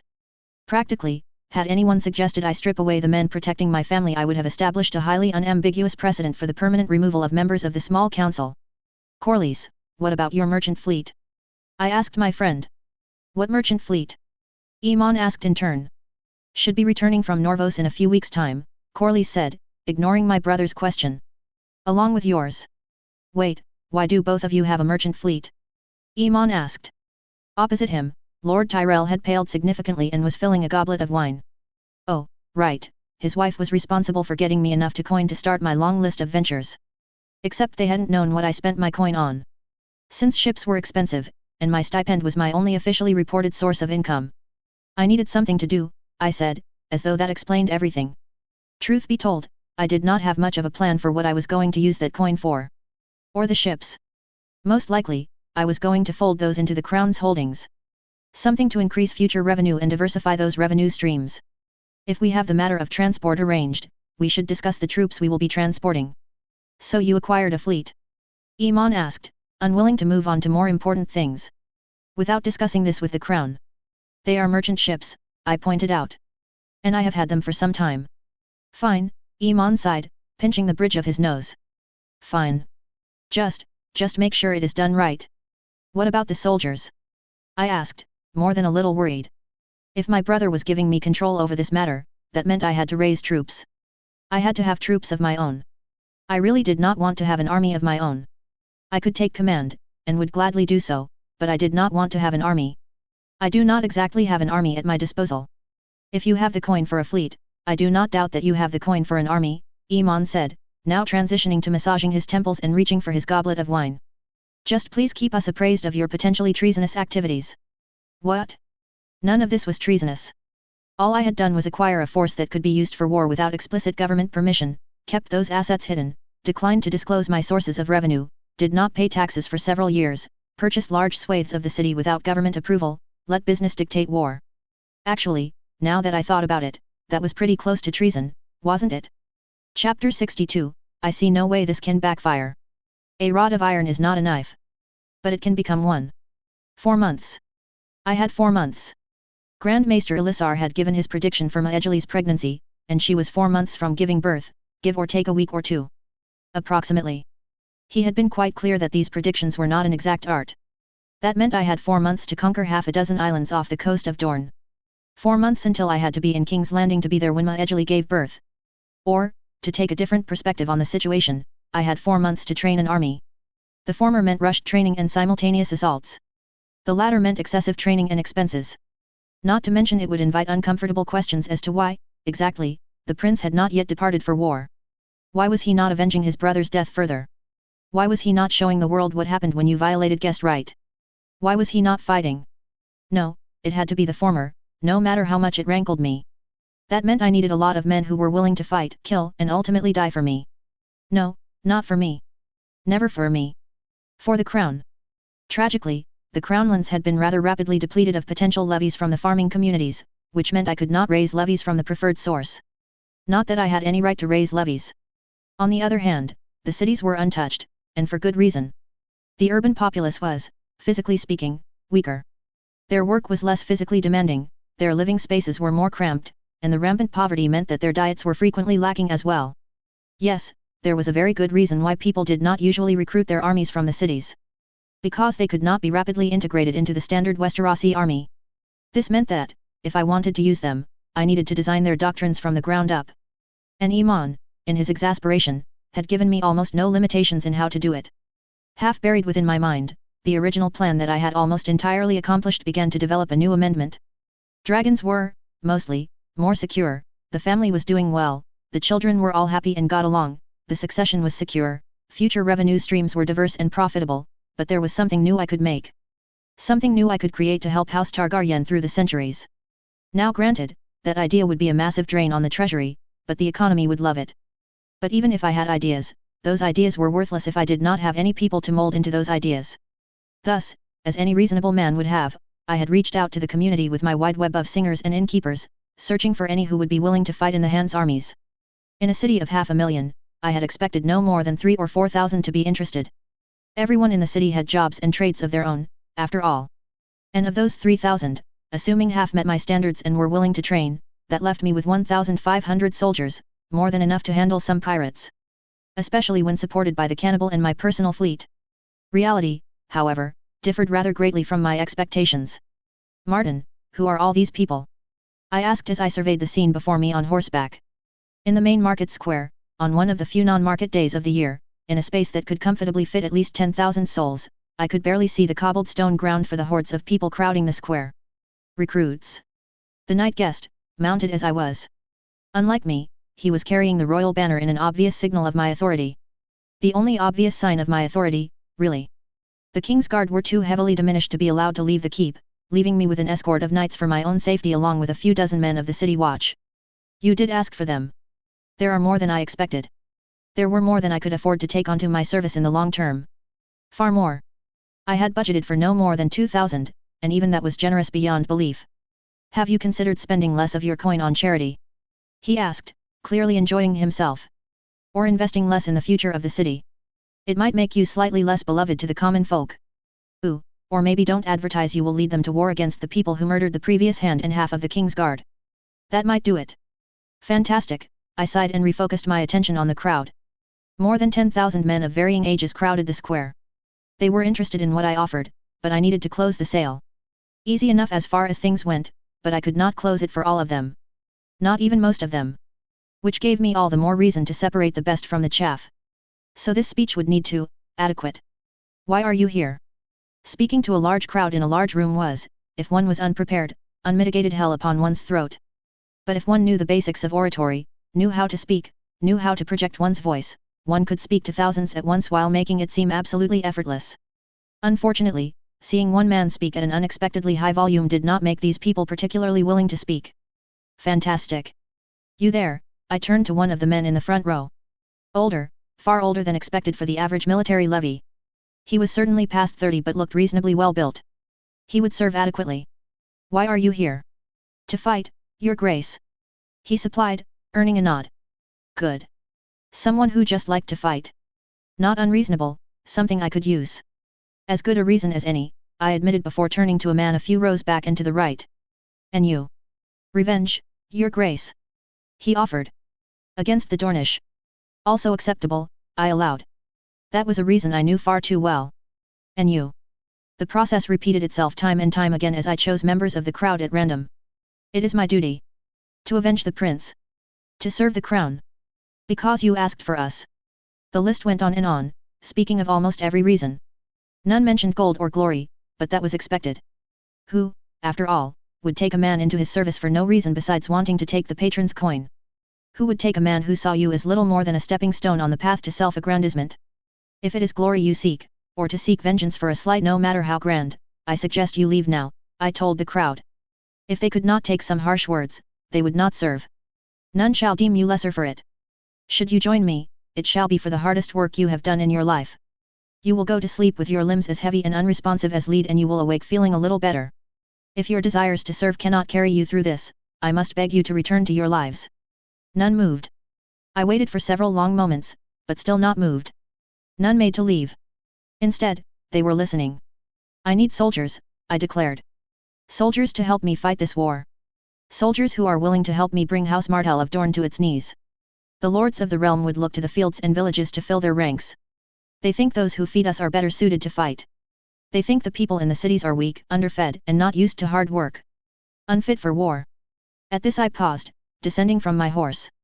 My escort shifted in their saddles, clearly nervous and unaware of why, precisely, I was engaging in theatrics. Are they correct? Are they correct? I asked again, this time directly addressing someone at the front of the crowd. This one was young, likely far too young for fighting, and struggled to bring out words. After a long moment where the boy struggled to speak, he instead turned his face to the ground. Are they correct? I asked another man in the crowd. Older this time, but still thin. Very much the kind of man that would validate the concerns of most lords.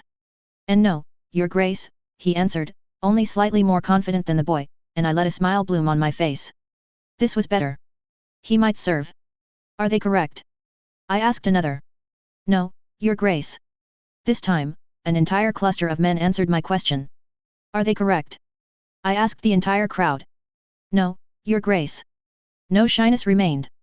No hesitancy. Only confidence, only a desire to prove those shadowy and unnamed lords wrong. Then show me that my confidence is not misplaced, I declared, turning to leave. Still on foot. All who think they can keep up, let this be the first chance to prove them wrong. With me. I set off at a jog through the streets. I did not bother looking behind me, but I could hear them. To my surprise, the sound of thousands of feet running behind me was reassuring to my ears. Mayhaps less so to my escort, but they were on horseback.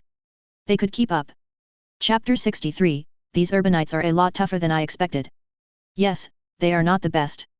Yes, they are more trouble than they are worth. But all have their purpose, and I intend to see it fulfilled. The first of the ox-drawn wagons slowly rolled into camp, the wheels gouging worryingly deep furrows into the soil in a silent testament to how much was being hauled. Flanked on either side by my men, it was being brought into the center of the massive square of drab tents, the middle having been left conspicuously empty. And for good reason, I had been expecting this delivery. Oh yes, I had a camp now. That probably should have been one of the first things to note. I could hardly keep an army inside the walls of the city, could I? Herald, assemble third group, I ordered one of the many men doing push-ups in the large square. One of older ones with a decent head on his shoulders, he had risen to one of the many informal positions of rank within my army. Just something else to revisit after I had a final count of properly trained soldiers. After all, the initial count of 10,000 recruits had not held up after the initial tests. While admittedly brutal a test of endurance, both mental and physical, that run along the walls of the city had not narrowed the field as much as I would have hoped. Even now, I was left with thousands of troops. Thousands more than I could equip on short notice. Hence why I was leading fully half of this future army in further conditioning.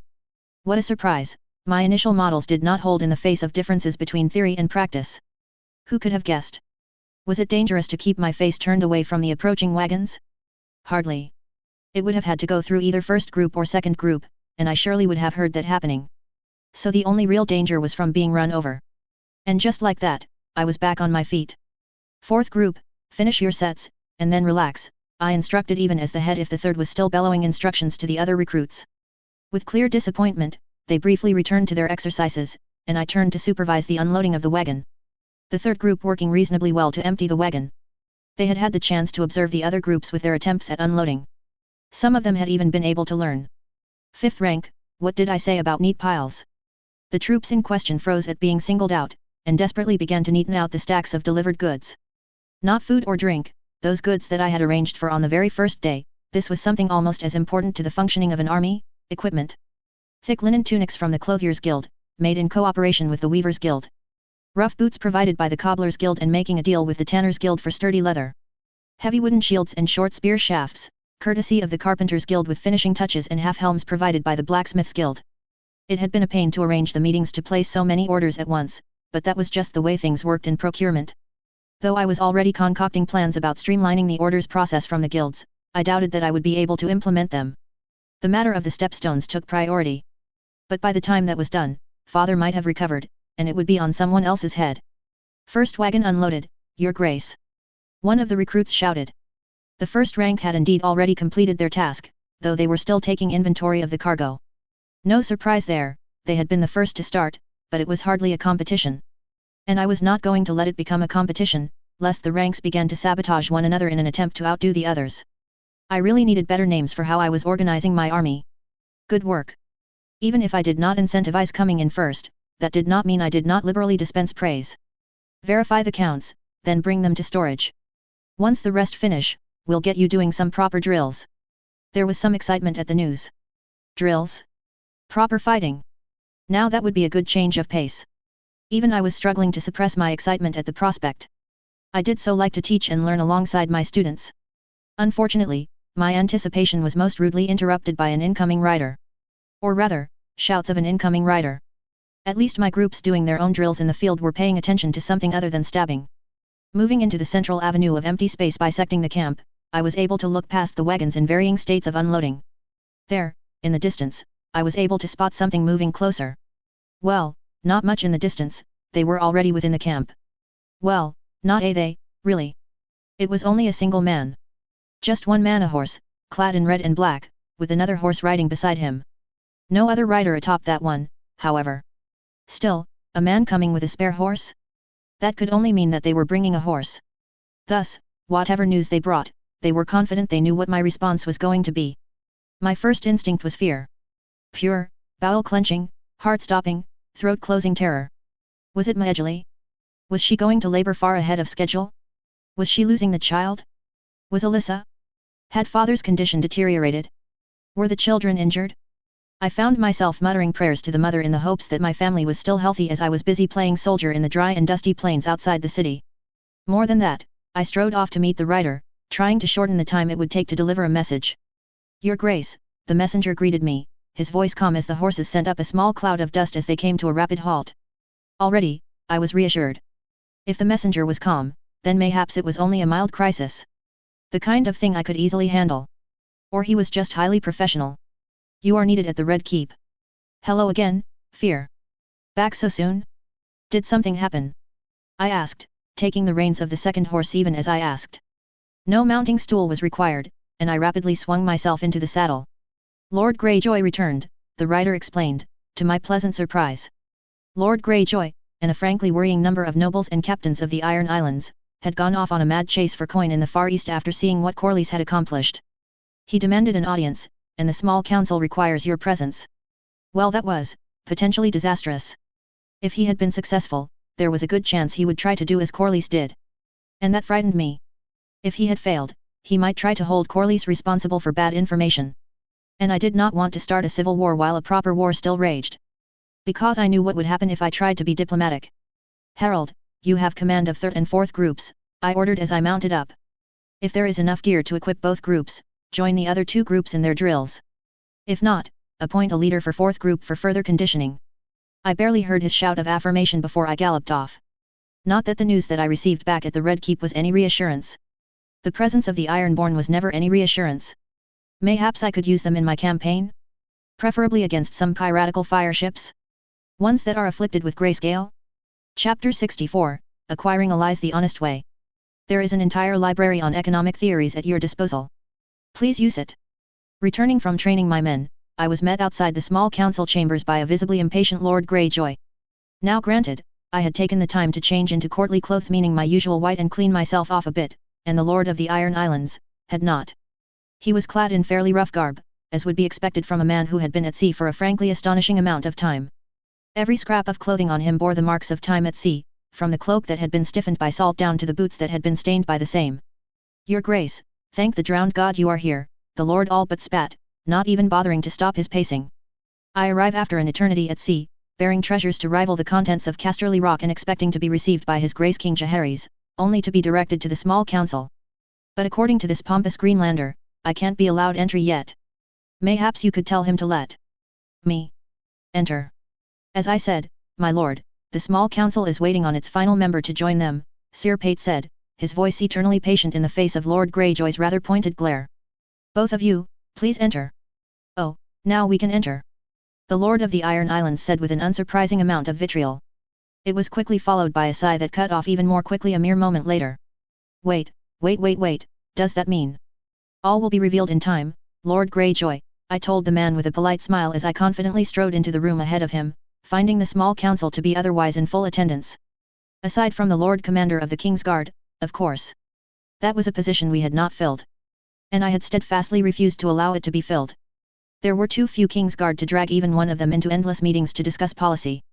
My apologies for the wait, I was busy training the troops, I said as I entered the chamber, taking my place at the table that dominated the room.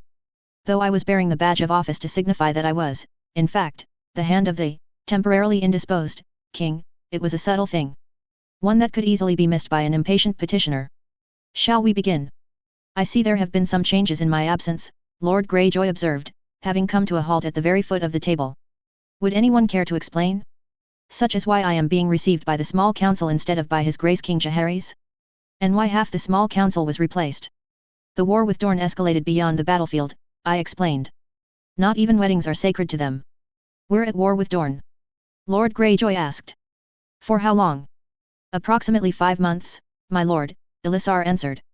They launched an attack that saw Prince Balon slain, and another attack a mere 2 weeks ago at the wedding of Princess Sarah saw much of the small council and the King's Guard slain. I suppose this means my Ironborn have a ripe target for reaving close to home, then, Greyjoy surmised. I suppose I shall need to find some more room aboard my ships for loot. That will not be necessary, I said. We already control the coasts and rivers. Your fellow Ironborn, I should note, are holding Hellholt and Starfall, Elessar noted. My fellow Ironborn, relegated to garrison duty. The Greyjoy's tone took on a tinge of total indignation. My lords, I must request they be moved to the front lines immediately. Hiding behind walls is no way for the Ironborn to fight. They should be at the front, with an axe in the hand and a curse on the lips. Are you volunteering to relieve them, Lord Greyjoy? Corlys asked, a cocky grin on his face. Or do you expect us to simply abandon what holdings we have captured? No, merely a request, the Lord of the Iron Islands quickly conceded the point, not that I could blame him. Hellholt was, to put it bluntly, a bit of a hellhole. I suppose this means that his grace is in Dorne, leading the attack. He is recovering from the attack, I answered. I am preparing the troops for the next stage of the war. By any metric, I was the most qualified man for the task. I had the most success at war. I had contacts in Dorne. I had the largest dragon of all the adults in the family. Not to mention the frankly absurd amounts of coin, wealth, and income that enabled me to actually field an army. The thought was more than a little terrifying, really. Who was best suited to lead the realm to war? The heir? No, that would be absurd. The third son, of course. Lord Greyjoy's attention was earned by an entirely different part of my answer, however. His grace was wounded. My father is in fine health, Aemon corrected. Though he is grieving, heavily so. The loss of so many of his dearest companions weighs heavily on his mind. Which is why you are being received by us instead of by the court. Oh, that was an excellent cover story. A shame that the petitioner did not believe it. Keeping secrets, then. Lord Greyjoy pivoted at a frankly impressive speed. Were he not a feudal lord, I would have loved to have him on a sales team. I could already sense him trying to renegotiate something before he so much as spoke. As we are meeting here instead of at court, I would imagine knowledge of his grace's mourning is not public knowledge. I knew it. Lord Greyjoy, what are you insinuating? Lord Tyrell, I assure you, I am above such petty means. The Ironborn Lord had the temerity to appear affronted. All I wish is for my fellow Ironborn to be assigned to a station that better fits their skills. On the front lines. I had to admire the boldness of the Lord. To try to blackmail the small council over their lack of transparency was quite the feat. Unfortunately, I knew just where to hit him where it hurt.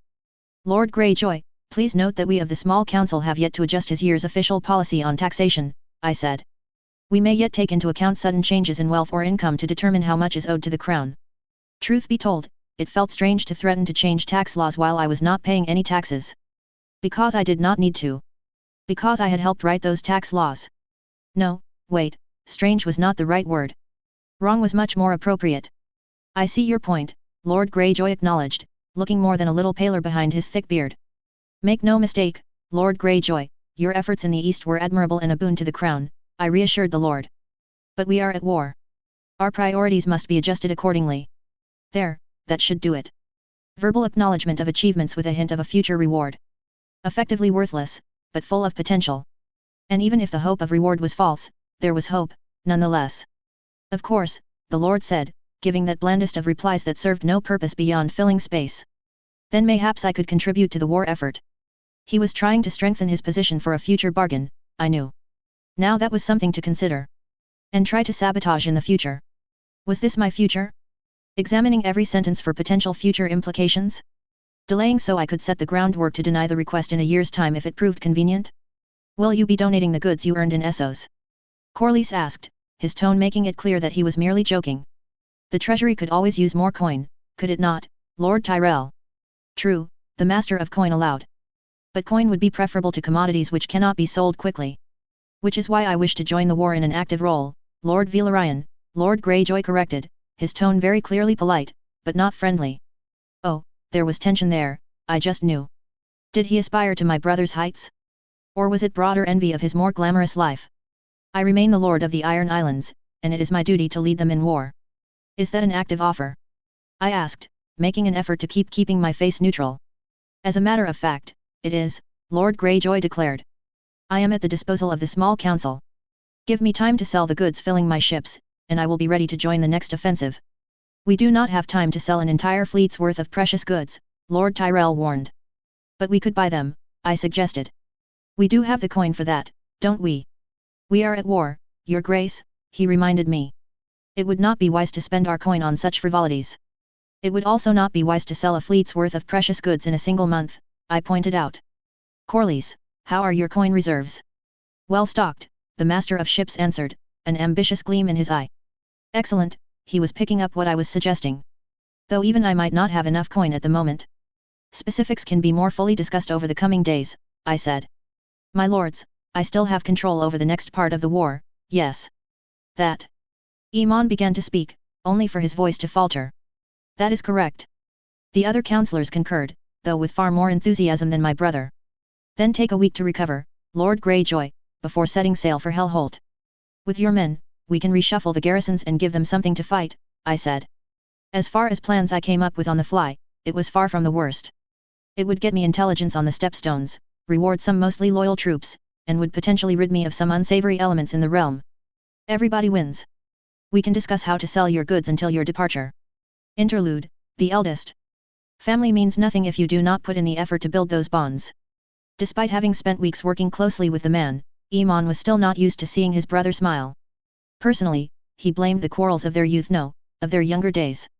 While Viagon might have been a youth then, Aemon had not been. A shameful admission, but he was willing to be the bigger man and admit his mistake.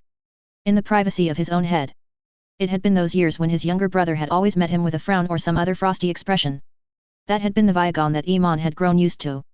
That was the image he still had of his brother, always withdrawn, always closed off like a barred gate. But as he watched his brother overseeing the loading of ships with supplies and men with a pleased smile, Aemon realized that this perception of Viagon had been wrong. All along the docks of King's Landing, a motley assortment of ships had been gathered for several days already. Sleek galleys and fat-bellied cogs sat side by side with large but still bulky carracks, each a swarm of activity as crews brought aboard provisions for the next voyage. Crews aided by red-garbed men, who eagerly shared in the burdens. At least, who participated without complaint and with commendable speed. But not without shouting. Every ship seemed to have a red-garbed man shouting directions at his fellows along with the less uniformly garbed sailors. No, to simply call them red-garbed men was not right. These were Viagon's men, Viagon's soldiers, handpicked and personally trained, equipped and paid out of his own coffers. This was the result of his brother's own efforts, and he seemed more than pleased by it, judging by his expression. An expression he wore with what looked like the ease of long practice. It scared Iman, even if it should not have. Who knew what else his brother had done over the years? Who knew what plans he had set into motion? Who knew what those plans had brought him? Iman did not even know how much coin his brother had. He had enough for a fleet and an army, that much was certain. But how much more? He forced the air out of his chest and shut his eyes. These were unworthy thoughts. Viagon had not wanted power. Viagon had rejected power when initially offered.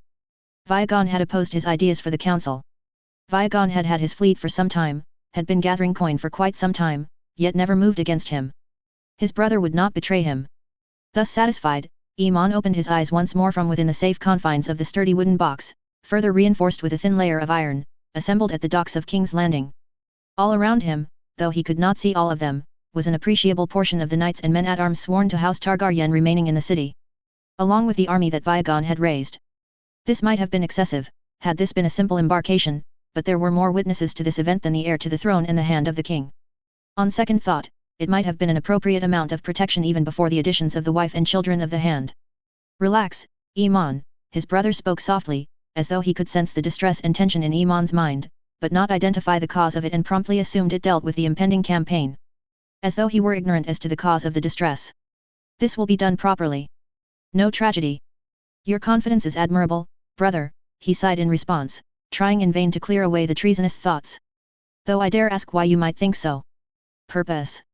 His brother's voice held an edge he did not appreciate. This is merely the step in a war, not a means to greater personal glory. We will fight pirates. Slavers. The scum of this earth. All to tighten the noose around the throat of the Martells now and to aid merchants later. A grand purpose. Are you feeling all right, brother? Viagon most certainly did not look all right. There was a feverish gleam in his eyes. That unnatural gleam was made worse by a narrowing of the black of his eyes until they were orbs of almost solid violet. Doubly so by the dark bags beneath the eyes, clearly heralding a lack of sleep. Forgive me, I did not sleep much last night, he admitted, leaning forwards while gripping the edge of the box. Beneath him, the twins stood on the tips of their toes in an attempt to look over the edge. After a moment's wait, his brother lifted up his son and daughter to give them a proper view of the proceedings, much to their joy. My mind is aflame with errant thoughts. Errant poetry, more like, Ma edgily teased. She, too, had come to see her husband off, looking only marginally better rested. But rest assured, Iman, my husband will not engage in needless foolishness. He knows better. Only because you spent the night reminding me. And now you know better. You see, Iman? Viagon asked. Nothing to worry about beyond the usual dangers of war. Besides, I can sleep while the cannibal flies. As if on cue, a black mass at the edge of the harbor shifted. Past the mouth of the Blackwater Rush, that river King's Landing sat beside, the waters were too shallow, the shores too dangerous to dock. It was there, far from the combustible contents of the harbor, that his brother's mount had waited. And clearly, it had tired of waiting. The beast unfurled itself, the colossal dragon stretching its wings, arching its back, and straightening its legs before stretching its head high. Higher and higher the serpentine neck extended, until the massive head at the end partially eclipsed the early morning sun that was still low in the sky. That was all the warning Iman received before a deep rumbling bellow filled the air, drowning out the ocean of shouting from the crews loading the ships. For the first time that morning, the ship crews paused their work, clearly not used to the presence of the great beast. His brother's soldiers, too, stopped their work, but for entirely separate reasons. Or so the cheering led him to believe. Are you leaving already? One of the twins asked. The girl, Arya. Probably. But you just came back from Dorne. It should not be too long this time, his brother reassured the child.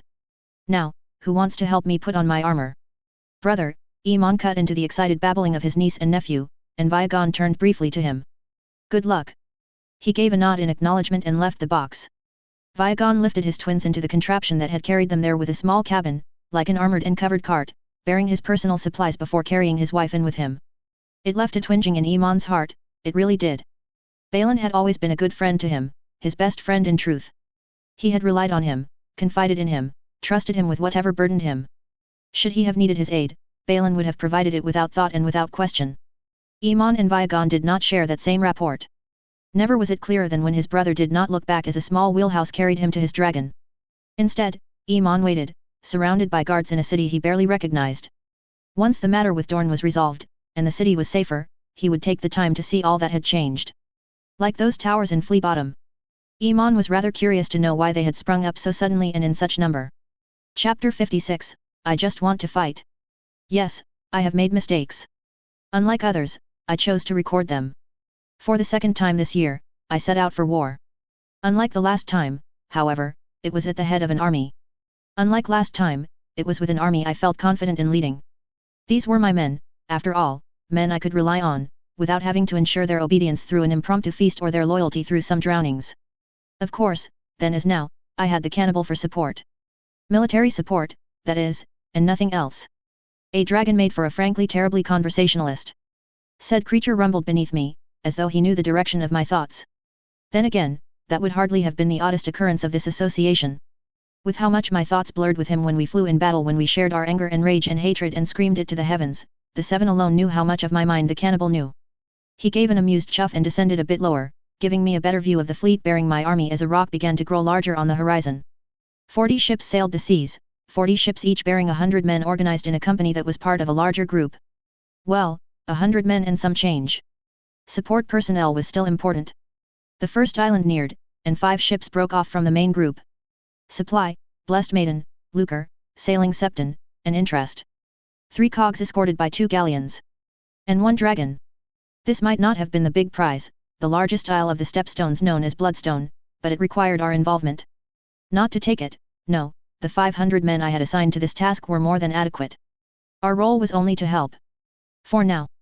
Into the skies we rose, and I felt the rush of the wind on my face, through the armor, felt it lift us higher and higher. We soared through the skies, even higher than before, taking in the island beneath us. Truth be told, it was quite the pretty thing. Lush green foliage covered large swathes of the expanse of dirt jutting from the sea. The odd jagged blue scar suggested a stream that had carved its way through the stone of the island. And at the farthest point of the island, a misshapen lump of brown which could only be the slapdash construction of a pirate haven. Really, any man who decried the stepstones as barren or desolate was a complete lunatic. Or merely ignorant. After all, for a pirate haven to be useful, it had to be able to support said pirates. Our target spotted, we tucked our wings into our sides and plummeted.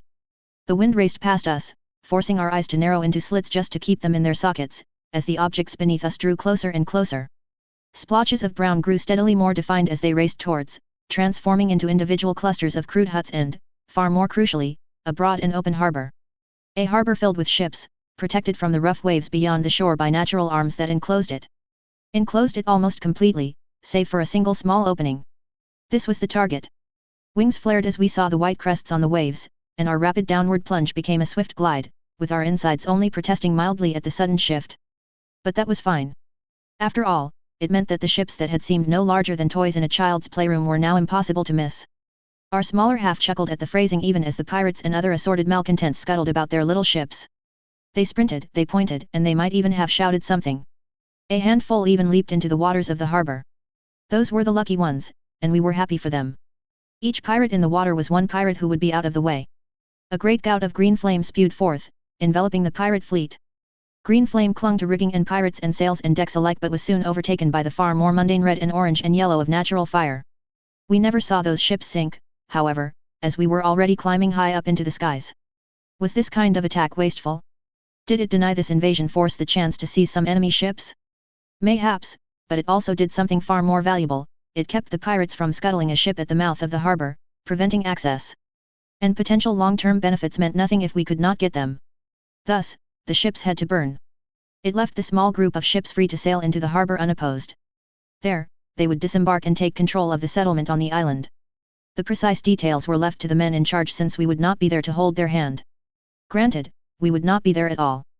There were plenty more islands to take. Plenty of ships to burn. Our larger half gave an excited bellow that reverberated through our forms and filled the air, drowning out even the roar of the air rushing past us. It was a cycle that repeated itself several times as we sailed further and further into the stepstones. One pirate haven after another, ships burned, harbors were cleared, and more ships split off. Never more than 6 at a time, never less than 3. Each island needed to be taken and cleared, but swiftly. The smaller half had been, and continued to be, insistent that speed was paramount. Fortunately, eventually, and with a severely diminished fleet, the great island of Bloodstone came into view. It was more than a little impressive, truth be told, at least as large as Dragonstone or Driftmark. But not half as dreary as the volcanic isle, which was dominated by the Dragon Mont. Not as heavily cultivated as Driftmark. No, much like the rest of the Stepstones, this was a chunk of wilderness jutting out of the ocean.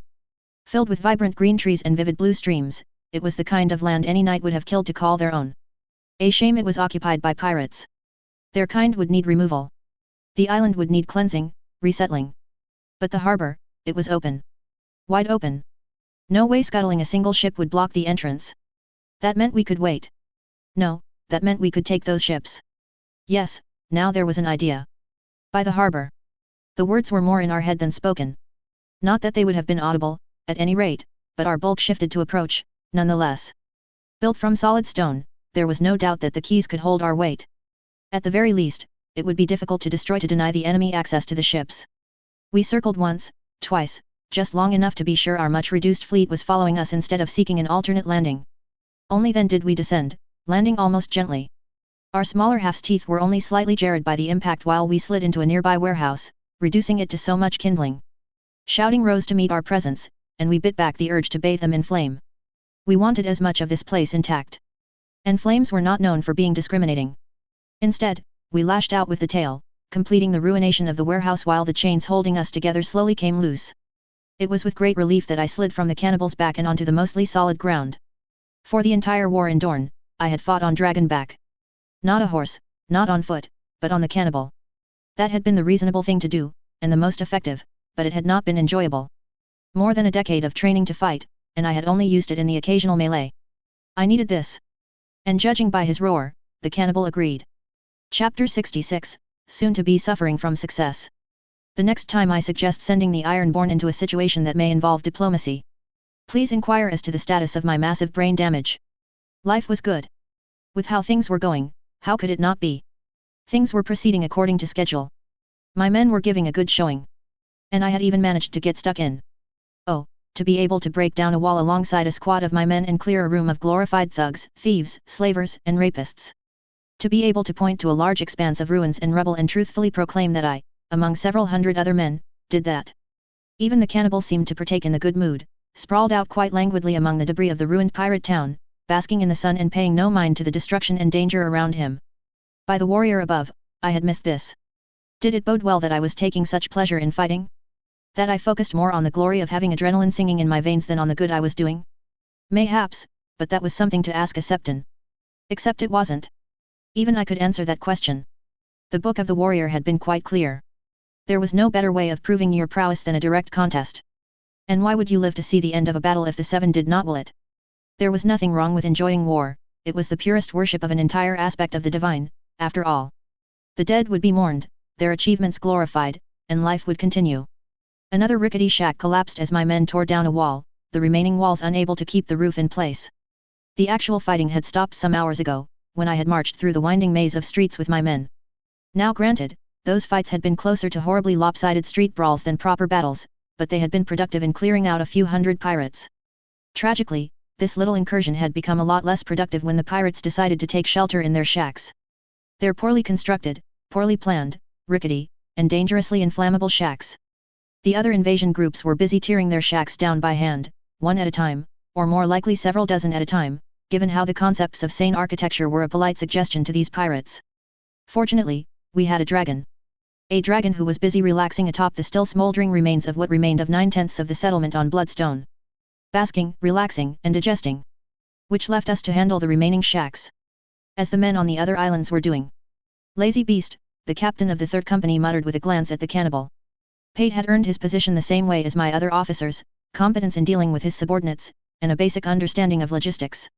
That did not, unfortunately, make him a brilliant, or even skilled, tactician. Those skills, fortunately, could be taught at a later date. But that's why you've got us, your grace. Quite. I did not wish to publicly rebuke the captain by reminding him that having several hundred men on a burning island was suboptimal. Besides, his work had been sufficient. This was the last group of shacks still standing on the island. Which meant that my need here was minimal. Once these buildings are cleared away, set up camp and fortify. The other companies, too. These men had things well in hand. They would manage. Going to see to the men on the other islands? He asked, but I shook my head, the male chiming softly. I have faith in your fellows, I said. After all, the other islands had far small settlements than Bloodstone. The forces deployed to them had been overkill, true, but they also had lacked a dragon. A few hundred for each island with no more than 1,000 pirates and assorted rabble was sufficient. No, I must see how the Ironborn are doing. The Ironborn? Pate asked. I wouldn't trust them either. I trust them to take the islands they need to, I said. But it is more a question of having them hold the islands instead of moving on. Using glorified, and officially sanctioned, pirates to wipe out regular pirates was madness, that much was clear. After having led those same Ironborn on campaign in Dorne, I had experienced their madness firsthand. Which was why I had taken the time to actually do some research on Ironborn culture before meeting them for this next part. But they were still more trouble than they were worth. You have your orders, Captain, I told him before slowly picking my way through the ruined landscape of splintered and charred wood. I'll ensure further orders will be included in the next shipment of supplies. Until then, Your Grace, Pate said, turning back to the far more interesting sight of a shack being slowly dismantled. Trusting him to his task, I kept moving. Cannibal. I greeted my mount. The beast in question slowly shifted into a vaguely attentive posture. We're leaving. He growled by way of an answer. But he wasn't roaring, so this was as good as a sign of assent and compliance. And he didn't try to throw me off as I clambered into the saddle. And he didn't try to death roll while I chained myself into place. Clearly, he was just putting on an act. Lazy lizard. But once we were in the air, cutting through the skies above brilliant blue seas. Up here, we were free to soar, free to fly. No duties, no obligations beyond moving towards our goal. A goal that came a lot sooner than we had predicted. Though Bloodstone sat in the middle of the northern edge of the Stepstones, it was not terribly far from the coast of Dorne. And an even shorter flight to the closest island to said coast. Unlike Bloodstone, this one was closer to Dorne in climate. Or at least a lot drier and sparsely forested. We circled briefly above the small island. Also unlike Bloodstone, most of the buildings had been kept intact, though the harbour here was absolutely clogged with ships, each of them bearing a different banner. And at the highest point of the island, or at least atop the most secure structure rising more than a single floor above the stony ground, fluttered the golden kraken on a sable field of House Greyjoy. And in the middle of that clogged harbour, a small fishing boat bearing a familiar device, a red sun on a spear on an orange background. Surrounded by the 7 colored ribbons of a peace banner. There was a heat building in our throat that demanded it be unleashed.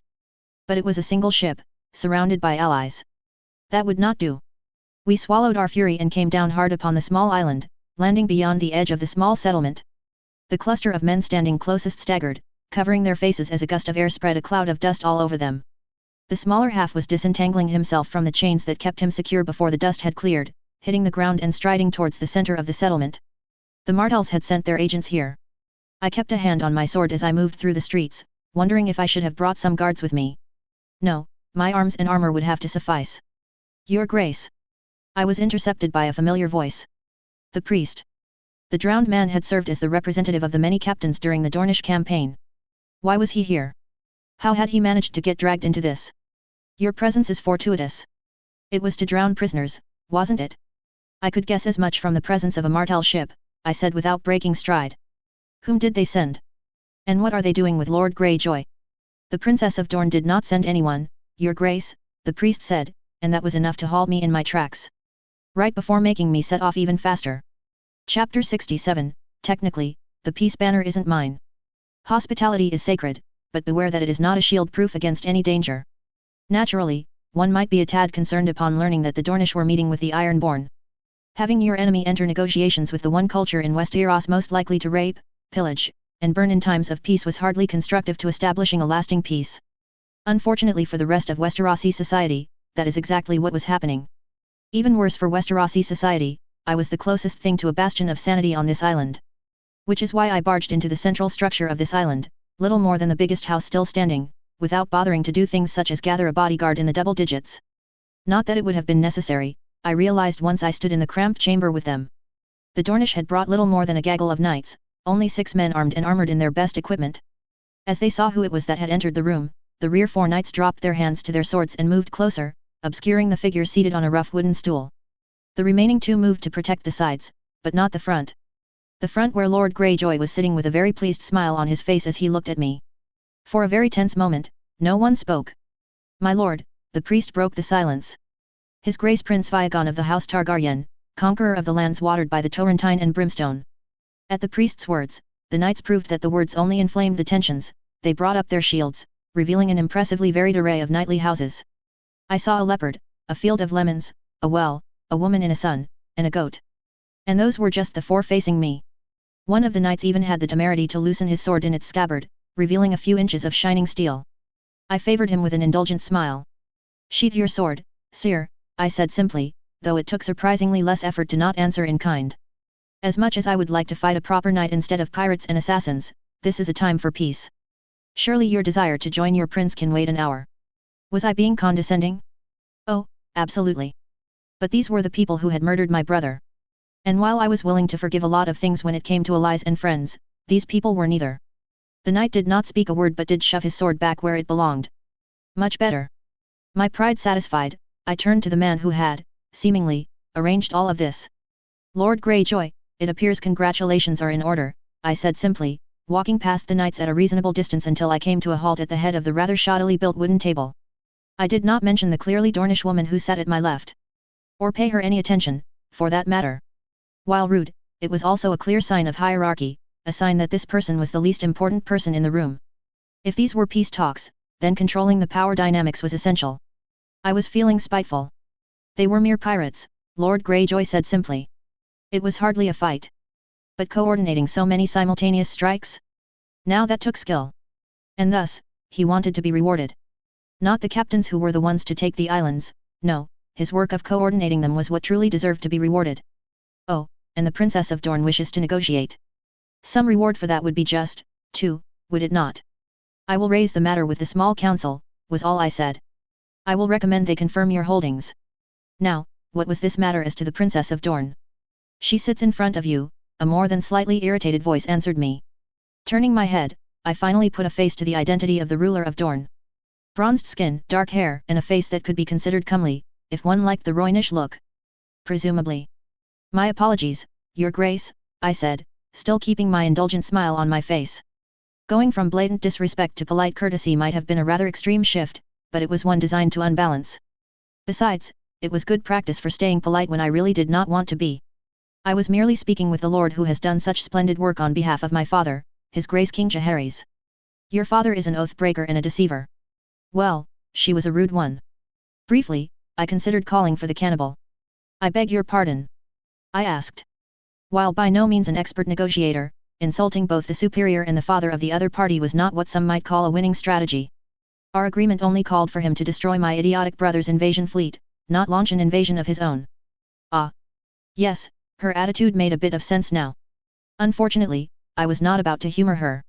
My father considered that agreement void when said invasion fleet killed my brother, I explained, as the memory bubbled to the front of my mind. The cannibal and I, flying as one at long last, that feeling of completion poisoned and replaced by a moment of paralyzed dread as I remembered the sight of my brother's impaled form. It was a good thing the Martells had waited so long to surrender. Letting my anger cool was far more conducive to successful vengeance. We Targaryens are a sentimental lot, you see. There are few things we love as much as family. And justified an invasion of your own? She asked crossly. An invasion in occupation? Yes, I answered bluntly, but keeping the tone friendly. Now, were you only here to level accusations like you did not attempt to have my family killed during a wedding, or did you intend for this meeting to be productive? The Dornish woman paused at that, studying my face for a moment. I can do both, she said. But not denying it. Not denying the murder of innocents at a wedding. Not denying the murder of my father's closest friends. Prince Viogon Targaryen, the kingdom of Dorne wishes for peace. So do we all, I answered. But some forms of peace are more acceptable than others. The same peace as was forced upon the rest of Westeros. The princess said, and I almost laughed at how obviously this would go wrong. Even if they were weak now, they would rebel again as soon as they had the manpower to do so. This would take a large but still manageable problem and make it significantly worse in the future. Would be acceptable. Besides, that is not what father wanted. Though his mind was broken and he was king in name only, that did not make his wishes for the war any less valid. That is not for me to decide, I said instead. Any peace agreement would need to be decided upon by the crown. Even if I had the authority of the small council in this venture, it did not give me the authority to negotiate a treaty. There were limits to what I could do. Then deliver the terms, she suggested, seemingly unbothered. By then, it was painfully clear that this princess was already plotting a rebellion before she even became a vassal. The surrender and submission of Dorne. What the conqueror would have wanted. But not what the conciliator wants, I countered. My father's goal in this war is not Aegon's. Then state your terms, she said with no small amount of annoyance. I am certain we can come to an agreement. The terms of the crown are simple, I said. You will relinquish any claim to lands, fealty, or taxation beyond your own personal holdings. Your vassals shall be released from their vows and their independence will be guaranteed by the Iron Throne. The kingdom of Dorne shall cease to be. The room fell silent at that. To my right, I could feel Lord Greyjoy's gaze boring into me, but I paid no mind to him. Instead, the Princess of Dorne, the last who would be able to claim that style rightfully, had the majority of my attention. And right then, what I saw was sheer wounded pride. Because there was no greater affront than the world not conforming to her preconceptions. That is absurd, she retorted. It is overly simplified, Your Grace, I corrected. The small council will give you the finer details when you officially surrender. The people of Dorne would never accept such terms. From the Red Mountains to the coasts, almost all the lords and ladies and families of Dorne are in royal custody, I said patiently. At least, the major lords. The lesser lords, well, the breaking would have to be a bit less extreme than father might have wished. Your surrender is a matter of convenience, Your Grace. Even without it, Dorne will be shattered into half a dozen parts. She made to rise, no doubt to protest, but I put a warning hand on the grip of my sword. At that everyone froze. Unlike at my sister's wedding, during which your men tried to murder my family, I have not offered guest right to any of the people here, I pointed out with a smile. I shall be accepting your surrender now. Chapter 68, I don't want to be the stabilizing element. Know your role. As your responsibilities shift, so must you. The city below was a hive of bustling activity. Merchants peddled their wares in overcrowded squares, with the less fortunate ones setting up stalls in adjacent streets. Builders set about constructing the next tower of residential housing, soaring above the heavily patrolled slums of Flea Bottom. Shops had begun to sprawl out from their original foundations to combine with the houses around them as the more successful artisans expanded. And all of their work paused, if only momentarily, as the sound of triumph tore through the air. Well, mayhaps not triumph, but it was the sound of a returning dragon, and one with a very pleased rider. There was plenty of reason to be pleased, after all. The key to peace, to ending this war, to victory, was about to be delivered to the small council. We soared through the skies, flying low so the people below might see us both, so the people might know that we had returned safe and sound. Our roar cut through the air once more as we turned toward the seven-towered castle of red stone where we could finally put finish this. Another roar interrupted our thoughts. Louder, deeper. From a larger dragon. Fear. That hard-earned bond between us began to fray as we fought against the urge to turn and flee. Twisting our head, we saw a familiar bronze behemoth placidly gliding through the air, approaching from the north, roaring a greeting. The greater half nearly mewed like a scared kitten before reason reasserted itself and we answered with a roar of our own. Viagar meant no harm. If she meant to rip our flesh, tear our throat, slash our wings, break our bones, roast us from within. She was bonded to the dearkin of our lesser half. That was not an aggressive approach. Even as our mind tore at itself as it grappled with the choice of fleeing for safety, we maintained our course. The bronze beast grew closer and closer but made no aggressive moves, but her movement remained calm and unhurried. Before too long, she began to circle the city, clearly only flying for the sake of flying instead of breaking us, hunting us, killing and eating. The panicked thoughts did not recede until after we made our landing in one of the many courtyards of the Red Keep. But even there, the fear did not leave our mind. Though the presence of the bronze beast did not follow us, there was the scent of a new threat of two threats. Smaller than Viagar, but still larger. Each was near as large as we were, but there were two of them. But these were on the ground. Calm. Docile. Secured far from us. No reason to fear, or so half of us asserted. Even so, our landing was not graceful. It was the rushed movement of a fleeing prey, coming down hard and suddenly to throw off pursuit. We never came to a halt so much as we prepared to throw ourselves back into the sky at a moment's notice. I undid the chains that bound me to the cannibal, and slid from his neck, holding tight to one of the many horns that grew from his jaw as I landed. Looking up, I could see those crazed pupils still narrowed, venomous green orbs still looking to the sky where Viagar circled. Cannibal, I addressed the dragon, and those eyes temporarily flickered to my face before returning to the skies.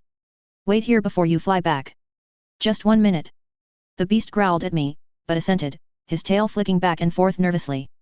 Working quickly, I undid a series of latches and straps that held a large, suspiciously person-sized bundle, and threw it over my shoulder. It squirmed a bit as it settled, but that was all. There, I said. Back to your lair, cannibal. I'll send food. Of course, that last command was unnecessary. He roared in his usual, nearly deafening, manner and returned to the skies to run away. Yes, he was still craven, massively so, but he was getting better. But only when we flew, not alone. Oh well, that was something to ponder later. For now, there were more important things to handle. Thus began my long walk to the small council chambers, through a mostly empty keep. Well, it was the hottest part of the day. Being active in the afternoon was a fool's errand. All it meant was that I could find my way in relative peace and quiet. As much peace and quiet as a prince and, temporary, hand of the, momentarily indisposed, king could get, at least. Curse that new title of mine, demanding that I deal with this work instead of seeing my wife. Eventually, however, I did make it to the small council chambers carrying a person-sized bundle. Truth be told, it was less a bundle and more a large, fur-lined bag, further stuffed with a wool cloth, long and narrow. But that was cumbersome to think about, let alone say, and invited questions about its contents. Thus, it remained a bundle. Before I even opened the door, I could hear the shouting. Rates are fine. I heard Lord Tyrell exclaim even through the heavy wooden door. No adjustment is necessary. Oh goodness, another shouting match among the small council? What are the odds? How long have they been shouting? I asked the knight on duty. Almost since they started, Sir Pate responded. Please enter, Your Grace. See if you cannot get them to get along. Once the campaign in the Stepstones is done and the pirates removed, trade will only increase, Corlys argued just as passionately as I chose that moment to make my entrance. As I had guessed, and as Sir Pate had confirmed, most of my peers were indeed arguing quite passionately, save for Braxton and Elissar. A drop in duties and tariffs will compound that and prove that we are not replacing extortion with extortion. We are at war, Lord Velaryon, Aemon pointed out. We need all the coin we can get. Why is it that whenever I leave, you people start arguing? I interrupted their argument. And my vote is with Corlys. Lower tariffs will stimulate trade. Was it premature? Mayhaps, but I heard lower taxes and that was all I needed to hear. We don't need to stimulate trade. The Stepstones are the most reliable way of sailing between Westeros and Essos. Traders will be glad to pay a little more for a safer route, Aemon shot back, before realizing that I had joined the conversation. Wait, Viagon? When did you get back from the Stepstones? Just now, I said, gently setting down my bundle. There was no reason to linger. The western Stepstones are ours, thanks to Lord Greyjoy. He provided a lovely gift, too, though we need to work towards permanently securing the islands. I would have expected you to send a runner to inform us of this as soon as you landed, Aemon chided as I undid the clasps and buckles keeping the bundle closed. As to this gift, I presume you mean whatever you are carrying. Correct, I said, opening the bundle wide before giving its contents a good nudge. Without warning, the disheveled form of the Princess of Dorne shot up into a seated position, skin heavily flushed from what must have been stiflingly hot accommodations. The sudden appearance made the rest of the small council start in surprise, with Elissar cursing loudly enough to make the knight standing guard outside throw open the door to check, but I quickly dismissed him. It is nothing, Sir Pate. My lords, the Princess of Dorne. A gift, Lord Tyrell muttered before chuckling. The head of House Martell delivered to us, and he describes it as a mere gift. We also need to confirm Lord Greyjoy's holdings, I mentioned as though it were an additional detail instead of the expansion of one of the 7 kingdoms. Or at least discuss it, so long as someone other than me breaks the news. My lords, the princess pulled herself up on unsteady legs. Were it not for the fine make of her clothes, clearly featuring the speared son of House Martell, as well as the signet ring I had taken from her, it would have been easy to mistake her for a commoner. I have come here to negotiate peace. Surrender, I corrected, earning a glare that she was even less capable of giving than the last time. If that is the price of peace, then so be it, she managed to grind out. Aemon blinked several times as if he struggled to comprehend what was happening. Then the previous topic can wait while we handle this, he said. Why wait? Braxton chimed in. Since I was in favor of Corlys' idea, and Viagon is as well, it seems to me that we have already made a decision. Again, Aemon paused, this time looking more annoyed than surprised. Have a seat, Viagon, he said at last. Part of me wanted to protest, wanted to visit Maegeli, but I acceded to his instructions. Princess Martell, I suppose my brother has spoken of the terms of your surrender. He threatened to break Dorne, she answered before looking around the chamber.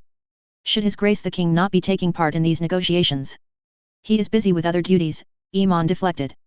We shall handle the negotiations in his place. Though her features remained well masked, I could see her eyes widening fractionally. Yes, I supposed this was the part where she remembered antagonizing me. Chapter 69, It's not a coup, it's a regency. Did you think these ideas are mine alone? As it turned out, being all alone in the enemy capital was not quite the strong starting position the Princess of Dorne might have hoped for. Big surprise, that. Having the man who had been more than willing to spit on the peace banner at the negotiating table might have helped, but who was I to judge? All it meant for me was that the words were on parchment and joined by a seal before the sun had set. Final. A done deal. Even after the princess had been escorted from the chambers into her own quarters, we sat there in silence. Stunned silence, mayhaps, at the reality of the situation. A long scroll of parchment that sat on the large table, detailing everything from individual borders, released vassals, forfeiture of a single unified coinage, guarantees of independence, and so much more. That's it, then. Lord Tyrell broke the silence. He lounged in his seat, as though all the tension had fled at once, a great weight lifted from his shoulders. Victory.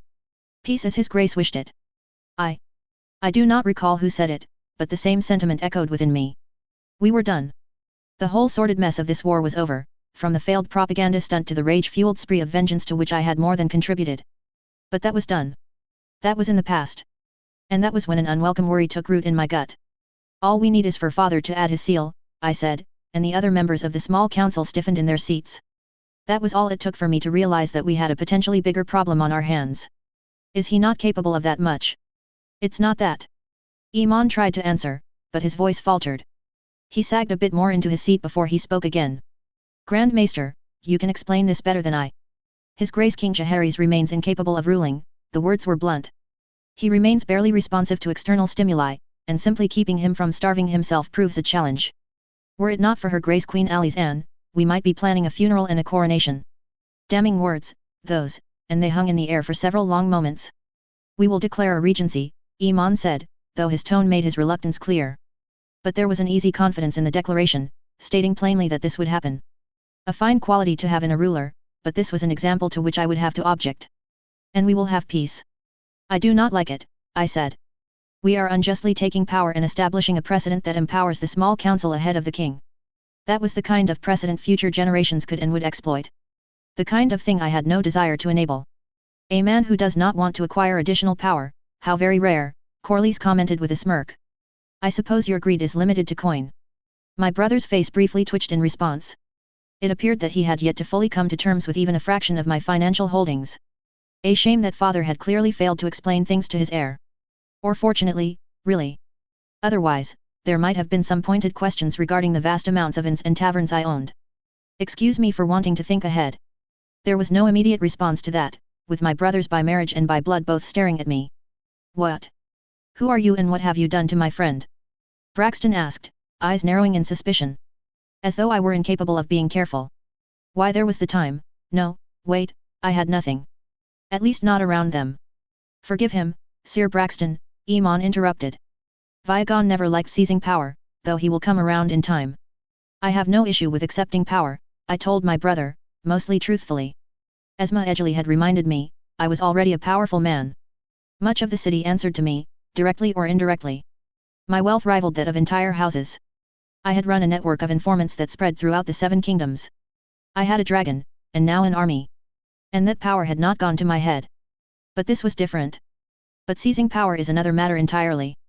Then we can put it to a vote, he suggested. Unless you would prefer to confirm the necessity for yourself. As a matter of fact, I am, I said, taking the obvious excuse and rising from my seat. It had been too long since I had last spoken with father anyways. What kind of son was I, after all, to ignore my ailing father when it was convenient to do so? Seriously? Iman asked. You cannot just leave ahead of a vote just because you disagree with it. There are 4 of you, and you have managed to rule for a month without me, I pointed out as I made to leave. I am certain you can keep the realm from burning to the ground without me for another hour. And if father really cannot rule, then my one vote will not make a difference if the rest of you are in agreement. It was hardly a long journey, nor was it particularly eventful. Besides the many guards still prowling the halls, or mayhaps because of them keeping most aspiring petitioners away from me, I managed to reach my destination in no time. Am I intruding? I asked as I stepped into my parents' apartments. Mother and father sat side by side on a couch facing the fireplace, leaning against one another. Only one of them reacted to my words, however, and it was not my sire. Never. My mother declared, waving me over to her side but never losing her matronly grace. Come, have a seat. I was just wondering when you visit. Honestly, I was considering having you summoned. Were you now?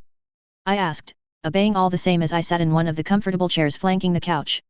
The fire in the hearth crackled merrily as I took my place, its warmth only exceeded by my mother's smile.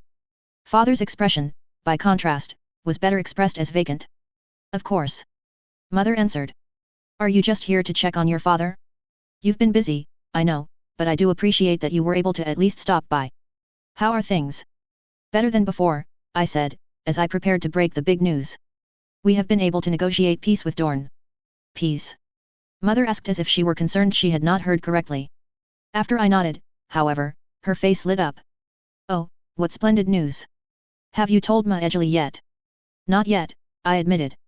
The small council needed my immediate attention. For a moment, I had almost said was more important, a phrase that Mother would no doubt have scoffed at. Mayhaps not in terms so crude, but most certainly in spirit. Well, as long as you do not keep her waiting too long, Mother said with a patient smile. You really don't want your wife chasing after you to hear such important news. An end to the war. The small council still needs Father's approval to approve the peace, I admitted. Glancing at the king in question revealed that that was a futile measure. He had still not responded, but that was the least concerning about the sight. He was gaunt, his eyes flat, and his hair disheveled. Gone was the man whose inscrutable smile warmed the hearts of the realm, leaving only a man staring into the blazing fireplace. They are pushing for a regency. A regency? Mother turned to Father. Beloved, what do you think? I'm not hungry, he mumbled. Where was the wise and clever man who had managed the 7 kingdoms? Where was the man who had confronted me about my idiocy? Where was the man I was happy to call father? They were right, I said softly. 7 be good, they were right. It might be for the best, she said equally as softly. Almost 4 months without change, and with peace so close. Viagon, do you really wish for the war to resume? Do you really wish to go back to Dorne? A regency for a king who is deemed incapable of ruling by his small council sets a precedent that can too easily be exploited, I pointed out. You are worrying about the future without considering how we will get there, Mother pointed out in turn. How often have your father and I told you? The long-term results do not matter. If we do not get there at all, I finished the thought. How often had I used that trite phrase? How often had I thought those words and applied them? Why was it different now? You made your point. You are never too old to listen to your mother, Viagon, she pointed out. I know you prefer to listen Maejali, but I'm not so old to have lost my wits. Well, she had a point. Interlude, the Prince Regent. It is not about whom you know, but who knows you. And in politics, who knows about who knows you. Iman was hardly the type to needlessly boast about his achievements, but he had to admit that he had managed the messy work of arranging a regency magnificently. How could he not, seated on the steps of the Iron Throne itself?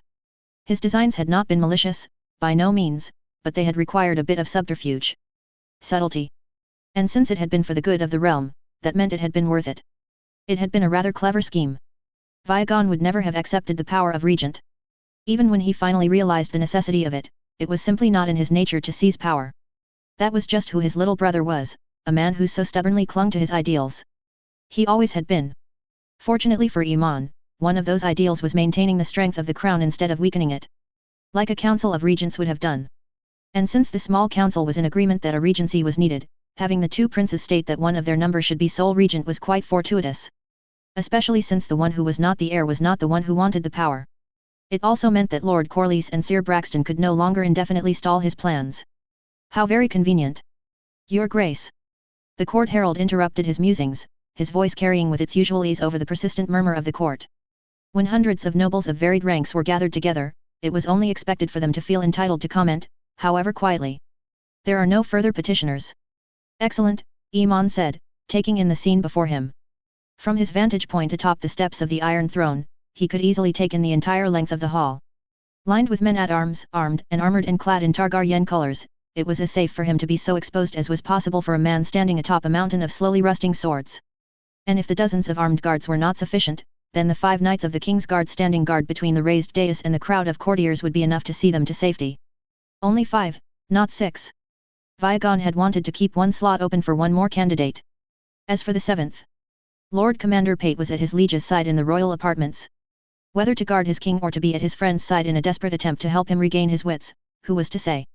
My lords and ladies, it is with a heavy heart that I must share this news with you, Iman began. He knew his voice would carry through the hall. It had been constructed to make the king heard, after all, and he had spent quite a few years learning the cruder points of oratory. As you might guess from my place upon this throne, His Grace my father has been incapacitated. Not by illness or infirmity, but by grief at having had so many of his dearest friends so treacherously struck down at a wedding. The crowd gasped at the news. The king, incapacitated by grief? A regency? What of the war? What of his promises? What of the countless dozens of plans that were in play? And the roads? What of the roads? My place as regent was one taken out of necessity, not greed, he reassured them. It required both the whole of the small council and her Grace Queen Alice Anne to convince me to do so, but I did so with only the noblest intentions. By some heroic effort of self-control, none in the audience scoffed at that pronouncement. They did, however, cease their muttering in the face of something far more interesting. That of peace. For it is thanks to my brother, Prince Viogon Targaryen, the hand of the king, that we are able to celebrate peace, as he has secured the Dornish surrender. His brother shifted slightly in his seat at the high table with the other members of the small council, just barely to the right of the Iron Throne, as the hall erupted with cheers. Well, that had been the expected response. Winning a war had a way of pleasing a crowd, after all. More importantly, it brushed aside any doubts as to the legitimacy of the regency by giving it one immediate and undeniable success. Still, the raucous cheers and applause lingered for quite some time. And it is a victory as his grace my father desired. He continued once the applause began to fade. The Dornish shall not be rewarded for the murder of my brother, shall not be rewarded for trying to turn a wedding into a battlefield. No, instead, Dorne shall not be. The crown of Dorne has been broken, their realm shattered, never to be made whole again lest they face the combined might of the Seven Kingdoms. Already, where there was once one princess ruling all of Dorne, she now shares Dorne with half a dozen kings and queens she once called vassals. And again with the cheering. Of course, that is not to say we did not gain anything beyond peace and a broken Dorne, great prizes though they are. At that, some laughter echoed through the gathered crowd. Again, thanks to both my brother and Lord Greyjoy, we need no longer fear the efforts of slavers and pirates at sea, for the three-headed dragon now flies on fully half of the stepstones. A mild exaggeration, that, but the sentiment was the same. Still, it would take more than a bit of time, coin, and effort to bring those islands properly into the realm. A matter for the next meeting of the small council, but that could wait. No doubt Lords Tyrell and Velaryon would squabble over whose jurisdiction this would be. I see no better way to end than on such fine news, he declared, rising to his feet. Let his session of the court be closed. He began to slowly make his way down the steps of the Iron Throne, and his fellow councillors now rose to follow him. As the king's guard formed up around them, the assembled crowd still tried to get their attention. The words were indistinct and blended together, but the occasional shouter managed to rise above the noise. Your Grace, a moment of your time. A wealthy-looking man with no clear heraldry shouted. A merchant of some sort, no doubt. Their little group did not stop, though Viogon did turn fractionally as his hand twitched towards his belt. My lord hand. Your Grace, about the stepstones. Another voice rose to the forefront. This time, Aemon did come to a halt, if only to get a look at the one speaking, and the rest of the group stopped with him. Judging by his dress and the badge of office he bore, it was clear that he belonged to the Guild of Stonemasons. No doubt he wished for his brotherhood to expand to the stepstones. The guild is willing to offer its services at below market rates. But this one was not facing Aemon. Their gaze flowed past him, past the Prince Regent. It was Viogon who had his attention. Your Grace, you have seen what we can do. Another voice called out. Again, this one addressed his brother. It seems they have need of me, Aemon, Viogon observed, coming to a halt. Best to see what they have planned. Very well, Aemon agreed after a moment. Sir Joffrey, if you would. Yes, Your Grace, the aging knight agreed, his voice bland and unemotive, moving in front of Viogon. The two of them turned to face the crowd, hands not too subtly near their weapons, while the rest of their group kept moving. To Aemon's steadily building horror, much of the crowd tried to speak with his brother, and they could leave swiftly and without difficulty. Why would they go straight for his brother, Aemon wondered. Was it out of convenience, since he had reacted first? Or was there something else at play? Mayhaps it had something to do with his brother's suspicious fortune? No, that was absurd. Aemon had just spent considerable time extolling his brother's accomplishments. It was only natural for others to want to speak with Viogon. Besides, Viogon had made himself approachable. He was merely jumping at shadows. Right? Right? Chapter 70, A Place for Everyone. That order was less than a century old. Plenty of time for a change. There was something to be said for the increased centralization of power. Or in this case, the increased centralization of skilled labor. Calling on the guilds as I needed them, inviting them to the Red Keep en masse, was a nightmare of planning and scheduling that had a significant impact on the local economy. Even if it was a useful and casual way of projecting power, I was rather fond of keeping the economy of King's Landing the strongest in the realm. Which was why I had engaged in this current scheme of mine in the first place. It is quite the location, Your Grace, the representative of the Guild of Millers mentioned, stroking his beard and giving our surroundings an appreciative look. Given that I had set up this place to be as impressive as possible without being excessive, that was exactly the reaction I had sought. Inside the manse on the slope of the Hill of Aegon, one I had recently acquired and remodeled for precisely one purpose, were gathered representatives from all the legally recognized guilds of King's Landing. It is hardly optimal for the great work, but it is certainly impressive, the representative of alchemists commented, his watery eyes lingering on the statues flanking the entrance. Personally, I could have done without him, but it seemed I was a politician now. Best not to make too many enemies. Though I must wonder why you called us here. As your colleagues that attended court in the past weeks have no doubt informed you, and the criers in the street have done if your colleagues have not, the Iron Throne's dominion now reaches the stepstones, I said, facing the assembled men in the center of the manse's central room. Thick carpets lined the floor and intricate tapestries the walls, significantly more opulent than I would have preferred, but it all contributed to one central message: this place was important enough to me to merit having invested a lot of coin. Thus, being invited here was important. If not, the messengers should have been able to convey that much. Unfortunately, none of it is fit for the fine people of my royal father's realm, covered largely in wreckage and the odd hovel. Which is why you need us, the surprisingly youthful representative of the Guild of Carpenters commented. At my arched brow, he quickly finished his statement with the obligatory Your Grace. Correct, I admitted. The settlements need to be completely rebuilt. Or in some cases, established. Naturally, this task is beyond any one master mason or carpenter or architect or builder. I will have need of all of your guilds for this task. Well, mayhaps not the alchemists, but it would have been rather unseemly to ignore them alone out of all the guilds in King's Landing. After all, who knew when I might have need of them? Best to keep that bridge intact instead of burning it preemptively. Which is why I need to be able to reach all of your guilds without waiting to arrange a meeting to plan out the rebuilding process, I said before making a grand sweeping gesture indicating the manse. Thus, you are all welcome to reside and conduct business here. And your Grace cannot send a messenger? The youthful carpenter's representative asked. And wait for at least half a dozen guilds to stop their work as their leading masters join me just so we can draft a plan? I asked in turn. I think not. This shall be a collaborative effort. To do so, we will need to be able to meet easily, without paralyzing half of this city. Would you not agree? It was almost insulting how quickly they agreed. Still, once I was done centralizing the skilled labor supply at a location close to but not at the center of politics, I had more important things to do. Namely, visiting family. My sister was at the top of that list. Alyssa, that is, not Maejali. That delivery had finished some days ago, only slightly later than Grand Maester Elissar had predicted, while Alyssa had remained abed since giving birth an entire week ago. For a woman who had taken her firstborn flying less than half a week after giving birth, it was more than enough to make a man worry. I'm not intruding, am I? I asked, poking my head through the door to what had been my sister's birthing room. Would that ever stop you? She asked but offered no further protest. Alyssa looked about as disheveled as she had after Viserys' birth, but far more resigned. Once again, there was a mostly still bundle at her breast, but she paid little mind to it. Instead, her attention was on the clear skies just barely visible past the walls outside the window. Should you say so, it very well might, I said, stepping dully into the steaming hot room and making sure to close the door behind me. No doubt there had been a very good reason for the fire blazing in the hearth, and the heat it created. But given how empty these chambers are, I dare say you might appreciate some company. I am fine, my sister asserted. Though I would suggest Maejali might appreciate your company more than I. She is resting, I assured her. She and our son both, giving me plenty of time to check on, well, not my favorite sister, but certainly in the top 6. You only have 5 sisters, she pointed out. And by blood alone, she was correct. Alyssa, Maejali, Dahlia, Sarah, and Visera. 5 living sisters, 3 of whom I had all but raised. However, for the sake of humor, I was willing to stretch the truth a bit. Jocelyn makes 6, I pointed out with a smirk on my face.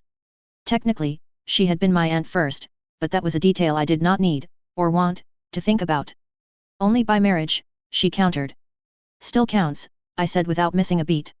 My sister glared at me for a moment before rolling her eyes. I thought you decided to be the dour and serious one after the twins were born, Alyssa commented, flopping back into bed. No, not flopping back, she was in far too much control for that. This was controlled and kept the babe asleep. What happened to make you bring out the little Vieg who used to raid the kitchens? Conscious effort and the need to make my older sister smile again, I said, my grin not so much wavering. Also, those raids were never conclusively proven to be my fault. And also your idea. That charming act of yours would work a lot better if you did not call me older, she said after a moment. Simply calling me your sister would suffice. As you said, it is an act, I admitted, taking note of the slight quirk of the lip. Though it does seem to be working. Out of pity, she shot back. But you aren't here just to cheer me up, are you? You are a cold one, Alyssa, I said in mock offense, clutching my heart. The bundle she was holding burbled slightly, and my sister began gently rocking it as I winced at the reminder to watch my volume. There was a sad smile on Alyssa's face, the pain in her heart plain to see. For all the joy this child brought my sister, the father was dead. Balin was dead, and his child would never know him. A fact that would be impossible to forget. You would be too, she said softly, and the once playful atmosphere of the room shifted. I miss him too, I admitted, my tone wistful. He was praying for a daughter, you know, Alyssa said, her tone equally wistful as she rocked her little bundle. A daughter he will never get to hold, thanks to the Dornish. Little Bela Targaryen. Ah. Bela. Like Balin but replacing the last two letters with an A. Clever. You've already settled on a name? I asked, seizing on the opportunity to try and lighten the mood at least a little.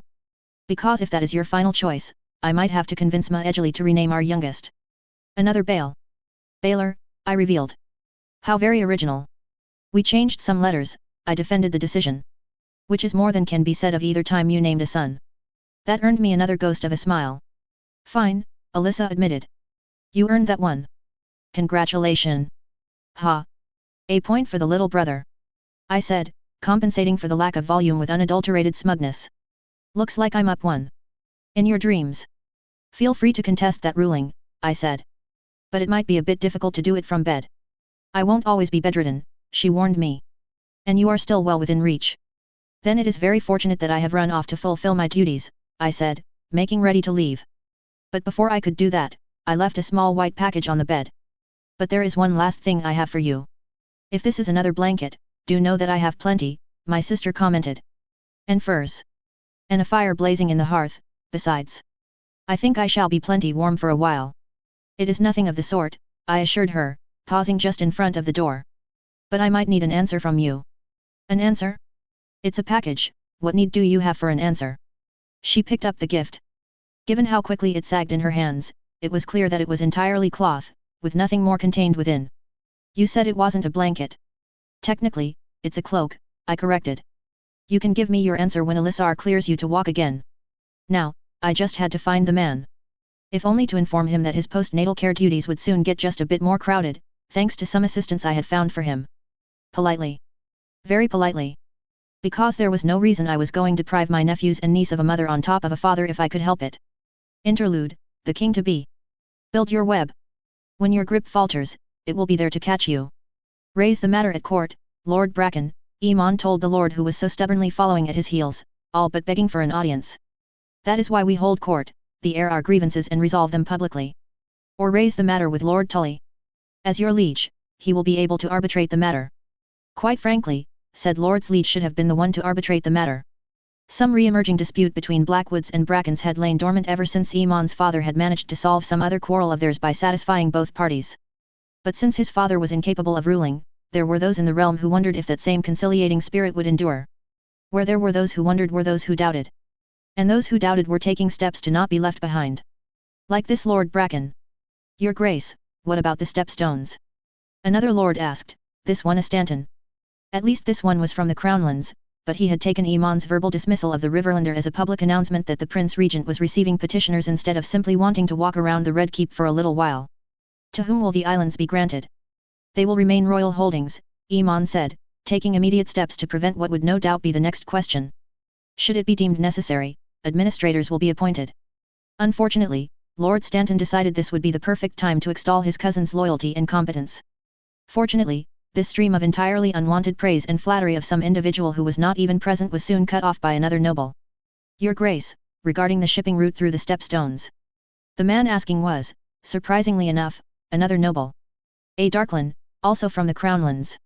No doubt he wished to revive his house's past glories. Or he had more coin than he knew to use. There is a dispute over jurisdiction. Raise the matter at court, my lord, it will be handled then, Aemon deflected, this issue being something far more intricate than he could answer quickly, but the noble was not so easily deterred. Your Grace, I was directed by your brother to speak with you, he persisted. Vigon. His Grace the Hand of the King, yes, the noble nodded. He said it was your domain, not his. This man had come to Viagon ahead of him? The hand before the Prince Regent? The thought was enough to incite panic, but not enough to show on his face. But more than enough to stop him in his tracks. No, this was madness. Viagon had simply been the one to take further questions from the court back when the regency was announced. The courtiers had simply associated that role with him. To think this was nefarious was utter foolishness. Then come to court, my lord, and you shall be the first to be heard, Iman assured him, already rearranging his remaining tasks for the day. His brother had sent this man to him, as by all rights he should have done. Unless he wished to discredit his own hand, he could hardly ignore the Darkland forever. But first, I think I must see my brother. He is in the gardens, your grace, one of the knights of the King's Guard, one of his new appointments, said. At Iman's rather pointed look, he went on to explain. His Grace the Hand and his friends had planned this for some time and gave us advance notice. So Viagon told the King's Guard his plans, but not his own brother? Was he being kept completely in the dark? How much did he truly know? Iman shook his head. Again with the paranoia. Eventually, he and his not insignificant gaggle of hangers-on and sycophants managed to trudge through the Red Keep and into the large gardens contained within the outer walls. Was this what it had been like for father? How had he endured the constant hounding? Doubts being drowned out in a constant sea of petitions and sycophancy? Surprisingly, it was not merely Viagon and his friends in the gardens. There was a rather impressive number of merchants gathered all around the garden, with at least as many knights in attendance. There were even a few septons to be spotted. Fortunately for Iman's worries, it did not appear to be a session of court in all but name. Instead, men from all walks of life and of high and low birth sat and stood around in the odd clusters, with sparse conversation filling the air. An excuse to be close to a prince, no doubt, disguised as a social gathering. And then he wanted me to join the King's Guard. His sister Alyssa's voice rang through the air, swiftly followed by some polite laughter. Well, mostly polite. A few voices were more than a little amused. Iman could not see his sister, but her voice was easy enough to follow. I mean honestly, you of all people should know that I like to be a mother. 1 month later, and you are still laughing at that? The harsher voice of Viagon asked. Even when his tone was light and colored by good humor, there was an eternal reminder of just what kind of man he had been. Look, if we made you their sworn shield, what difference would it make? If you are around the children at all times because it would be your duty as a knight instead of as a parent, would that make you any less their mother? It's a matter of principle. You could always appoint another sworn shield, and then your assurances would be worth as much as a counterfeit copper. Do you distrust me that much? Viagon asked. Besides, making you a King's Guard would also save me the effort of coming up with an excuse to acquit you when some callow youth with more ambition than sense decides the young widowed mother with a dragon is the perfect way to advance his standing in the realm. I believe at that point it is considered a retroactive trial by combat, the smoother voice Corlys Velaryon chimed in. Trials by combat are a sacred tradition, Viagon pointed out, mild reproach clear in his tone. And I am certain that if you required it, the septons of the realm would gather by the 100 clamoring to grant it legitimacy, Corlys countered, and that was roughly the moment Iman reached his kin. Seated in a rough circle in one of the squares within the gardens were all of his grown siblings and good brothers. Some were seated on the low benches that lined the area, others occupied seats seemingly brought in specifically for this meeting. 2 of them, Alyssa and Dahlia, carried small cloth-covered bundles. I never thought I needed to say this, but please do not attempt to twist the legal system to suit your current needs, Iman said, trying and failing to keep his disappointment from showing in his voice. Was Viagon really prepared to allow their sister to get away with murder? Well, at least nobody could say he did not love his family. Then start writing laws, Viagon pointed out, paying no mind to the horde that Iman had brought with him. It hardly counts as twisting the system if the master of laws does it. And it is good to see you, too, brother. Likewise, Iman allowed. Or we could assume I am not going to go on a murder spree just because someone doesn't understand the concept of mourning, Alyssa mentioned. Earning another chuckle. A Targaryen with a reasonable approach. A man in Mutin colors asked. Perish the thought. You only say that because you spend so much time with Viagon, Maejali commented, keeping a watchful eye on Dahlia at her side. No, not on Dahlia, on the bundle her younger sister carried, one which occasionally shifted in her arms. Ah, so they had brought the babes along. The Mutin made to speak, only to glance over at Iman and quickly close his mouth. Why are you out here? Iman asked his brother. Shouldn't you be dealing with your duties? The children are playing with each other, my friends and family are relaxing, and the masters of the guilds are debating amongst themselves, Viagon said.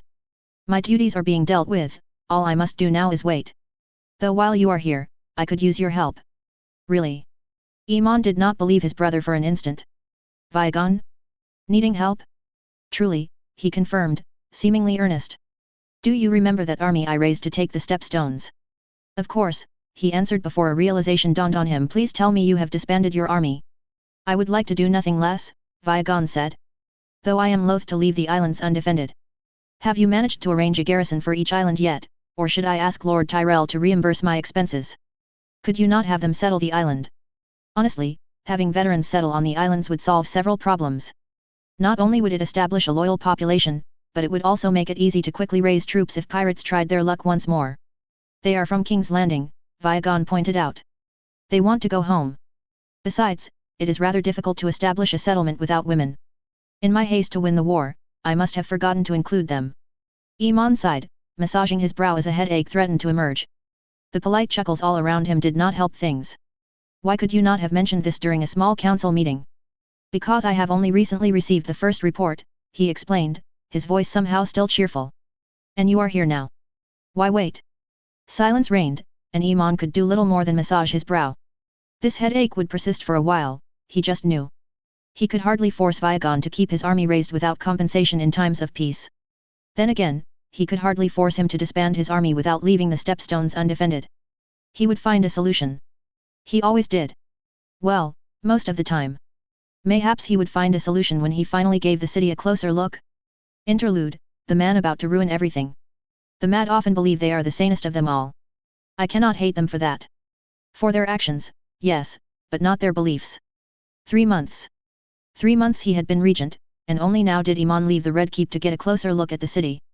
And by the 7, he had to admit that King's Landing looked better than it ever had. Mayhaps a touch more crowded than in the past, but there was no denying that the city was doing better than ever before. The markets, once confined to their squares, now spilled into the streets. Their colorful awnings stretched over even the Prince Regent's head as he rode by on horseback, brilliantly colored patches of red, orange, yellow, and even green, creating a patchwork of color more elaborate than even the court jester's motley. The wares were more of the same, though Iman had never paid attention to it before. Granted, he often glanced at the riotous display of colors and the maze of streets from Caraxie's back as he flew, but he had rarely indulged the desire to take a closer look. And it was past time he did so. Thus, after a rare afternoon of making the stifling heat bearable by soaring through the skies, he took a detour. Instead of riding straight for the Red Keep, Iman decided he would take a ride through the city. The would-be king slayers had long since been rooted out, and a king-to-be should really know his city. He had ridden past the Street of Flour, where the bakers plied their trade. Many of the bakeries looked freshly built, with fresh brick walls, free of the endless chipping and cracks that spoke of a long life. Most of the bakeries had swollen grotesquely, having turned into sprawling workshops with footprints now covering ground once occupied by at least half a dozen bakeries back when Iman had been younger. But despite the seductive scent of fresh bread and cakes, and the calls from the people his people to try this or that delicacy, he kept riding. Soon, he was in what he knew to be Flea Bottom. This had been his destination, the one location he had to visit, but he did not recognize it. Where were the piles of refuse? The beggars? The bleeding and wounded scoundrels that called this place home? He only knew it was Flea Bottom because he knew which way he had ridden, a route he had been told time and time again to avoid. But he was where we wanted to be, at the foot of one of the 3 great towers rising into the sky. Where once a man could look to the skies and be sure to see the Red Keep, the Dragon Pit, and the Grand September, these 3 towers had joined them. Judging by the state of things, a 4th tower was soon to join their number. Honestly, Iman did not understand why anyone would need to avoid this place. Contrary to all the warnings he had received, Iman did not feel the need to gather a small army of knights to accompany him to deter potential robbers and ne'er-do-wells. It was a rather disconcerting feeling, truth be told. Iman had been raised on stories of the desperation and low character of the people of Flea Bottom, how they had torn a previous master of coin to shreds, but now, this part of the city seemed normal. The slums were still there but heavily diminished. But the streets were mostly free of beggars, people walked leisurely and without fear, and even the refuse on the streets seemed lower than in other parts of the city. Had someone told Iman that he was on the edge of the merchant's row of manses, he would have believed them without a moment of hesitation, though not without a scoff. But, allegedly, this was Flea Bottom. You there, Iman spoke to a particularly large man in a leather apron standing outside one of the towers. This is Flea Bottom, yes. The man's head turned lazily towards the Prince Regent, only for him to rapidly blink and fall to his knees as he realized who it was upon that horse. Why yes, Your Grace, the man stammered, not daring to lift his head higher than Iman's boots. It is cleaner than I thought it would be, Iman observed. It is always good to see rumors prove false.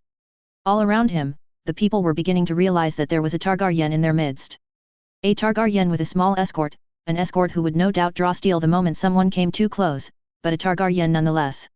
While their mutterings quite quickly grew in size, the people kept their distance. There have been efforts to improve the city, Your Grace, the man offered weakly, his gaze still glued firmly to the underside of the Prince Regent's boot. Efforts? By whom? Iman asked. I think that man might have deserved some royal gratitude. Your Grace does not know. The large man asked, his head twitching upwards briefly in what had no doubt been an attempt to crane his neck and look him in the eye. It's the prince, His Grace the Hand. Vigon? My brother? He asked in disbelief. His brother, the man who seemed to be at the crossroads of Maester, Septon, and Knight? Now he dabbled in city management? That was nowhere near his domain, no matter how effective his results were. Yes, Your Grace. How did he ever manage this? He asked, as though this random commoner might know. To Iman's surprise, he did. It has been a matter of some years, Your Grace. Elaborate. He bought up the slums, Your Grace. Tore them down and built the towers.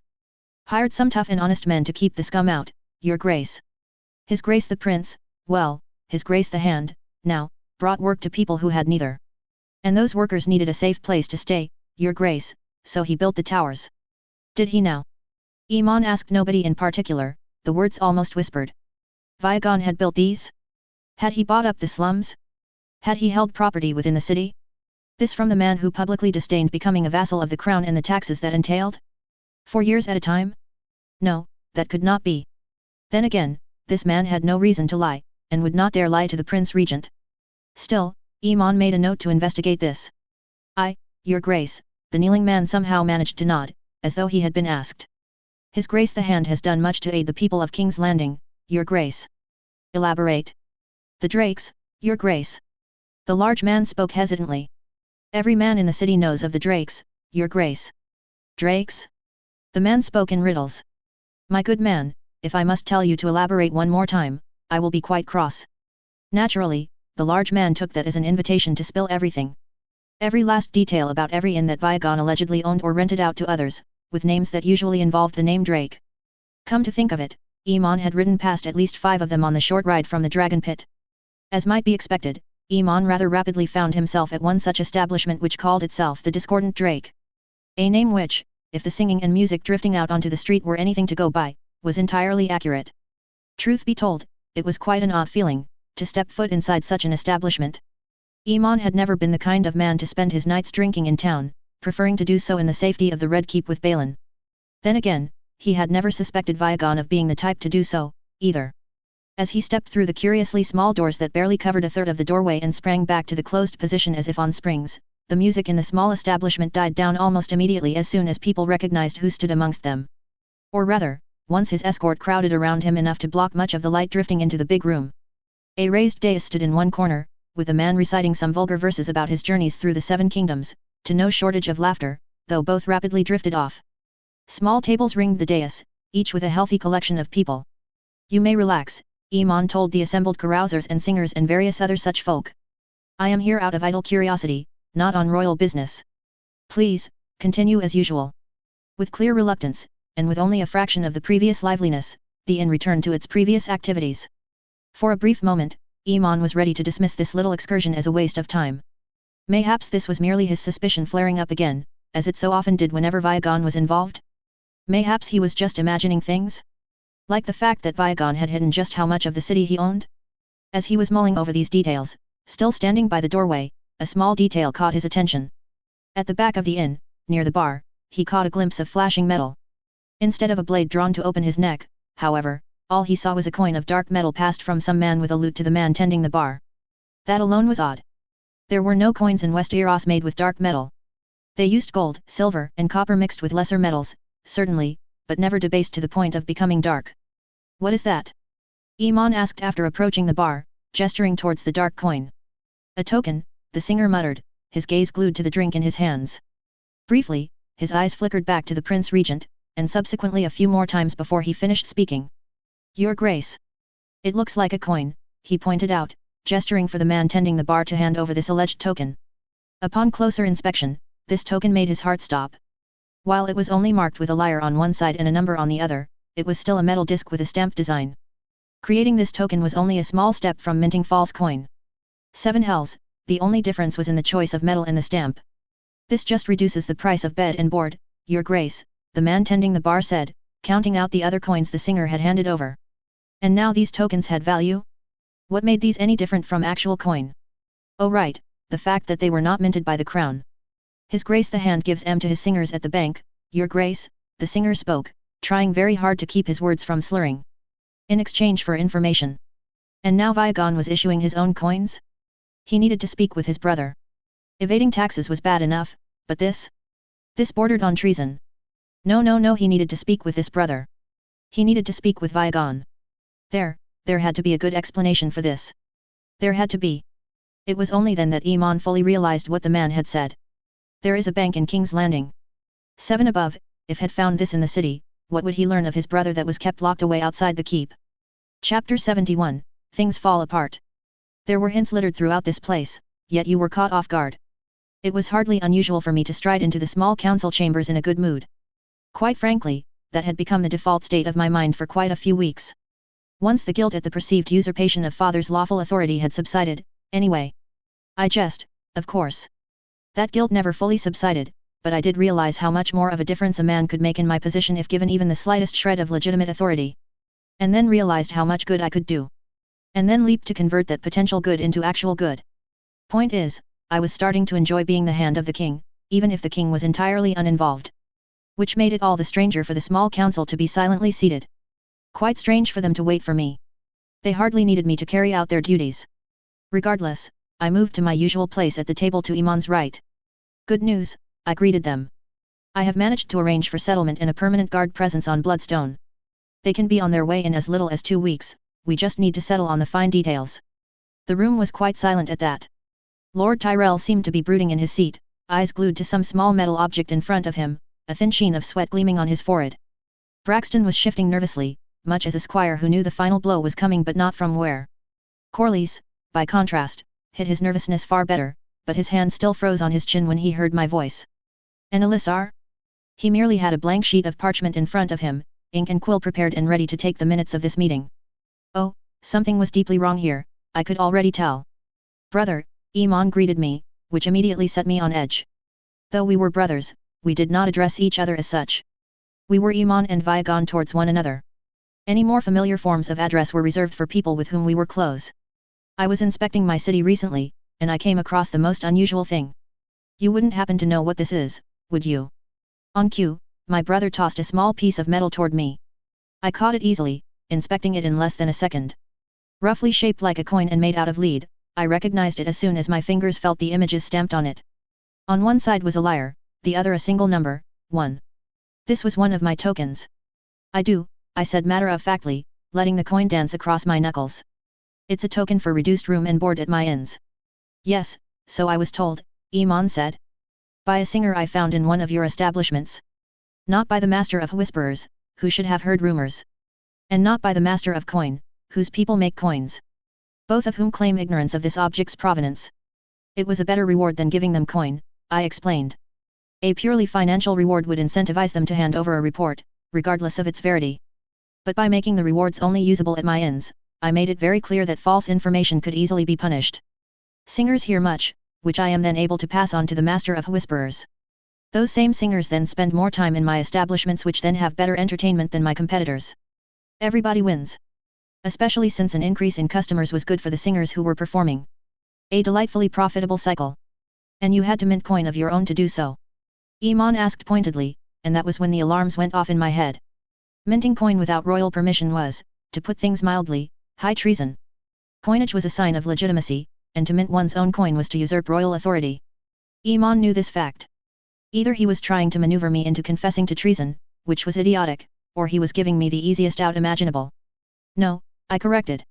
I minted lead tokens because they cannot be easily reproduced by others and because official coinage does not use lead as a primary component. Only a fool would mistake these for official coinage. Besides, scraps of parchment or ribbons bearing my seal are both more expensive to produce while no more difficult to reproduce. There, a reasonable explanation. Now we could get on with our duty. So you do not deny issuing metal discs that could be exchanged for goods or services? My brother pressed. At this point, the alarms in my head went from a mere shout to full-on blaring of horns and trumpets. There was no reason to press the point, not if he wished to maintain a reasonably harmonious, or at least effective, working relationship. Would my brother really try to accuse me of treason? Your Grace, this line of questioning is becoming a touch adversarial, Corlys began to speak, only for Iman to interrupt him. Lord Velaryon, I know perfectly well that my brother has ordered the creation of these tokens which are being exchanged for goods and services in King's Landing, my brother said. I merely wish to hear his side of the story before passing judgment. Oh. Oh, he was actually doing this. Passing judgment? I asked, my voice icily calm. By pure instinct, my hand twitched towards my stolen blade as rage began to bubble within me. I could feel the ache in my arms, the desire to silence those accusations, but I clamped down hard on them. Self-control had helped end the war in Dorne. It would help me now. Is that an official accusation? Am I on trial? Vigon, please. Braxton grabbed my arm, but gently enough that I could have torn loose without difficulty. Well, I could hardly blame him for his caution. The last time he had seen me lose my temper had ended with Iman down several teeth. Vigon, I have reason to believe you guilty of tax evasion and owning property without royal permission, he said. Either of which could be construed as treasonous on its own. And you are telling me you issued your own coin for the sake of convenience. I could understand the first two, could ignore the potential treasons, but minting your own coin? That is most certainly treasonous. But please, tell me what I am missing. Tell me that I am wrong. Well, at least he had not realized my bank was engaged in manipulating monetary policy by sheer dint of existing. That was reassuring. Iman, everything I have done has been for the good of the people of King's Landing, I said simply. You walked the streets yourself, have you not? You have seen how the workshops are growing, how the market squares cannot contain all the merchants, how crime has declined, and how the beggars are fewer and markedly less starved. That is all because of me. You can accuse me of treason all you want, but my actions have made this city a better place to live than any other city in Westeros. So you admit to committing treason? Iman asked. Treason for some greater good. Why are you so intent on my alleged treason? Because I have a hand of the king who owns what feels like half of the capital, operates a bank without royal oversight, has both a personal army and navy, never paid taxes, and is issuing his own damn coin, my brother pointed out. What do I call that other than treason? Please Vigon, tell me. I am asking you, what can I call that other than treason? It is not coin, they are tokens, I corrected even as I felt the anger burning within me. Why even raise the topic? What harm was I doing? My actions benefited the realm. And now he was trying to put an end to them? Made of lead, no less. Only a fool would mistake them for legal tender. His Grace the Hand makes a point, Lord Tyrell spoke up. The true definition of coinage is not so simple. They are being exchanged for goods and services. Iman interrupted. He is stamping metal discs with his own designs, and they are being traded for goods and services. Openly. What else can we call that but coin? They are discounts, I corrected, barely keeping my tone calm. Even I had to admit, however, that there was an edge to my voice. So you admit they have value? Corlys shot an alarmed glance at Braxton. Yes, it would take a blind and deaf imbecile to realize that this discussion was going to end in disaster. And since my current strategy for de-escalation was not working, I needed to change my approach before I decided to compound my brother's severe brain damage. And? I asked at last. And what? Iman seemed confused by my response. You are accusing me of treason, I pointed out. Multiple acts of treason, in fact, so I am rather confused why you have not called in the guards to start the process of making yourself a kinslayer. Dead silence reigned in the small council chamber for several moments afterward. I am the master of laws, Vigon, my brother pointed out. And while there are potential defenses for your actions, you all but admitted to several acts of treason. There is no way I can simply ignore this. 7 Save me, this man really was that foolish. Then we can look forward to a trial where 2 judges are the good brothers of both accuser and accused, while the third is the accused mentor, I said, my voice dripping with the barely suppressed urge to once again flatten my idiot brother's nose. All the while the people of the city are actively burning the city to the ground. Are you threatening me? Vigon, you are not helping things, Corlys commented. I am giving you a prediction, I corrected. Your potential judges are all compromised. The people of the city know who is responsible for making their lives better. And you are about to try and have him sent to the executioner's block. Are you trying to use your own treason as a shield from the consequences of your treason? Iman's incredulous tone made it clear what he thought of that. Your Grace, please. Braxton tried to get a word in. Are you trying to reverse all the good I have done for the realm? I asked in turn. Treason is treason, Vigon, no matter how good your intentions. And just like that, I knew I was wasting my time. Iman had already decided I had committed treason. Relying on procedural tricks and loopholes in the laws themselves was not a guaranteed victory strategy against the man who was enforced those laws. Given how treason had punishments that I would prefer to avoid, even at its most merciful, I knew what I had to do. And kinslaying is kinslaying, I told him, rising to my feet. And know that if I feel like you are trying to force a conviction that I know my rights. Because even Iman would not risk becoming a kinslayer for something this insignificant, would he? Would he? Interlude, the voice of reason. My first mistake was relying on people not being idiots. Maejali had been in the midst of a rather pleasant morning. She had been teaching the children about the seven, that same task she and Viagon spent countless hours on. Except that by then, children of her own body joined her youngest siblings. But that did not mean she loved her other charges any less. There was more to being a mother than simply giving birth, after all. How many times had the children run to her after skinning their knees? Or after a nightmare? Or when they were sad? How many times had they run to Viagon? She had lost count before Arian and Arya had even been out of their swaddling clothes. Needless to say, she was rather displeased to be interrupted in this task, reading and having the children discuss the contents of the Book of the Warrior. It did not matter that the intruder was her own eldest brother. An interruption was an interruption. Maejali, Iman's soft voice broke into her explanation of why the martial face of the seven was the warrior instead of the knight. Viagon had raised the question at the start of the week, and its discussion had been quite lively. I need to speak with you. In a moment, she tried to dismiss him. This is important. It is a matter of the crown. And this is a matter of the future, she countered. Surely that takes precedence. It concerns Viagon. And just like that, he had her attention. Maejali already knew of the brewing quarrel between her two brothers. Viagon had kept her apprised of the situation, after all, and why he would be spending a considerable amount of time in the city. My husband has already told me, she told Iman as gently as she could while still making it clear that it was a dismissal. As he is still free to walk the streets of King's Landing, the matter is quite clear. Now, if you would excuse us. He is in the city then? Iman asked as though this were news to him. Honestly, anyone with even half an ear turned to the city should have been able to tell him as much. Unless Viagon had ordered silence. While foolish to the extreme, that scenario could not be discounted. She knew her husband, after all. Well, that's a start. Did you not know? She asked. I thought Braxton would have told you. I cannot find Sir Braxton. That would be a problem, she allowed. Why do you need to find Viagon, anyhow?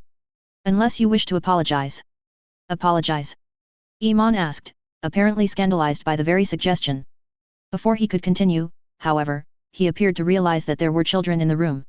As I said, it is a matter of the crown, Iman allowed at last. Well, that was singularly unhelpful. She could only hope that her disappointment did not show on her face. Why do you need to apologize? Their youngest brother Aelis asked. Even now, he was smaller and more delicate than his nephew Viserys. I don't, Iman said without hesitation, causing Maejali to give an exasperated sigh. While Viagon's well-meaning blunders had their charm, Iman's did not. And this is an urgent matter. I cannot find him. Or most of the small council for that matter. They have lives outside of the small council, Iman, Maejali pointed out, closing her copy of the seven-pointed star. She could already tell that this session had been all but ended by her brother's interruption. And that is without considering their wives and their needs. Iman did not immediately respond. Instead, he directed a pointed glance at the assembled children. Viserys, still gloomy but making progress. Visera, pretending not to know what was happening but not hiding it well. Arian and Arya, slightly confused at their uncle's urgency.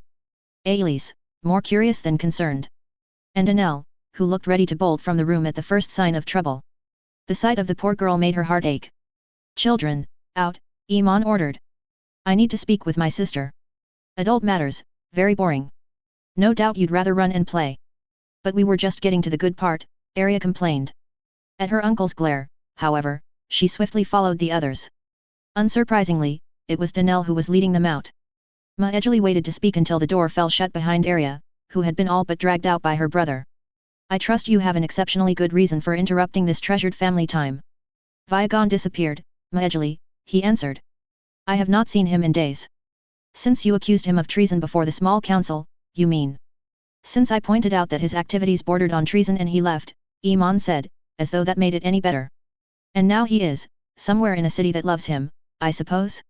Plotting trouble, no doubt. You exaggerate, she reassured him. The man whose first instinct to a personal attack is excessive violence is on the loose, he countered.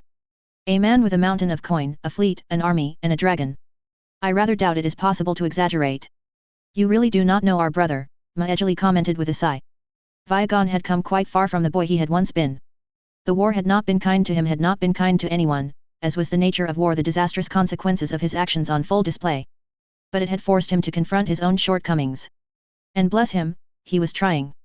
He will have calmed down by now. Why do you even need to see him? Our previous meeting went rather poorly. If I could get him to listen, we could resolve this whole problem within an hour.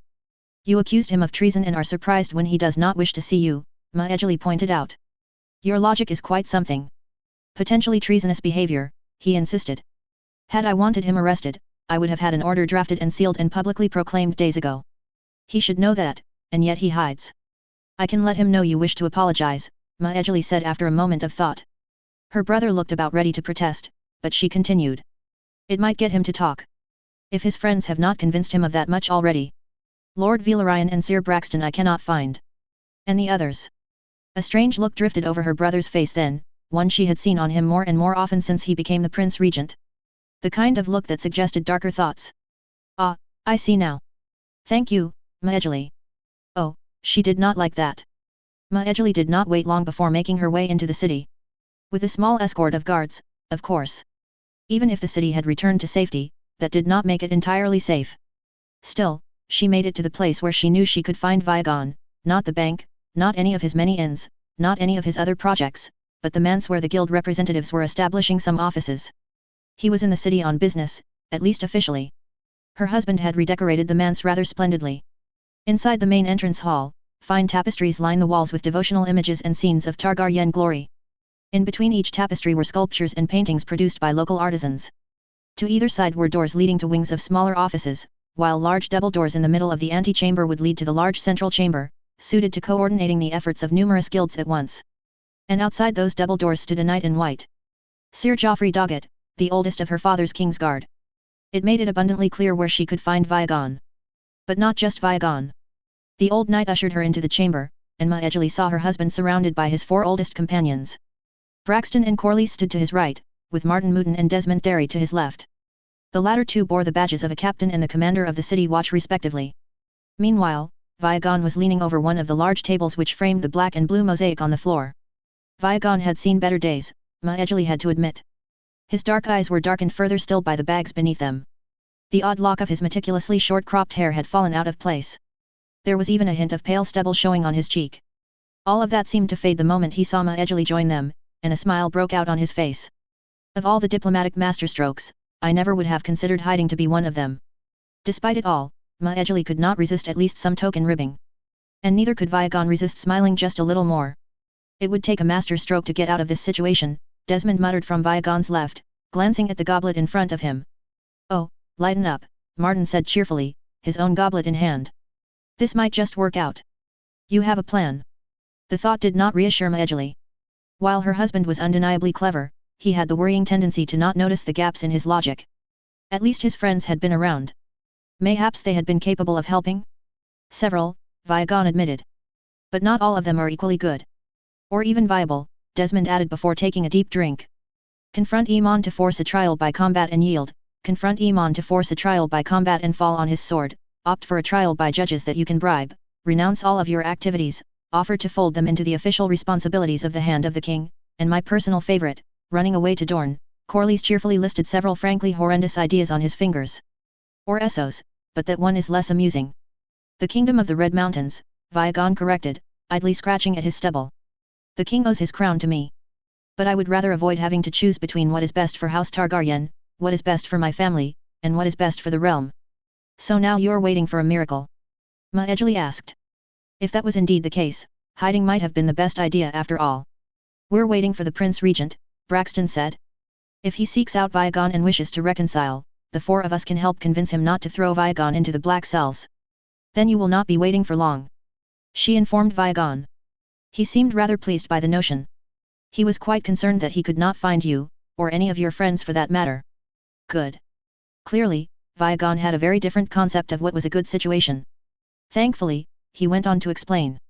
If I can convince him to excuse and sanction my work in the city, we might be able to come to a mutually beneficial settlement.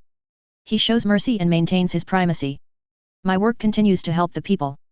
The only thing I lose is a bit of political power that I was never going to use. Or he might see 3 members of the small council, the commander of the city watch of King's Landing, and a captain of the same city watch working together to undermine his authority as Prince Regent and future king, Desmond offered. No pressure. A trial by combat would be quicker, cleaner, and easier to achieve, the captain of the watch pointed out. When was the last time someone managed to defeat you in the training yard? And that is without that fancy sword you refuse to give a name. Maejali's eyes went wide at the suggestion. A trial by combat? Brother against brother? Had Martin lost his mind? I will not risk making my brother a kinslayer. Viagon quickly rejected the idea. Besides, my victory would weaken the position of the heir and the Prince Regent, potentially raising uncomfortable questions about succession. And I would rather not deprive any more children of their father. So, I need to convince him to forgive me. He might take exception to you dictating your own punishment, Maejali pointed out a flaw with Viagon's best possible plan. And now we're gambling on the Prince Regent being a reasonable man, Corlys sighed. After he tried to convince us that you committed treason in an attempt to do something. Secure his own position in the realm, I suppose. The 7 frown upon gambling, Maejali reminded her eldest good brother. Though I doubt they would object to tipping the scales in favor of the most beneficial outcome. Iman is a reasonable man, though it would not be helpful if you inadvertently reinforced his worst suspicions. Viagon made to speak, only to whip his head in the direction of the double doors. Belatedly, Maejali heard some raised voices and quite a lot of movement on the other side. You need to go, he told the 4 men who had been by his side before the doors slammed open, and a familiar figure strode into the room clad in armor. Viagon, a new voice called out with icy calm. Iman Targaryen, Master of Laws, Prince of Dragonstone, heir to the 7 kingdoms, and Prince Regent to his father, had arrived. It is past time we had a little talk, you and I. Chapter 72, The Conciliator's heir is anything but. None of us were worthy successors. So why bother being an inferior version of your father? Be your own man. My brother showing up in armor and with an armed escort was not optimal. But I could work with it. Mayhaps he had been nervous journeying across the city? Or he wanted some distance between himself and the common masses. No, that was almost as bad, but in the long term. Which made it acceptable for now. It is indeed past time, I agreed, not moving from my spot at the table. Already, the relief of Maejali joining the select committee for the prevention of this already colossal mess spiraling further out of control was fading. At my side, I could see Braxton shift nervously, while Martin and Desmond were unable to even do that much. Only Corlys seemed at ease, which I attributed to him being 10 years older than I. So let us talk. Iman paused mid-stride at my words. He was unhelmed, and for that, I was grateful, because it let me fully behold his expression of pure stupefaction. No doubt he had expected something else, expected me to respond like a cornered animal. But truth be told, I could work with this situation. For now. Success was still possible, but it would be difficult. Unless Iman was feeling undiplomatic. In that case, things would get difficult. You and your conspirators have your backs to the wall, and suddenly you want to talk. Then again, expecting Iman to be diplomatic really was expecting a bit much from the man who accused me of treason in front of the small council. After failing to convince them that I had committed treason. Because my brother was a fool of the highest order. I always wanted to talk, Iman, I said gently. I resisted the urge to shoot a glance at Corlys to keep his mouth shut. His quip about gambling on my brother being a reasonable man had been a bit too on the nose, but he thankfully had enough self-control not to comment on it. Thankfully, Martin managed to control his mischief, too. But you will understand if I did not feel safe in the Red Keep. So you hid here. It scarcely counts as hiding if it is where I have been carrying out my official duties as Hand of the King for weeks on end. Successfully, mind you, I will be presenting the plans for Bloodstone before the moon turns, I assure you. That island will be envy of the realm. I have already arranged for settlers and have recalled my soldiers. And Lord Velaryon and Sir Braxton? He asked. Sirs Mouton and Derry? What of them? We have been assisting our friend, Your Grace, Corlys responded. He needed our help. Is that what you call it? Iman rounded on the master of ships. Helping your friend? Without informing the regent of your absence? Without so much as letting it be known where you might be found? A friend is a friend, Your Grace, Desmond said. And Viagon needed our help. What kind of man abandons a friend in need? He might not be my brother, Martin joined in. But we would sooner find ourselves alone and destitute in Dorne than abandon him. Then you were aware of what was happening? Iman asked, and I felt a shiver of fear run down my back. Something about his tone, something about the implication of that question seemed like it was a setup for something else. It was hardly planned, Iman. Blessedly, Maejali seemed to come to the same realization as I did. Our brother asked his friends for help, as any man would in a difficult situation. Maejali, our brother has been missing for 3 days, Iman responded. The master of ships and the master of laws disappeared with him, as did the commander of the city watch of King's Landing. Not to mention a captain of that same watch as well. All of whom are my subordinates, disappearing without a word. What do you expect me to think? I expect you thought I was planning treason, I said bluntly. You had already accused me of it, groundlessly I might add. What was to stop me from going through with it afterward, beyond a general aversion to having any real political power that was apparent from the moment you offered me the position of hand of the king? Which is why I did not come alone, Iman said, gesturing to the armed escort behind him. Fully armed and armored, it looked like he had taken a sizable force of knights and sworn swords, to a one clad in plate and armed with a motley assortment of weapons. Best not to antagonize my brother too much. Well, another reason not to antagonize him too much, right behind trying to prevent a fratricidal power struggle. After 3 days, I commented. Come on, Iman.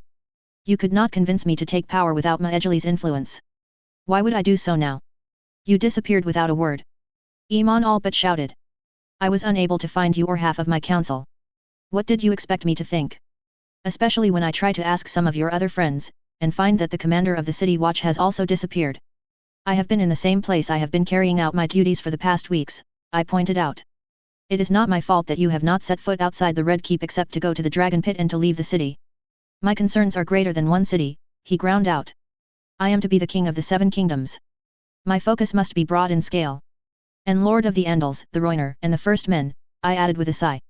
Even if the first of those styles was pure vanity, it did not diminish one simple fact: he ruled over people, not kingdoms. Individuals, not institutions. Unfortunately, it seemed he disagreed on what was important. Let's not miss the forest for the trees. Vigon. Maejali spoke softly, having moved into position directly next to me, squeezing in next to Corlys. The warning was clear, and I took the hint. Of course, her glare helped convey the message. Right, of course, we are here to prevent problems, not exacerbate them. How foolish of me, I said with a sardonic smile and a glance at the armored knights that were probably not my friends or beneficiaries. Join us, Iman. There is no need for this to end in violence. Indeed not, Iman allowed after a moment of thought, his eyes flitting between the 6 of us in front of him. What do you have in mind? You give your blessing for my work after the fact, I said simply, looking to my friends for support. Braxton gave a nod of assent while the others had their gazes flickering between the armed guards and Iman. The people of the city benefit, you make your displeasure known, and nobody gets hurt. Everybody wins. What? Iman looked confused for a brief moment. Are you suggesting we sweep this matter under the proverbial rug? Why not? I asked.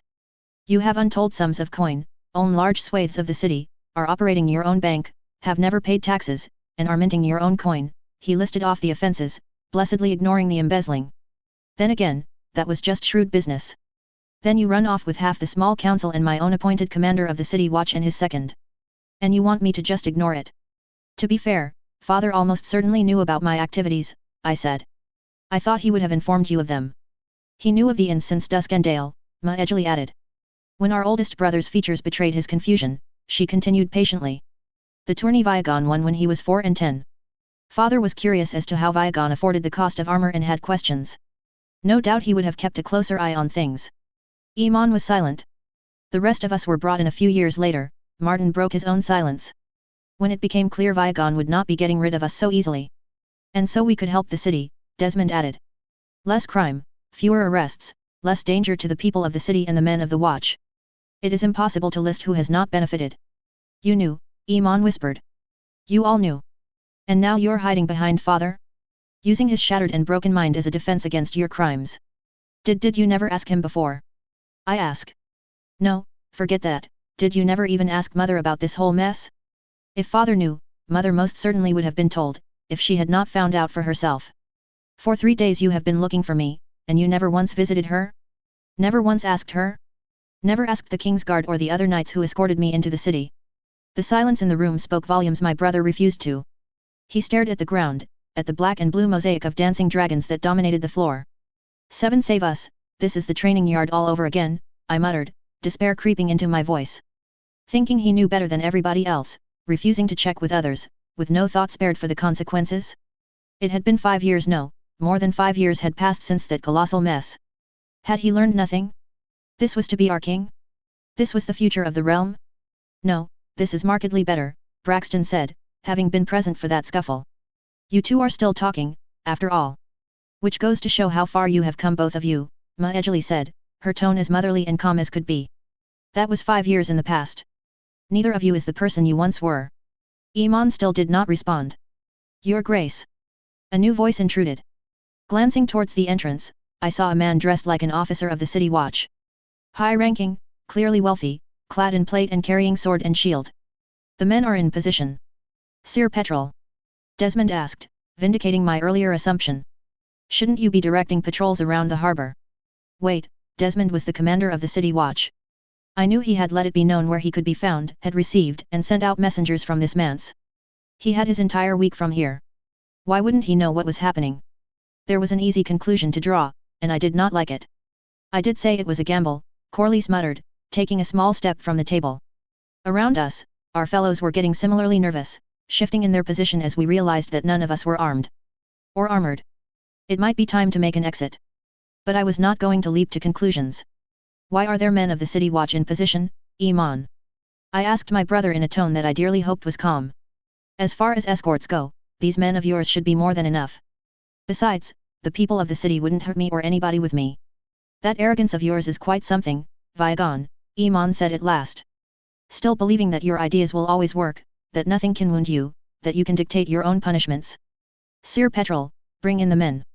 Or mayhaps it was not a leap so much as a leisurely step. We can still walk away from this, brother, I said, but he did not respond as at least 24 men filed into the large chamber. They were not armed or armored nearly as nicely as my brother's guards, but far more uniform. Mail, large shields, skullcaps, and iron-capped cudgels. This was the uniform of the city watch, established through the same network of smiths and armorers I had used to supply my troops. Colors were secondary beyond the Targaryen sigil painted upon the shield. Iman, what is the meaning of this? Maejali asked with a tone I had not heard from her since Aryan had led a hatchling dragon into the kitchens. And promptly started a fire. I suspect we are past talking, Corlys mentioned. And walking, for that matter. Which leaves running, Martin said with a sigh. Though I do not fancy my chances of getting through that many men. I am only here for Viagon, Iman said as 24 men of the watch became 30, more than enough to surround us. Clearly, he was the one to draw you into this mess. The rest of you are free to leave. So you can throw him into the black cells before shipping him off to the wall? Not a chance. Braxton did not mince words. Hell no. Desmond was even less polite. But I did not quite despair. After all, the men of the city watch who surrounded us were men of the city. Sergeants and ordinary guards all, with the only captain being Sir Petrol. In other words, men of the city. I am still your superior, as both Master of Laws and Prince Regent, Iman reminded my friend. If you wish to keep your post, I suggest you choose your words more carefully. And I recognized most of these men. By name, even. I was, after all, a prince of the people. The higher-ranking men of the watch I knew from business and their search for more coin, the lower-ranking men of the watch I knew as fellow men of the realm. My brother might have brought these men in as backup, and that had been his second great mistake. The first had been coming here. Chapter 73, all I need is for him to be reasonable. Do not expect people to behave perfectly rationally. We are idiots, one and all. Surprisingly, despite being surrounded by law enforcement, I was not too concerned. Yes, there were cudgels leveled at me. Yes, I was surrounded by forces that few people would consider hospitable. And yes, my brother was in the middle of trying to arrest me on unnecessarily short-sighted charges. But I was calm. This was fine. Because I was in control. As the circle closed in on me and my friends and my wife, I broke the silence. Adam, I addressed the nearest guard. Young, half a boy, really, with an attempt at a bare disfiguring an otherwise common face. How fares your father? I remember his bakery made some very delicate cakes when I was young. He fares well. Better than ever, in fact, the man admitted. The bakery's got a different name and a different owner, but it's still the same cakes. He's never been happier, now that he doesn't need to worry about suppliers and can focus on baking. Excellent, I will have to pay him a visit later, I said, fully meaning every word, before turning to another man. This one was noticeably older even than Iman. Jason. Your brother just recently finished his apprenticeship as a weaver, did he not? How is he doing? Almost as well as Adam's father. He has started weaving fine linen, he revealed. Bought a house, turned it into a workshop, and now supplies 3 different tailors. Found a girl, too, so I might become an uncle before the year is out. Bought a house? At his age? Just after finishing his apprenticeship? I asked. That is quite impressive. How did he manage that? With a loan from the bank, Your Grace, the man said slowly. He knew who owned the bank, meaning me, and knew that I knew he knew. His eyes widened marginally, and it was clear that he knew what I was doing. From your bank, Your Grace. Then give him my kind regards, I said with a smile. And should you become an uncle, do let me know. Some things are worth celebrating. Next, I turned to yet another man of the city watch. This one was older still, looking old enough to have sired me. Even so, he looked a decade younger than my father. Ben, I addressed this man by name as well. Your son works as a laborer for the Guild of Builders, does he not? I trust they are keeping him busy. If anything, he would rather Your Grace stop trying to rebuild the entire city, the older man joked. He hardly knows what to spend all his wages on. I make no promises, I countered. What is the point of this? Iman asked. And men, why have you not taken him in yet? And put the livelihoods of your friends and family at risk? I asked the gathered men of the city watch. That is what my brother takes exception to. All the time, effort and coin I have invested into King's Landing. So you think you are too important to be held accountable? Iman asked, whirling around to glare at the men of the city watch he had brought here. Nobody is above the law. Men, arrest him. But the men did not move. At my side, Desmond opened his mouth as if to speak, only to falter. He was the commander of the city watch of King's Landing, appointed by and answering to the Master of Laws, and I knew him well enough to be able to guess his thoughts. Could he really order these men to ignore an order from his direct superior? More importantly, could they ignore the Prince Regent? I intervened before my friend was forced to commit actual treason. My apologies, friends, but my brother is not feeling well, I told the dozens of men who had been sent to arrest me. Please see him out, safe and unharmed. His guards, too. What do you think you are doing? Iman asked, storming towards me. Still armed, and still clad in black plate, it was not an encouraging sight, but the men of the city watch were already closing in, forming a wall of bodies in front of him. You do not command the city watch. I am merely asking my friends for a favor, I corrected, not moving an inch as the men of the city watch formed up, now fully surrounding my brother as his guards tried to form a protective circle around their master. And in doing so, am doing you an even bigger favor. Leave. Think things over. For our mother's sake. My brother's gaze flicked around the room, flashing over the ranks of men whom he had brought to back him up. But whatever he was searching for, he did not find it. He turned on his heel and stormed out. The men of the city watch did not bar his progress, though the captain he had brought was following him closely. And Iman. I called out to my brother's retreating form. He paused mid-stride as if contemplating whether or not to heed my voice. Blessedly, after a moment's pause, he did turn his head towards me. Settlement of the stepstones has been arranged, so my men will be returning from the stepstones in a few weeks' time. For their dismissal. If anything, that hastened my brother's exit, the men of the city watch closely behind him. The doors slammed shut behind them, leaving me with only my dearest friends and companions. That went better than expected, I admitted. Better than expected. Martin gave an amused snort. Were we of a lower social station, I did not doubt he would have opted for raucous cheering. As things stood, he settled for a comradely clap on the shoulder. Viagon, you turned an arrest into a show of dominance. I don't think it could have gone better. Mayhaps if he managed to guarantee our posts for the next year, Desmond offered. After this, I suspect the city watch may face a restructuring. That is an interesting way of saying His Grace the Regent would need to dismiss half the men in his service, Martin said. No, nothing so swift. He is not so bold, else he would have thought his personal knights to be sufficient. Maejali, however, remained silent, her brow wrinkled in thought. Though he is well within his rights as regent to strip us of our posts, Corlys mentioned. Viagon's dismissal I can almost guarantee. The rest of us. He trailed off. He might try to turn us to his side. Braxton offered. Or at least to keep our distance. We are his good brothers, too. It would be politically unwise to antagonize either of us, I think. He had a point. Both Corlys and Braxton could be less than a year away from producing potential claimants. Two of them, with holdings on opposite sides of the continent, could be dangerous. Especially when one of them was but a few hours away from wild dragons. Which still leaves Martin and me on the proverbial edge of losing our positions at court, Desmond pointed out. Only if he keeps pursuing this matter, I said. If he sees reason, if he recognizes that the people will not stand for it, if he recognizes that what I am doing is helping people, he might back down. Really? Corlys asked. We're gambling on your brother being reasonable? Again? Remind me how that went not half an hour past. He will not, Maejali said softly. The light of the crone's lantern reveals wisdom, but Iman chooses to stand in its shadow. Continuously, I agreed. But he still has the choice to step into the light of wisdom, and he stands quite close to it. Care to say that in words ordinary people will understand? Martin asked, clearly unaware of the irony of his words. His past foolishness does not guarantee future foolishness, I said by way of explanation.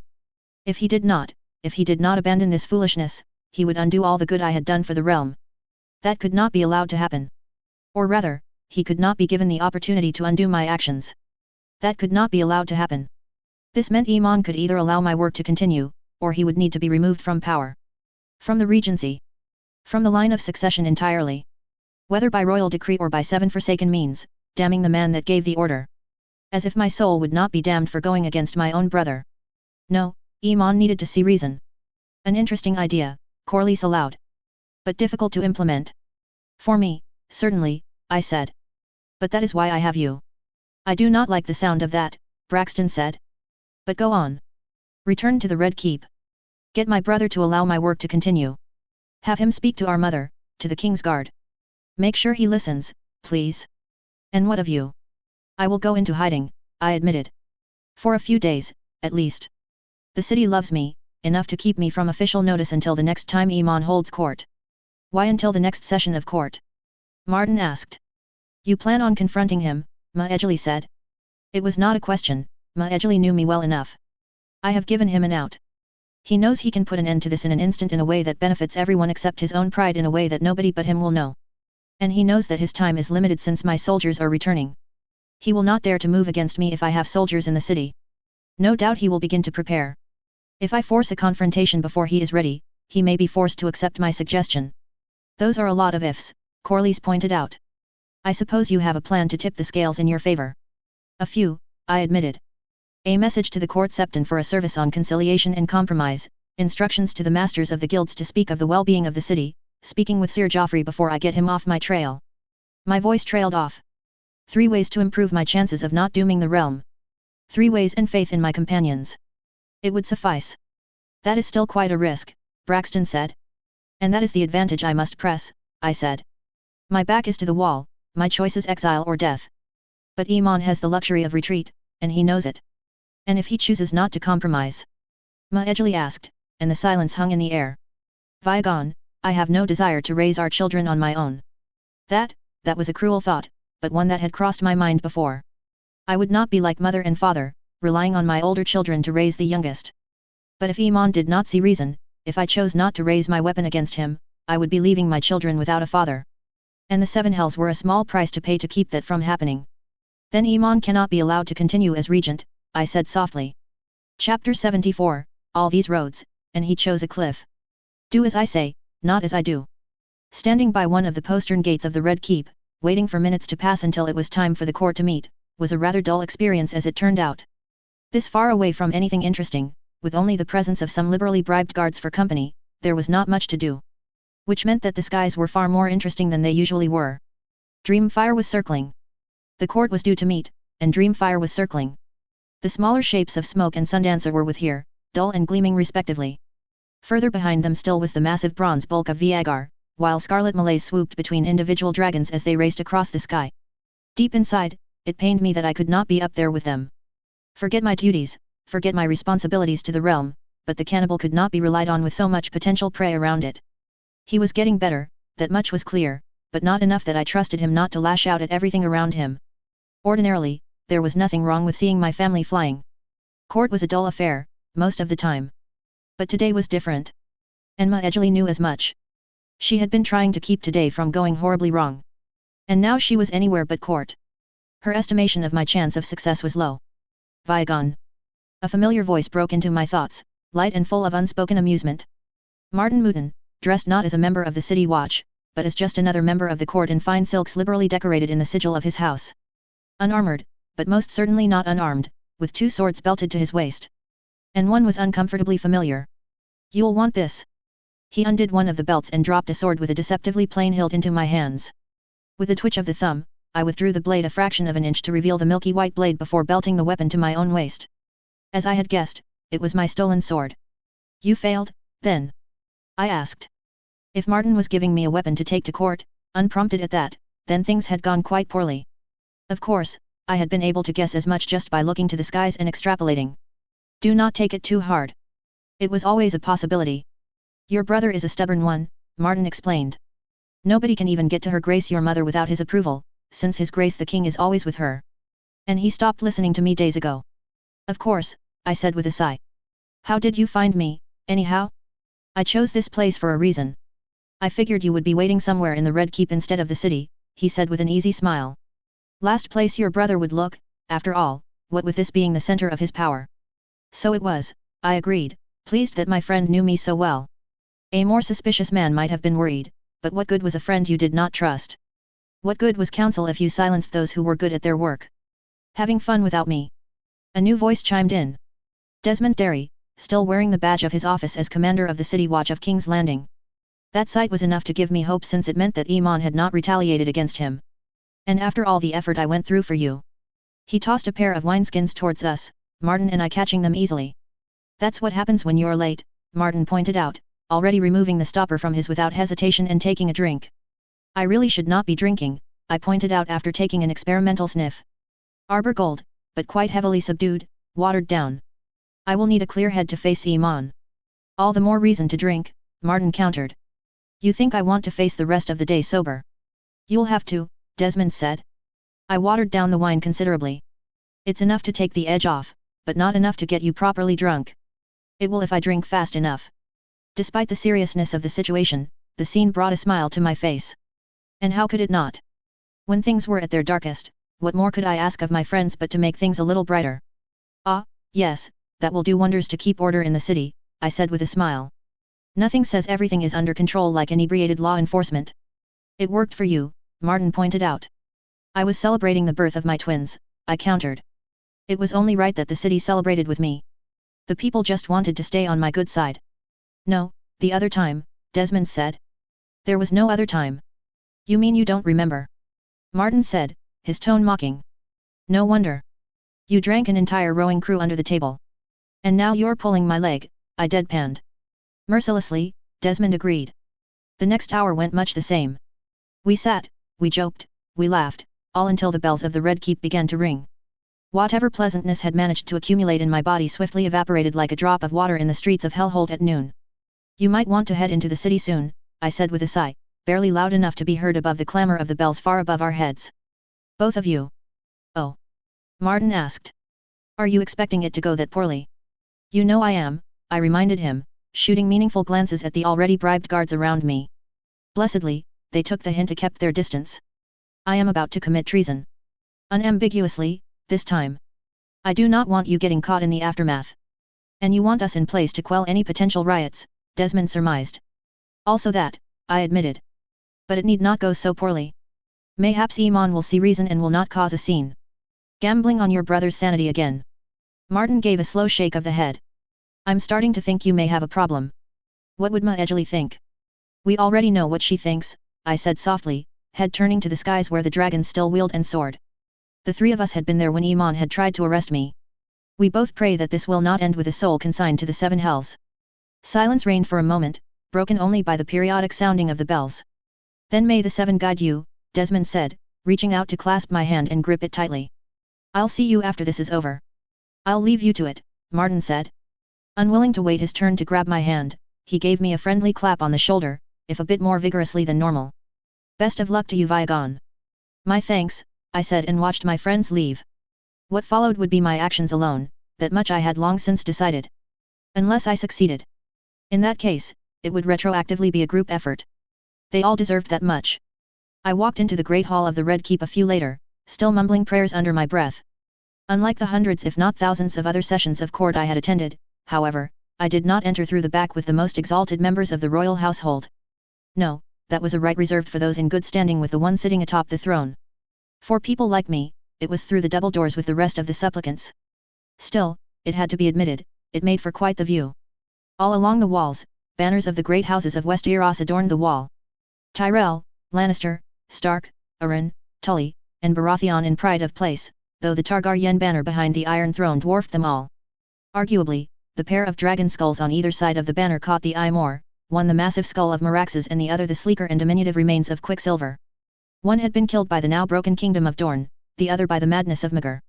But it all served to lead the eyes to the Iron Throne. The mountain of half-molten steel forged into something resembling a throne. And at its peak sat none other than my brother Iman. On his brow, I spotted a familiar crown snaking about his brow and glimmering with rubies.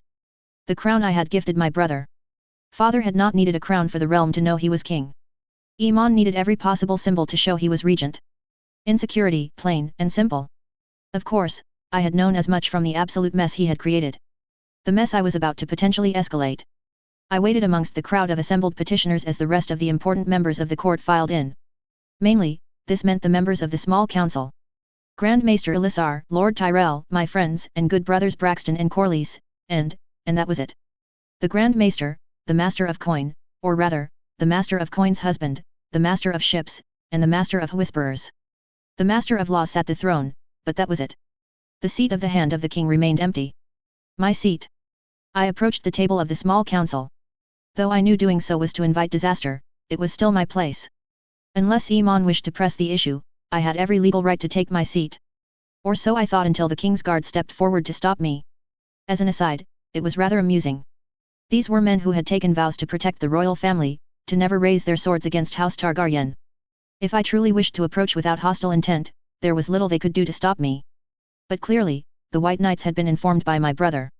They formed a protective ring around the steps leading up to the forged monstrosity that was the Iron Throne as my brother's gaze fell squarely upon me. Vigon. From atop the Iron Throne, my brother's voice carried impressively well. Of course, the entire room had been designed around it. What do you think you are doing? I am taking my place with my fellow councillors, brother, I said politely. Unless I have been removed from my post without notice. You know what you have done, Iman replied coldly. He knew why I was here. He knew what I planned. He had been given an out and time to consider it. Why was he still clinging to this idiocy of his? And you know why you are not welcome on the small council. Why was he so intent on the worst possible course of action? All around me, the other notables of the court shifted awkwardly. Wealthy merchants, knights in the service of House Targaryen, and various nobles who had earned the attention of my father, they all lacked the context for this. The only thing they knew was that I had disappeared for a few days, and now the Prince Regent was quite unhappy. Or they had been informed of the alleged treason I had committed for years on end without so much as a verbal reprimand from the king and were not particularly keen to be in the metaphorical, and soon to be literal, splash zone. One or the other. Why was I removed, Iman? I asked, undaunted.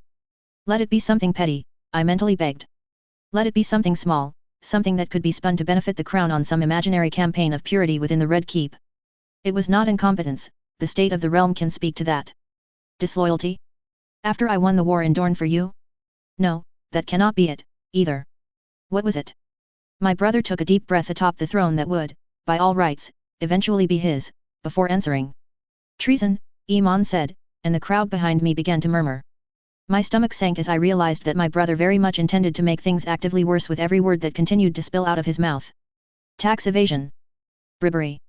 Embezzlement of royal funds. Owning property without royal permission. Subversion of the authority of the crown. All of which are activities of which father was aware, I pointed out. I never made a secret of it. Ignorance of the accuser is not evidence of a crime. Your only witness is incapable of keeping himself alive, Iman declared. Sir Joffrey, take him away. Yeah, no. Have you even bothered asking our father? I asked, all but shouting to make sure the entire court heard me, as Sir Joffrey paused. The old knight had not been my closest friend amongst the king's guard, but he was the oldest of my father's companions. One of those sworn to keep his secrets and a former knight of the warrior's sons. If anyone would have second thoughts about this order, it would be he. Asking our mother? Asking the king's guard, who stood at father's side for decades. I am the master of laws, and regent besides, Iman pointed out. If there is anyone in the realm who knows what laws you broke, it is I. And none are immune to the law. He was doing this. He was really doing this. I looked over to my friends on the small council, seated at a table atop the raised dais. Corlys gave a nod, as clear a signal of his support as any.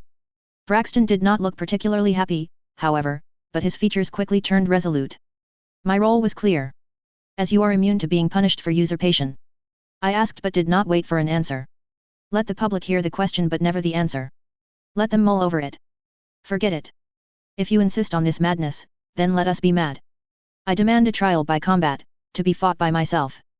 So name your champion, unless you are too craven to defend your claims personally.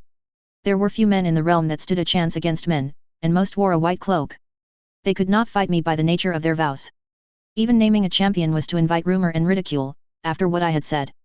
It was a direct challenge to his manhood that had far too great a chance of seeing one of us a kinslayer. A title that would see either of us cursed in the eyes of the seven. He had an out. One after another, I had given him opportunities to settle this peacefully. But if he did not wish to solve this in a mutually beneficial manner, then there really was only one way this could end. So be it, Iman said, before addressing the king's guard once more. Bring me my armor. Only one way, may the seven forgive me. Chapter 75, Unworthy Heirs. What is a greater sin? To take life by accident or with intent. The training yard was a familiar refuge. Hard-packed dirt floor, training dummies all along the outer wall, weapon racks on the interior, it was where I had spent hours beyond counting. It was here that I had trained, here that I had first forged close friendships with those beyond the bonds of family. Here where I had shamed myself the greatest. Here where I would show the realm that father's truest heir had died chained to Viagar's saddle defending the realm. Crouch a bit more, Braxton grunted as he fitted my gorget. I did not have a squire, so my friend was helping me with my armor. The same brilliant white plate with my personal sigil on its breast. Opposite me stood Iman, aided by a knight of the king's guard. One of his appointees. A white knight aided by someone unarmored, and a black knight aided by another white knight. If this was an attempt at intimidation, it was woefully inadequate. But a symbolism? Dancing black and blue compared to three-headed red? Much more effective. Unfortunately for him, that symbolism was rather weakened by the weapon at Iman's waist. With a narrow blade and hilt, it was clear what blade he had brought with him. His own blade, Dark Sister. Not Black Fire. Not father's sword. Either he had not taken counsel with our parents, or he had been refused by one of two people. Either Mother, bless her soul, or Lord Commander Pate of the King's Guard. Partial symbolism was worse than none at all, only drawing the eye to what was absent. But it did little to assuage my doubts if this course of action was righteous. Soon, the last latch of my armor was fastened and secured. Each fitting was checked twice over and deemed acceptable. Braxton set a helm on my head, the visor still up, and set about one final strap beneath my chin. Across from me, Iman was also in the final stages of preparation. Done, Braxton announced, giving me a reassuring clap on the shoulder. You can do this, Viagon. Your faith in me is appreciated, I said softly, before rising to my full height and waiting a few moments for Iman to finalize his preparations. As Braxton moved to rejoin Corlys and the other members of the small council, my brother finally finished. I do wish at least one of us had learned our lesson here, I observed. This madness is your doing, Viagon, Iman answered coldly. Do not think you can avoid the consequences of your own actions. A Septon began a prayer, to publicly pronounce this combat a sacred event, beseeching the seven to move through us to bring about a just outcome. Part of me wanted him to be true in the most literal way. If the seven influenced this, if they guided me without subtlety, then I could be reassured that this path was right. That this was how it was supposed to be. Before long, the invocation of the seven came to an end and my trial by combat began. Iman approached. In his left hand, he held up his shield, covering his chest and gut, while the smoke-grey blade in his right hand was held up to block any blows to his right arm. Between them and the black steel plate that covered him from head to toe, it was hard to be better armed or armored. Despite that, I saw an opportunity from the first. I approached, feinting high with the superior range of my stolen greatsword.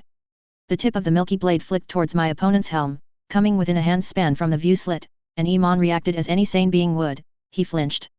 The shield that had covered so much of his torso came up to protect his face and keep my blade away. But my sword had already moved. After all, it had been a feint, and the true blow came low. The tip of my stolen sword slashed across Iman's legs, landing just above the knee, accompanied by the screaming of tearing steel. Sparks and fragments flew in equal measure as I withdrew, the point of my blade pointed towards him. The milky white tip of the blade was already stained red with blood as my brother staggered, giving a muffled grunt of pain. I suggest you yield, I told Iman, willing to give him yet another opportunity to put an end to this madness, but he seemed intent on wasting my breath and his life. He surged forwards, desperately trying to close the distance so he could use that fancy sword of his. His charge was met by another swing of my own, coming from my right to slam into his shield. My sword bit into his shield just above his arm, carving through the iron rim and most of the way through the wooden center. Already on wounded legs, Iman staggered back, forced to abort whatever attack he had planned just to remain standing. And then I heaved. Twisting my sword and yanking it back, a chunk of solid wood was torn from my brother's shield as my weapon came free. Iman, already deprived of any semblance of solid footing, nearly collapsed to his feet as I retreated. I suggest you yield, I repeated, but he refused to listen. He began to fuss with the straps on his shield, wasting valuable seconds before the slightly mangled shield fell to the ground. And yet, I waited as Iman's stance shifted and became narrower. Now, his sword was the core of his offense and defense. Much like me, incidentally. But I had the advantage in strength. And reach. And number of uninjured legs. We neared each other once again, Dark Sister meeting my stolen sword, and screams filled the air. It was rare for Valyrian steel to meet Valyrian steel, which made the singers waste an exhaustive amount of breath retelling it, which inevitably convinced the maesters of the citadel to write about it. And in every occurrence, one detail was clear: when two blades of Valyrian steel met, they sang, the metal producing a sound of otherworldly beauty. But my stolen sword was not Valyrian steel. When it kissed Dark Sister, both blades screamed, dissonant tones hanging in the air. Like two bells of different sizes striking one another, the screams tried to find harmony, only for that to be fundamentally incompatible with the core of their being, and the dissonance intensified. It was as if the very swords in our hands were trying to tell us that this struggle was unnatural. The sound set my teeth on edge as I gave ground momentarily. But only momentarily. I pressed the attack once more, double feinting high then low, baiting my brother. His movements wavered, following my weapon and getting caught between both extremes as I carved through the nasal guard on his helmet with the squeal of protesting steel. My efforts were rewarded with another flinch, his weapon brought up to guard his face half a heartbeat too late as I returned to my guard. You cannot win, I told my brother. I suggest you yield. The chances of success do not matter, Iman said, returning to his guard. The laws must be enforced equally, lest they lose all meaning. Is that why mother and father gave you black fire for the occasion? I asked mockingly. Oh, right, they did no such thing. Because they do not support this madness. Yield, Iman. He did not respond. Instead, he charged. Sloppily, but a charge remained a charge. Dark Sister came for me, angled to thrust through my heart, but it never made it anywhere close. I knocked it aside with my blade, eliciting yet more of that accursed screaming, before slamming my shoulder into my brother's chest. His weakened and injured legs gave out, and he tumbled to the ground, accompanied by the clatter of steel plate and ringing mail. I suggest you yield, brother, I repeated. Before you condemn one of us the fate of a kinslayer.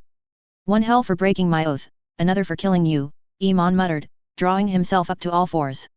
If the punishment in the next life is equal, then I must focus on this life. Iman, the punishment is most certainly not equal, I said, keeping my blade level with his head. Yield, brother. Please. Put an end to this madness. I have given you every opportunity, for sake of both our parents. Do not force them to lose yet another son this year. My brother did not respond as he forced himself onto his knees. The movement clearly pained him as he paused before bringing himself back up to a standing position. All the while, my blade followed him, rising to meet the incoming threat, pointed unwaveringly at the minute gap between the gorget and the helmet. But my brother's wounds would not be denied. Almost as soon as he regained his footing, he lost it, pitching forward. With my sword still leveled at him. There was a screech of protesting steel, a sprinkling of sparks as metal was torn and sundered, and then Iman lay on the hard-packed dirt. Dirt that was quickly turning dark as my brother's lifeblood pumped out of him. I was already moving, even knowing that it was almost certainly an empty gesture, already moving to roll my brother onto his back. Part of thought hoped, really if I could put pressure on the wound, this did not need to end in tragedy. But it was a foolish hope. I could see the light of life rapidly fading from my brother's eyes as he feebly reached up toward me for a moment. More importantly, I could see the thin gash in my brother's throat rapidly emptying my brother's body of blood. Chapter 76, Aftermath. Do not hesitate. Act, or you will find yourself drowning in what-ifs. Iman was dead. The Silent Sisters had taken his body away, to prepare him for the funerary rites. He would lay in state in the September, either in the Red Keep or in the larger September in the city, while a knight stood vigil. My duty, I had already decided. And then, in the morning, he would be given to the flames. Who would have the honor was yet undecided, but a candidate would reveal themselves before too long, I was certain. But those were a problem for later. In the now, meanwhile, I was back in my quarters trying to scour myself clean with a basin of fresh water and a tough rag. Truth be told, there was not much to clean. The fight had been short, not nearly enough to elicit much of a sweat. I had not been injured, and I had not gotten dunked in a puddle of mud. Though I had not exerted myself, it could not be denied that I had just had a fight. After a fight, you cleaned yourself. It was simple logic. Vigon, are you certain you are well? My friends had followed me after the fight, refusing to leave my side, having been there from the moment I had risen from my brother's side, gauntlets slick with blood. The rest of the small council had dispersed, but I had let them go without comment. If it were to prove problematic, the three of us still formed a comfortable majority. As well as can be expected, I said, my voice remaining admirably steady as my body went through its familiar motions. I killed my own brother, Braxton. And now I need to tell my mother, my sisters, my brother's widow, and my brother's daughter that I have invited the vengeance of the Seven upon myself. You are scouring the skin from your flesh, Braxton pointed out. A look down revealed the truth behind that statement, as my skin was covered in an angry and irritated red. Said skin chose that moment to make its displeasure known, a burning not quite pain spreading across my chest, shoulders, and arms. That should not have come as a surprise, I was using a rather rough rag. I will recover, I said simply, scraping away another whisper-thin layer of sweat and a few flecks of dirt. You mean you will lash out blindly and refuse to slow down or stop until Maejali returns you to your senses, Corlys observed. I admitted. That was how I handled situations like this. Better to act than be forced to react. But until then, measures need to be taken to ensure that this catastrophe remains limited. I do not like the sound of that, Braxton commented. I do not like the look of that, Corlys added, gesturing roughly toward me. That is not the look of a man about to make good decisions. Given my track record, it was a valid observation. I am merely considering what must be done, I said. With my brother's death, the succession will be called into question, and I cannot allow that to happen. No matter what, my niece must not be denied her birthright. When has anything ever good come of that train of thought? Corlys asked. Very little, I admitted. And I am unlikely to shift that trend. Ominous, Braxton said. Dare I ask for more details? The regent will have a lot of influence in succession, I pointed out, finally satisfied with my current state of cleanliness. Patting myself dry, I continued. With the death of my brother, a new regent is needed. Meaning you. Corlys drew the obvious conclusion. Viagon taking power voluntarily? Braxton asked. That is certainly a big change, but I do not see how that will reinforce any trends. If I take over the regency, I will rule in my father's name until either he recovers or my niece comes of age, I explained. If I rule well and make the realm noticeably better, people will question the wisdom of naming someone else my father's heir. If I rule poorly and make the realm noticeably worse, people will question the wisdom of Targaryen rule. Ah, Braxton said oh so eloquently. An impossible challenge for you, mediocrity. I can arrange the precise details later, I said, carefully donning my usual white garb with black and blue decorations. But I need to act. Mother and father must be informed. And the regency secured, Corlys added. And the regency secured, I confirmed, buckling on my sword belt. Come with me, brothers. I need to see this done before the enormity of my crimes fully sinks in. They shared a meaningful glance at my words but fell in beside me as I marched out. It was not a particularly long walk to my parents' apartments, but it felt longer than it had in the past. Servants seemed to walk a bit further away. Guards shifted at my approach. And the heartbeat hammering in my ears was not helping things. Of course, I was about to give the worst news a son could give his parents. If this had come easily to me, I would have had far greater concerns. As we arrived at my parents' apartments, there were 2 knights standing guard by the door. 2 knights instead of the usual one. Sir Joffrey, I addressed the most senior member of the King's Guard that guarded the door to the royal apartments. The knight had once been part of the Warrior's Sons, a holy warrior in service of the Seven. I need you to find Princess Rhaenys and Lady Jocelyn and bring them here. The princesses Sarah, Dahlia, and Visera as well. I will inform my other sisters Alyssa and Maejali on my own time. It will be done, Your Grace. Sir Joffrey Doggett did not waste further words, instead marching further into Maegor's holdfast. Maegor, how alike to my great-uncle was I becoming. Big dragon, skill at arms, kinslaying, it was a blessedly short list. Unlike him, fortunately, I still had my faith. And I had Maejali. I had my children and I had my friends. So long as they stood beside me, I could rest easy knowing that there was a limit to how far I could have fallen. No, I was safe from becoming another Maegor. For now. I turned to the Lord Commander standing guard. May we enter? I asked. You may, he allowed. No part of him betrayed any emotion, any reaction, to allowing the murderer of a future king access to the current king. But, as he stepped aside and, with him facing away from me, I swore I heard him speak again, his words a soft whisper. I'm sorry. I pushed the door aside, and my friends followed immediately behind me. Mother, I said in greeting. She looked up from her needlework, embroidering a small patch of silk. A repeating pattern of dragons and seahorses crossed its surface. A gift for Dahlia, most likely. Something small, delicate, and lovely. Very fitting. Off to the side, seated on a couch facing the hearth which blazed along merrily, sat father. He looked as bad as he had the last time I had seen him. Which, in all fairness, was better than expected. I had been half expecting him to waste away before my eyes. Make no mistake, this was not the man who radiated kingship when clad only in riding leathers. This was a hollow shell of a man with disheveled hair, wrinkled clothes, and sunken cheeks. The only way someone might know him as king was from the crown sitting on his head. He was not about to die, but he was far removed from his prime. But he was alive. Surviving, yes, but not living.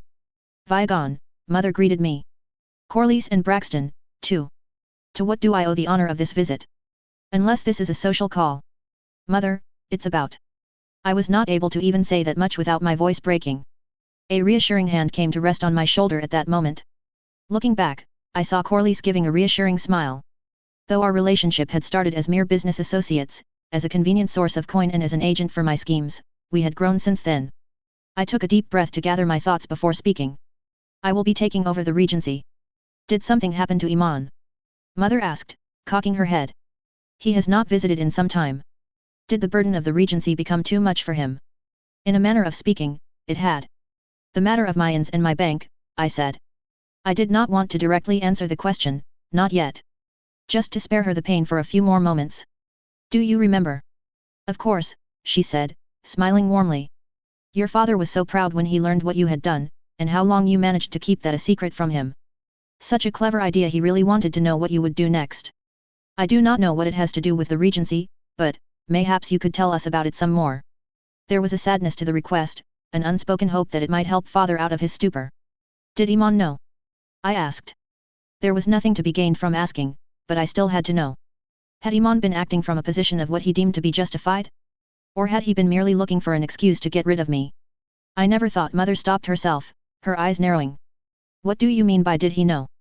Iman accused me of treason, I said softly. He cited the bank, the inns, and the towers. He did not believe when I said father knew of it for some time. Viagon, please tell me you did not do what I think you did, mother said, pleaded, all but begged. I told him to retract his accusations, told him that father knew, I said, my voice hitching for a moment before I reasserted control. The breakdown could wait. I needed to get this done first. He refused. The trial by combat was this morning. No. The embroidered patch of silk fell to the ground, forgotten. Your Grace, Viagon gave His Grace the Prince Regent every opportunity to recant his accusations, for several days, Braxton said. During the trial, he was repeatedly offered the chance to yield. No, no, no, no. Mother's eyes, usually a warm and loving blue, became unrecognizable as tears began to spill out of them. I could feel my own throat tightening, the pressure behind my eyes building, as my body wanted to grieve. Mother, I said, my voice scratchy and eyes watery from tears begging to be freed. I killed Iman. Chapter 77, Who knew kinslaying was unpopular. Their anger is justified. Unfortunately for them, so were my actions. Mother had not taken the news well. That should have come as a surprise to absolutely nobody. Her husband had retreated into his mind with no hint of recovery, and she had taken it upon herself to be his caretaker. Exclusively, it must be said.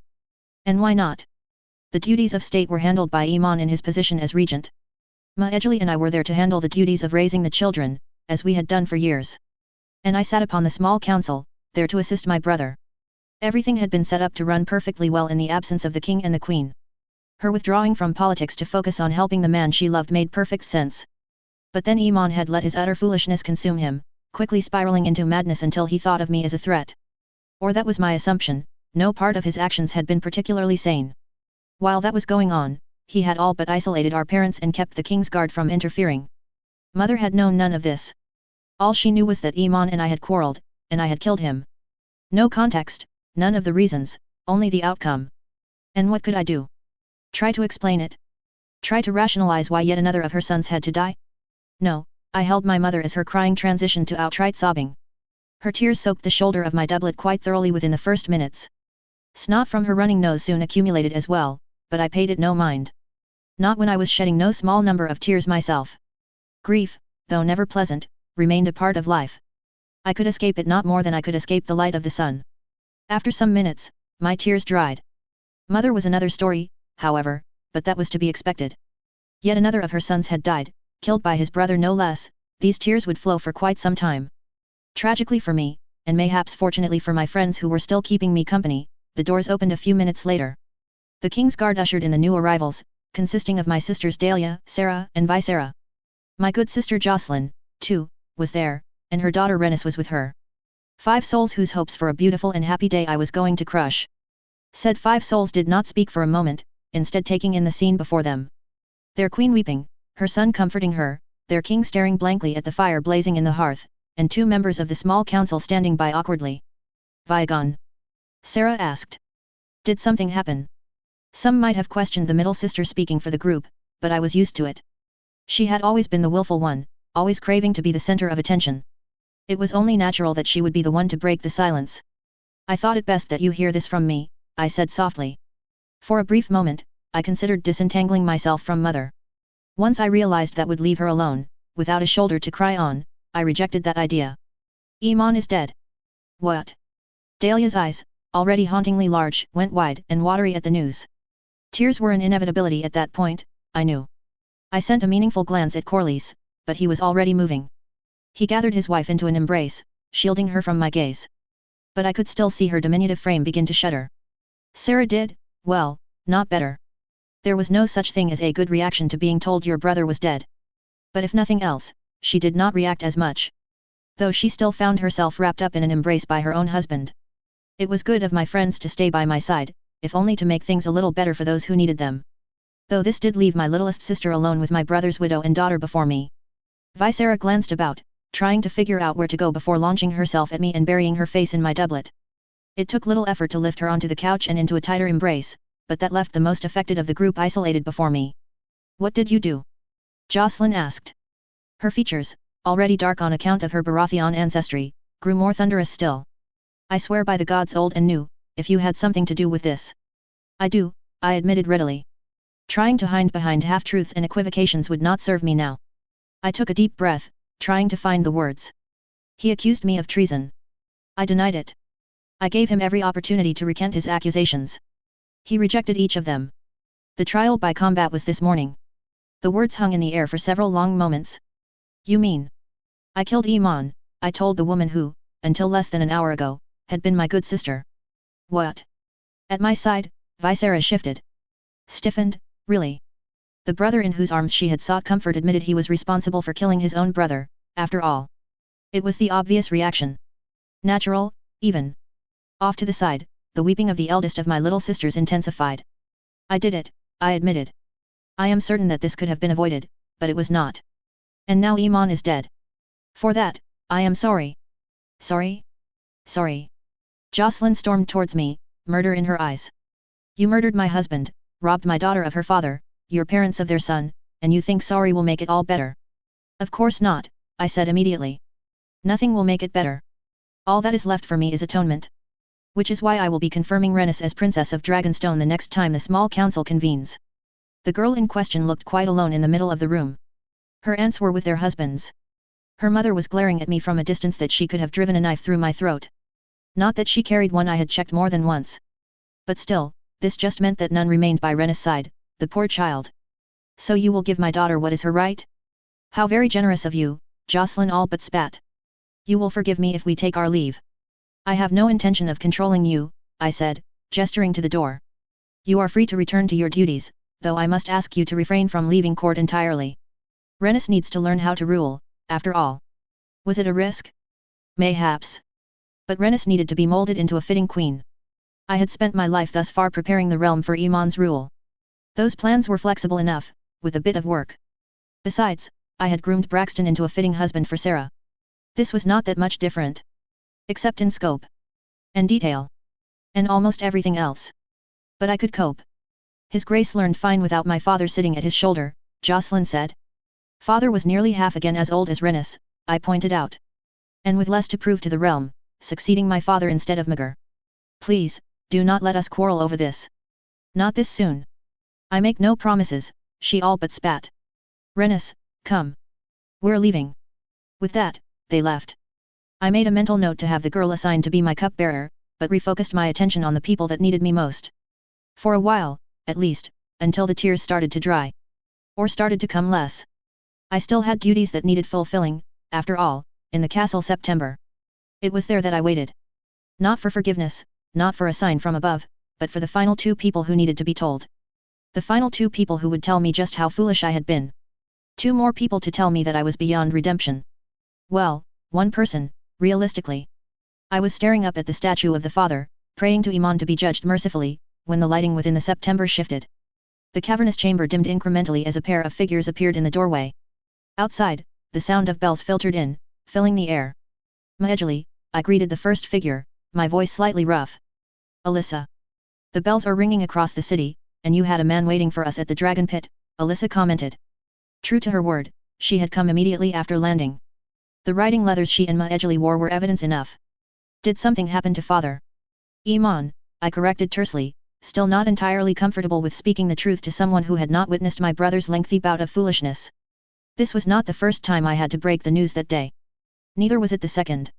At what point did it get easier? Did it ever?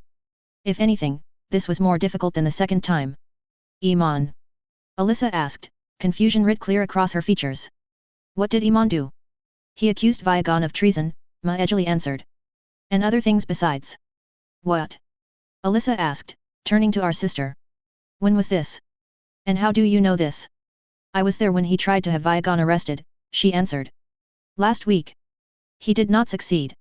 The absolute madness. Alyssa shouted, her words echoing throughout the mostly empty September. Iman tried to have Vyagon arrested, fails, and I am only told this now. I tried to answer, but Alyssa whirled to face me. A withering glare spoiled what were usually cheerful and friendly features as she made it clear she did not wish to hear from me. Is this why you disappeared all week? Hiding from our brother? Alyssa asked. Why didn't you tell me sooner? I could have done something, could have talked with him. And what does any of this? Her voice trailed off as the realization sank in. Her next words, she spoke softly. The bells. The bells are ringing. He's dead. Alyssa. Iman is dead, Alyssa said, voice still soft. Maejali and I said nothing, letting silence fill the September. I was still searching for something to say when my oldest sister turned to me, bright eyes focused squarely on mine. You killed him. Trial by combat, I managed to say at last. It was a trial by combat. You killed Iman, she said again. In a trial by combat. What madness is this? Why would you demand a trial by combat against your own brother? I thought I could make him yield, I said. Something to let us both walk away. You thought? She asked. You tried to see who would flinch first. With Valyrian steel. You could have gone for a regular trial. The small council is stacked with your friends and allies. Your innocence would have been all but guaranteed. Iman may have been counting on Vyagon thinking the same, Maejali offered. He was the master of laws. If anyone could have arranged for a trial to guarantee a guilty verdict, it would have been him. He would have been able to deny Vyagon's advantage. But I threatened to demand a trial by combat the first time he accused me, I pointed out. Unless he thought I was bluffing. I did not bother continuing the thought.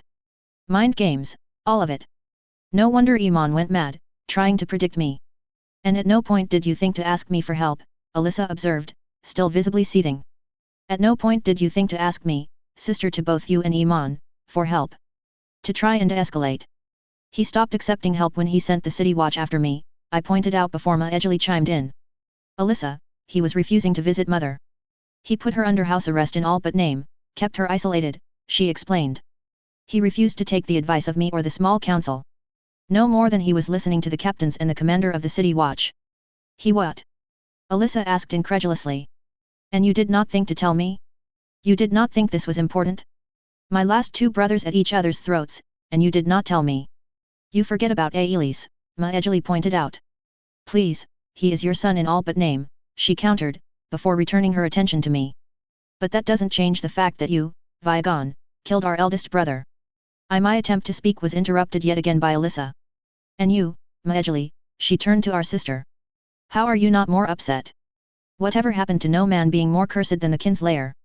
He is my husband. He is mine and I am his.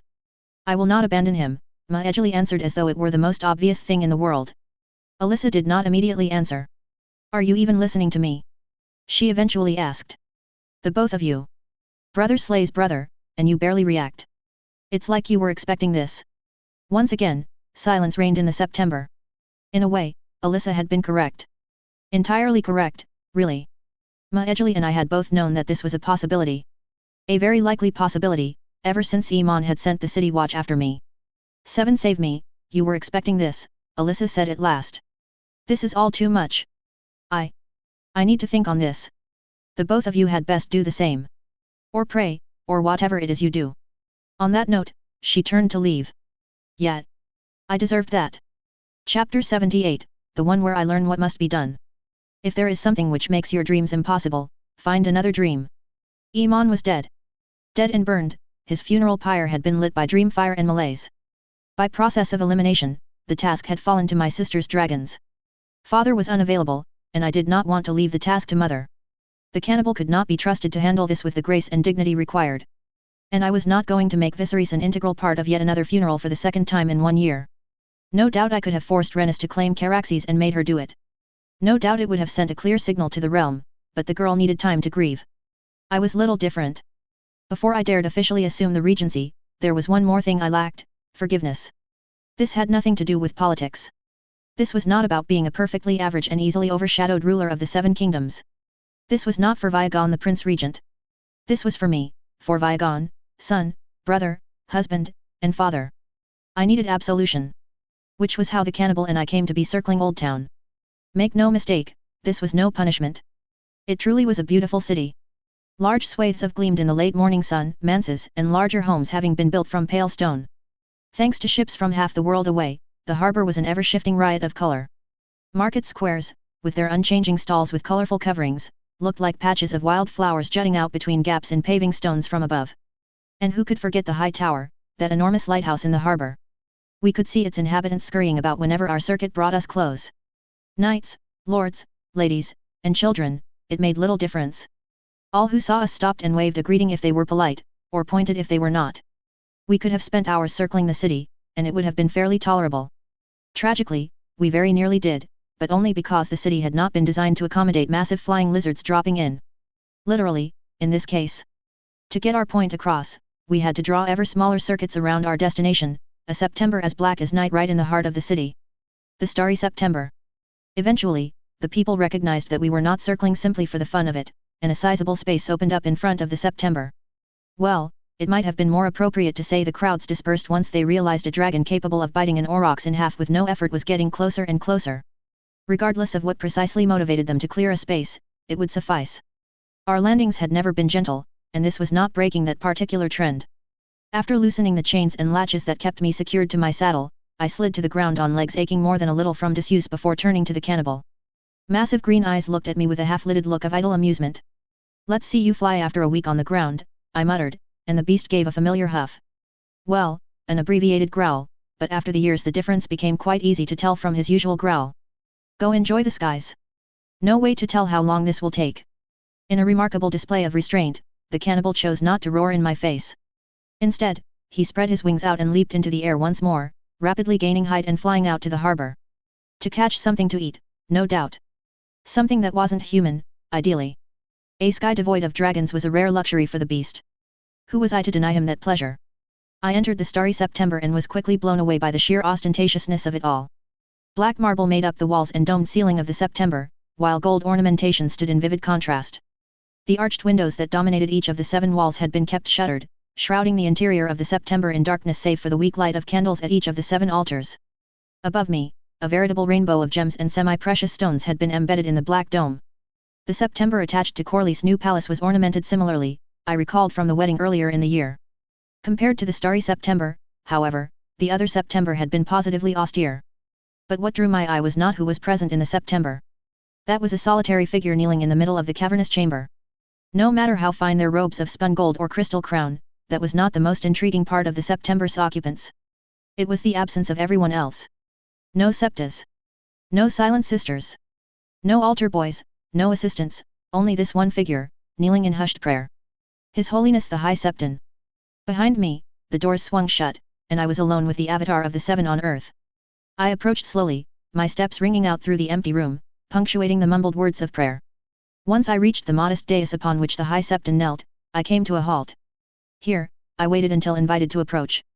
After some time, the words of prayer trailed off, and the kneeling man of the 7 turned to face me. "Your Grace," he greeted me, his voice warm and fatherly. Reassuring, in a way, and free of judgment. Despite this, he had yet to rise to his feet. "You have my condolences. The loss of a brother is a bitter thing indeed. His Grace your father knows this pain all too well, as do men across and beyond Westeros. No, you are not alone in this. My thanks, Your Holiness, I said, still not daring to approach him until invited to do so. Your words are reassuring, though I did not come for that alone. Oh? He asked. Why else would your grace come to Old Town? To hear from the highest authority that your grief is justified. My friends and family have made that point abundantly clear, Your Holiness. If I needed to be told by the voice of the seven on this earth before believing it, then my faith is too narrow. I had not come to be told that because I already knew my grief was justified. Just as my sister's grief was justified. Just as Jocelyn's anger was justified. Your Holiness, I come asking for forgiveness. He answered with a sharp exhale and paused for several moments before speaking. I have kept abreast of current events, Your Grace, he said at last. It was a trial by combat. The seven who are one intervened to decide who was right and who was wrong. They bestowed victory upon you, and the stranger returned his grace your brother to their loving embrace. Your Grace has done nothing wrong, has committed no sin. What? You Holiness, I killed my brother, I said. I have brought ruin upon my family, have caused my sister to despise me, have broken the trust my own mother placed upon me. All due to my slaying of my brother. How could I be free of sin? At this point, the High Septon rose to his feet. The smile on his face became decidedly more indulgent as turned to look up at me. The cloth of gold vestments and crystal crown obscured much of him, but it was impossible to miss the air of patience about him. Had I looked the same when I lectured my siblings on the seven-pointed star? The seven who are one have made it known that no man is as accursed as the kinslayer, that is true, he answered. But nothing in this world is ever one-sided. Driving a knife in your brother's back or poisoning his wine is murder most foul. A trial by combat, however, is an act of justice orchestrated by the seven who are one. And yet, the guilt lingers, I said with a sigh. The same as it did after Dorn. Months ago, when I returned from the war, I was assured that I was free of sin by Septons, that my actions had been justified, but doubt remained. Grief works differently for many men, the High Septon allowed, nodding sagely. Some grieve only for those closest to them, some do not grieve at all, and some grieve liberally. The last is an admirable quality, if one does not allow it too much control. But your Grace has not allowed the grief from Dorn to do so, and it will not do so now. Then as now, your Grace needs only wait. True, I said. Though time alone is not the only factor the last time. Really, it had been Maejali who had helped me through it. Not through platitudes, not through empty words about how the Dornish had deserved it, not by telling me the guilt was for not going far enough, no. Through empathy and understanding, she had brought me peace, not through rationalization or justification. And I loved her all the more for it. As I said, grief works differently for many men, the High Septon said. Just because we know we have not sinned does not mean we are living virtuously. The absence of sin does not make virtue, no more than the absence of virtue makes a sin. Even the wisest of men can struggle with this. His message was more than clear. Just because I had not sinned, had not condemned my soul to an eternity of torment, did not mean I had acted virtuously. Simply because one had not violated a law did not make those actions right or wrong. Legality against morality, in a sense. And forgiveness is not yours to give, I said, vocalizing my conclusion. Because I did not sin against the seven. It is up to your Grace to find it, the High Septon finished the thought. Through works and sacrifice, until the pain your Grace feels matches the pain your Grace believes is due. So I must live with the pain for a while yet, I said. That was, less reassuring than I had hoped. Until I can find worthy penance. Your Grace need not wait long, he said. His tone made it clear that that had been the conclusion I should have drawn. If your Grace wishes, I can offer some guidance. Of course, I said, not hesitating. It need not be an extravagant affair, your Grace. The High Septon punctuated his reassurance by placing a wrinkled hand on my arm. Allowing your children to be fostered by the faith might assuage some concerns over harmful influences. Building a new September dedicated to His Grace Prince Iman would also be appropriate. Mayhaps even a crown-funded expedition to spread the word of the seven who are one to lands beyond Westeros. All three, and none would question the legitimacy of your rule. My children, sacrifice indeed. Forgiveness could come, and all it would cost is coin, effort, time, and my own children. The first three were cheap, and things I had aplenty. But my children? He wanted me to give up my children? And you believe this will lessen the pain? I asked. This plan, it would hurt. It might even break me. They were my children.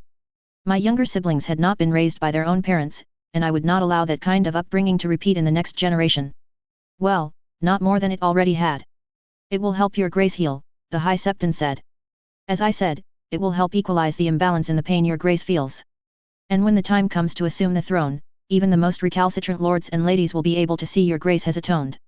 What? When your grace assumes the throne, he repeated patiently. It is only natural.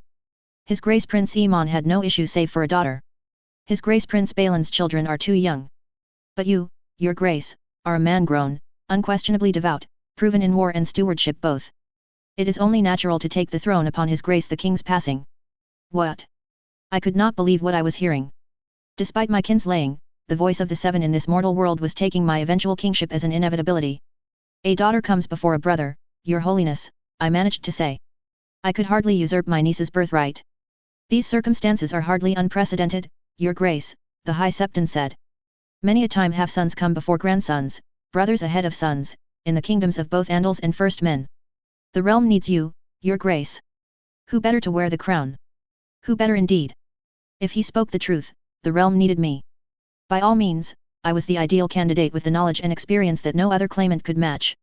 My rule would be required for the continued welfare of the seven kingdoms. But it would not be what was right. My thanks, your holiness, I said. You have given me much to consider, but I must take some time to think. Of course, he allowed, returning to his prayers in a silent dismissal. If even kinslaying did not make me less of a threat to my niece's birthright, then I had to remove myself from the equation. Simple as that. Chapter 79, A Balancing Act. The end comes for all. Best to embrace it. The seven kingdoms were mine. That was no avaricious boast, no claim to kingship, no exaggeration. It was a simple fact. As Prince Regent, I was king in all but name. Were it my desire, I could easily become king. It would be less than an hour's work, all things considered. But as the small council, or rather, as my small council was gathered before me, my first concern was not with dismissing my claim. No, my first priority was managing expectations. 6 years, I said simply. All around the table, I was met with largely querying looks. To see those looks on Lord Tyrell and Maester Elisar was not surprising.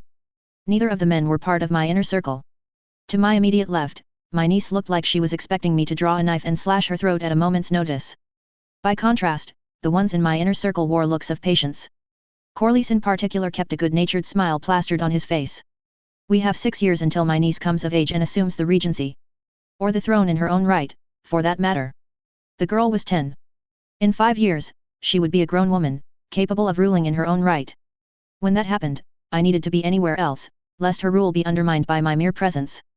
The last 3 occupants of the room reacted in line with Braxton and Corlys. Most likely because they, too, had been informed ahead of time. To my immediate right, Maegeli's perpetually warm smile did not waver. At the far end of the table, Martin Mouton and Desmond Derry were in attendance with a sly grin and a calm mien respectively. And? Braxton asked. Does that change anything? It means we need to make plans, I said. She needs to be prepared to rule. More teaching? Corlys asked. That is your expertise, not mine. And she is in the room with us, Maegeli pointed out, turning to face the little girl on my opposite side. For now, just pay attention, little one. It will be a few weeks yet before we'll be asking for your input. Thank you. The girl managed to stammer out, and a knot of guilt settled in my gut.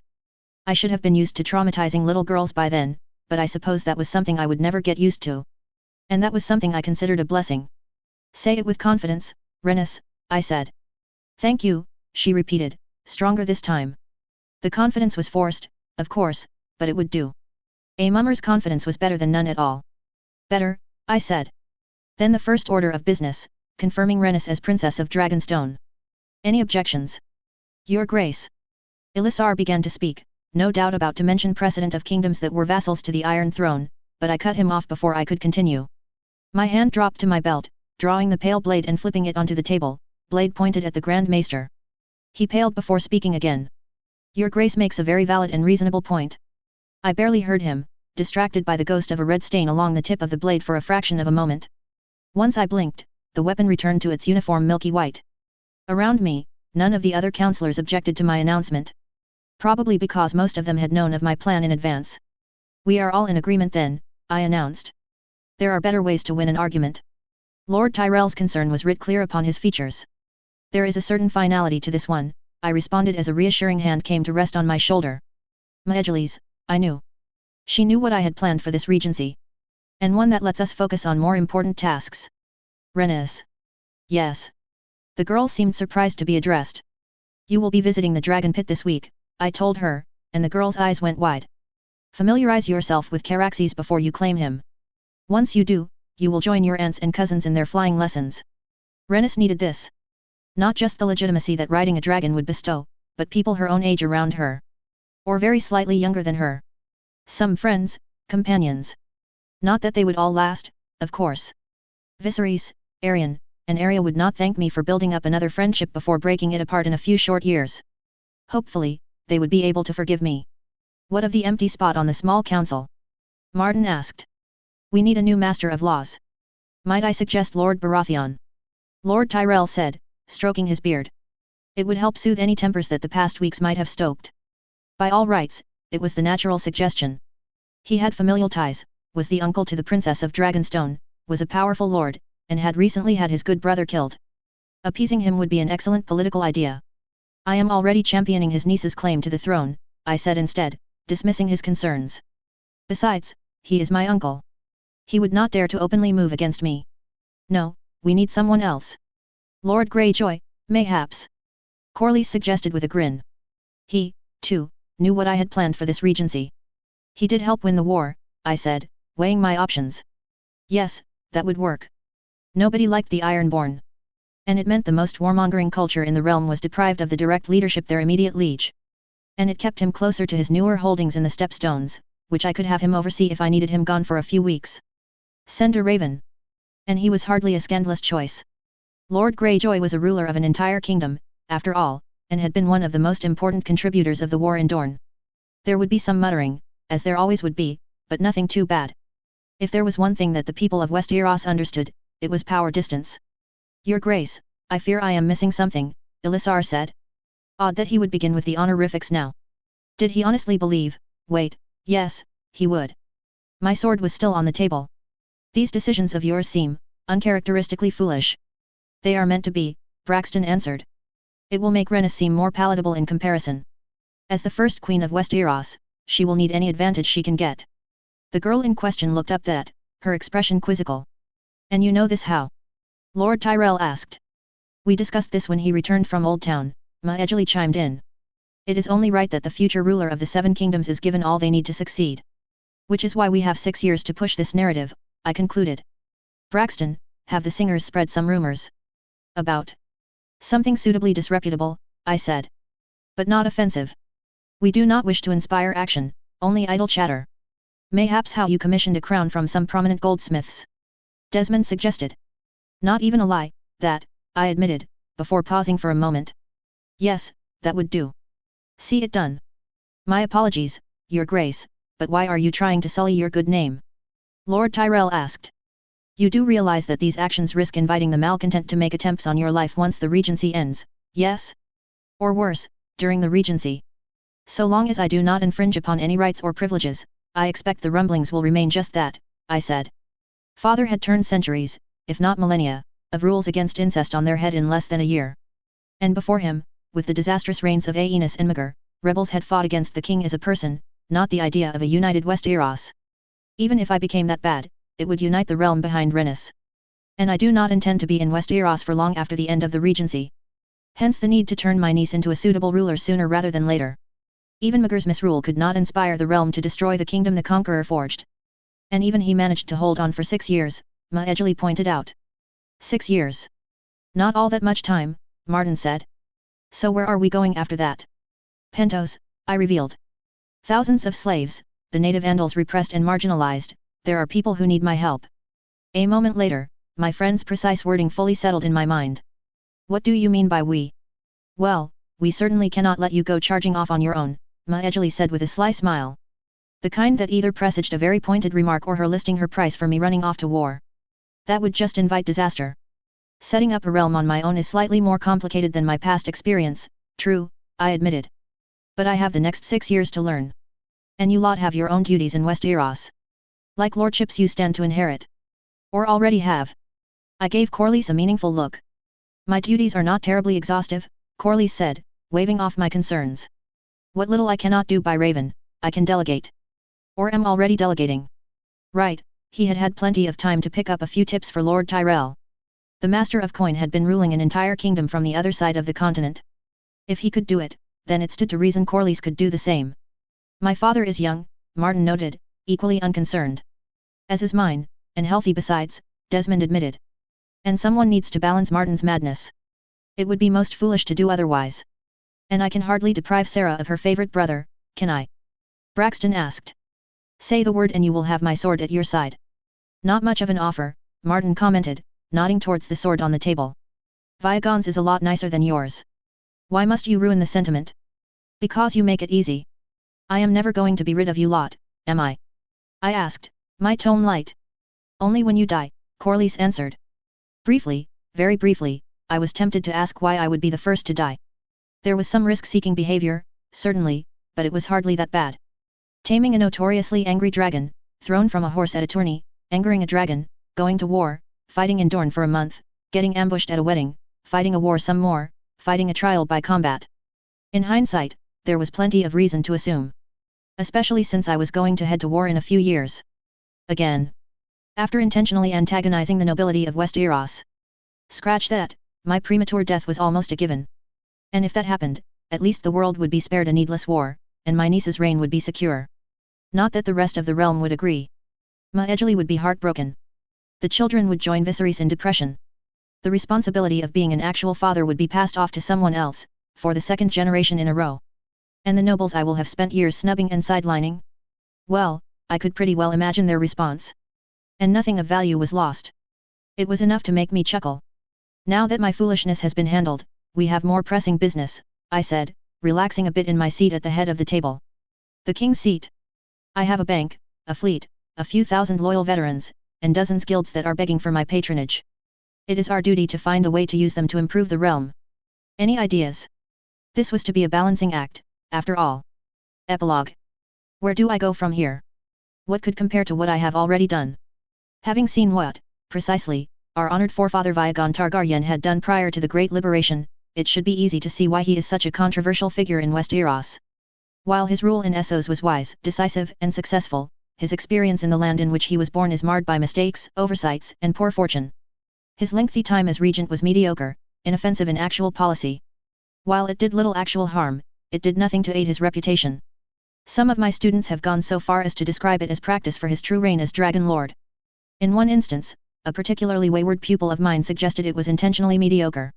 How else, they claimed, would there be such a marked improvement over the course of a few months? But that is a topic I have covered in previous volumes and need not be discussed at length in these pages. Instead, let us return to the end my blessed ancestor's time as regent. After 6 years of rule, during which he had built up a private army, forged closer ties with the Ironborn, and had never missed a chance to personally sit upon the Iron Throne when holding court, the fortunes of the 7 kingdoms of Westeros had continued as they had under his father. And once Rhaenys of House Targaryen, then merely Princess of Dragonstone, had reached her majority, Viagon had wasted no time handing over power. As though he had become regent out of obligation instead of ambition. In a public ceremony, our beloved ancestor had officially transferred the duties and responsibilities of regent unto his niece, and bestowed upon her 2 gifts, scrolls, sealed tightly, not opened for generations, and since lost to time. Given that we of New Andalos returned to Westeros in friendship twice, once in the first Dragon Lord's lifetime to guarantee his niece's inheritance and once again during the fall of the Wall, speculation about the content of those scrolls remains moot and a waste of scholarly efforts. What we do know is what happened next. Viagon Targaryen, his wife, and his eldest children mounted their dragons and crossed the narrow sea. His youngest children joined the 10,000 men of his army and followed in a fleet. This army was a chaotic amalgam, a far cry from the carefully balanced cohorts of our army of New Andalos, with an uneven blend of heavy knights, light free riders, iron-born reavers, men-at-arms, and hand-trained volunteers from King's Landing. Some of my cousins in our modern army of New Andalos will insist that this was a direct predecessor to the modern cohorts, but that is their area of expertise, not mine. We are not, however, here to discuss the minutiae of military matters. That is a matter I will gladly leave to those of my colleagues who specialize in military matters. I much prefer to keep a broader perspective. Within a week of stepping down as regent, Viagon Targaryen's forces landed outside the walls of Pentos. Perhaps unsurprisingly, the magisters of the city did not stay and fight. At least, not all of them did. Some of them loved their city enough to stay, though the vast majority chose to flee with as much of their wealth as they could fit into a wagon. Then Prince Viagon Targaryen gave them 3 months to return to Pentos and have their wealth and status as magisters confirmed. A merciful approach, all agreed. Too merciful, some of his companions argued. Similar sentiments evaporated as quickly as morning dew in the summer sun in 3 months' time, as all errant magisters had their property confiscated by the crown. But we are getting ahead of ourselves. Immediately after seizing the House of Magisters, my ancestor temporarily took direct control of the free city of Pentos. He allowed the Magisters to choose a prince of Pentos from among their own number, to speak for the body as a whole, well aware of how often the bearers of that title were executed for failure. Instead, he styled himself Protector of Pentos and made arrangements with the Council of Septons of Old Andalos for a coronation in half a year's time. Until then, he forged the city into a worthy pearl in his new realm. New banks were opened, public works were begun, and law enforcement was restructured and expanded. The latter in particular would hold that little details as point of pride. Slaves were declared free throughout his domain, with compensation for the ruling magisters. The official explanation given by the royal house to this day is that it was to reward them for their successes. More cynical students of history have gone on record to say that this cemented the loyalty of the former rulers of Pentos and convinced some of those who fled to return. The establishment of a class of servants shortly after the Great Liberation, indentured and free, is frequently used as evidence by these scholars. It must be noted, however, that servants enjoy far greater protection under the law than slaves ever did. These acts satisfied all but the merchants wealthy enough to own many slaves but not wealthy enough to meet the requirements to be named magisters. Requirements which the bright prince refused to loosen. Foreign policy, too, enjoyed swift action. Envoys were dispatched to each of the free cities. Men of high birth all, accompanied by knights of good character, each bearing offers of peace and friendship and sufficient piles of coin. Some were rebuffed, as was famously the case with Cohor and Norvos. In Volantis and Bravus, meanwhile, relations were opened with far greater warmth that would endure for quite some time. While ultimately fruitful, these talks would not conclude in time for the first true challenge to the reign of Viagon the Liberator. The craven magisters who had fled Pentos, who still accounted for nearly half of their number prior to my ancestors' arrival even after some chose to return, had not been idle in their brief and self-imposed exile.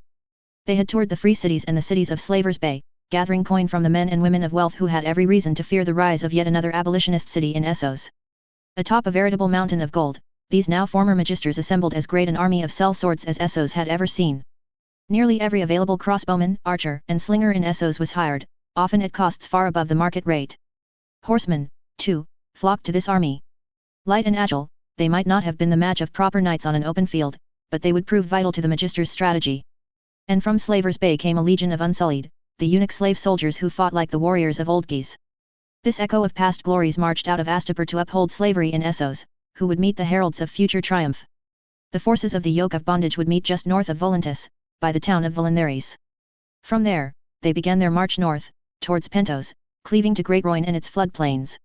This strategy, all agree, makes perfect sense. Moving along the Roine granted access to fresh water and supplies, while any settlements could be looted. Should battle be given, the perpetually damp ground meant that dragon fire would be unable to start any great fires. This was not, after all, the first time the men of Essos had faced dragons. Unfortunately for these agents of slavery, my ancestor was flexible in his thinking.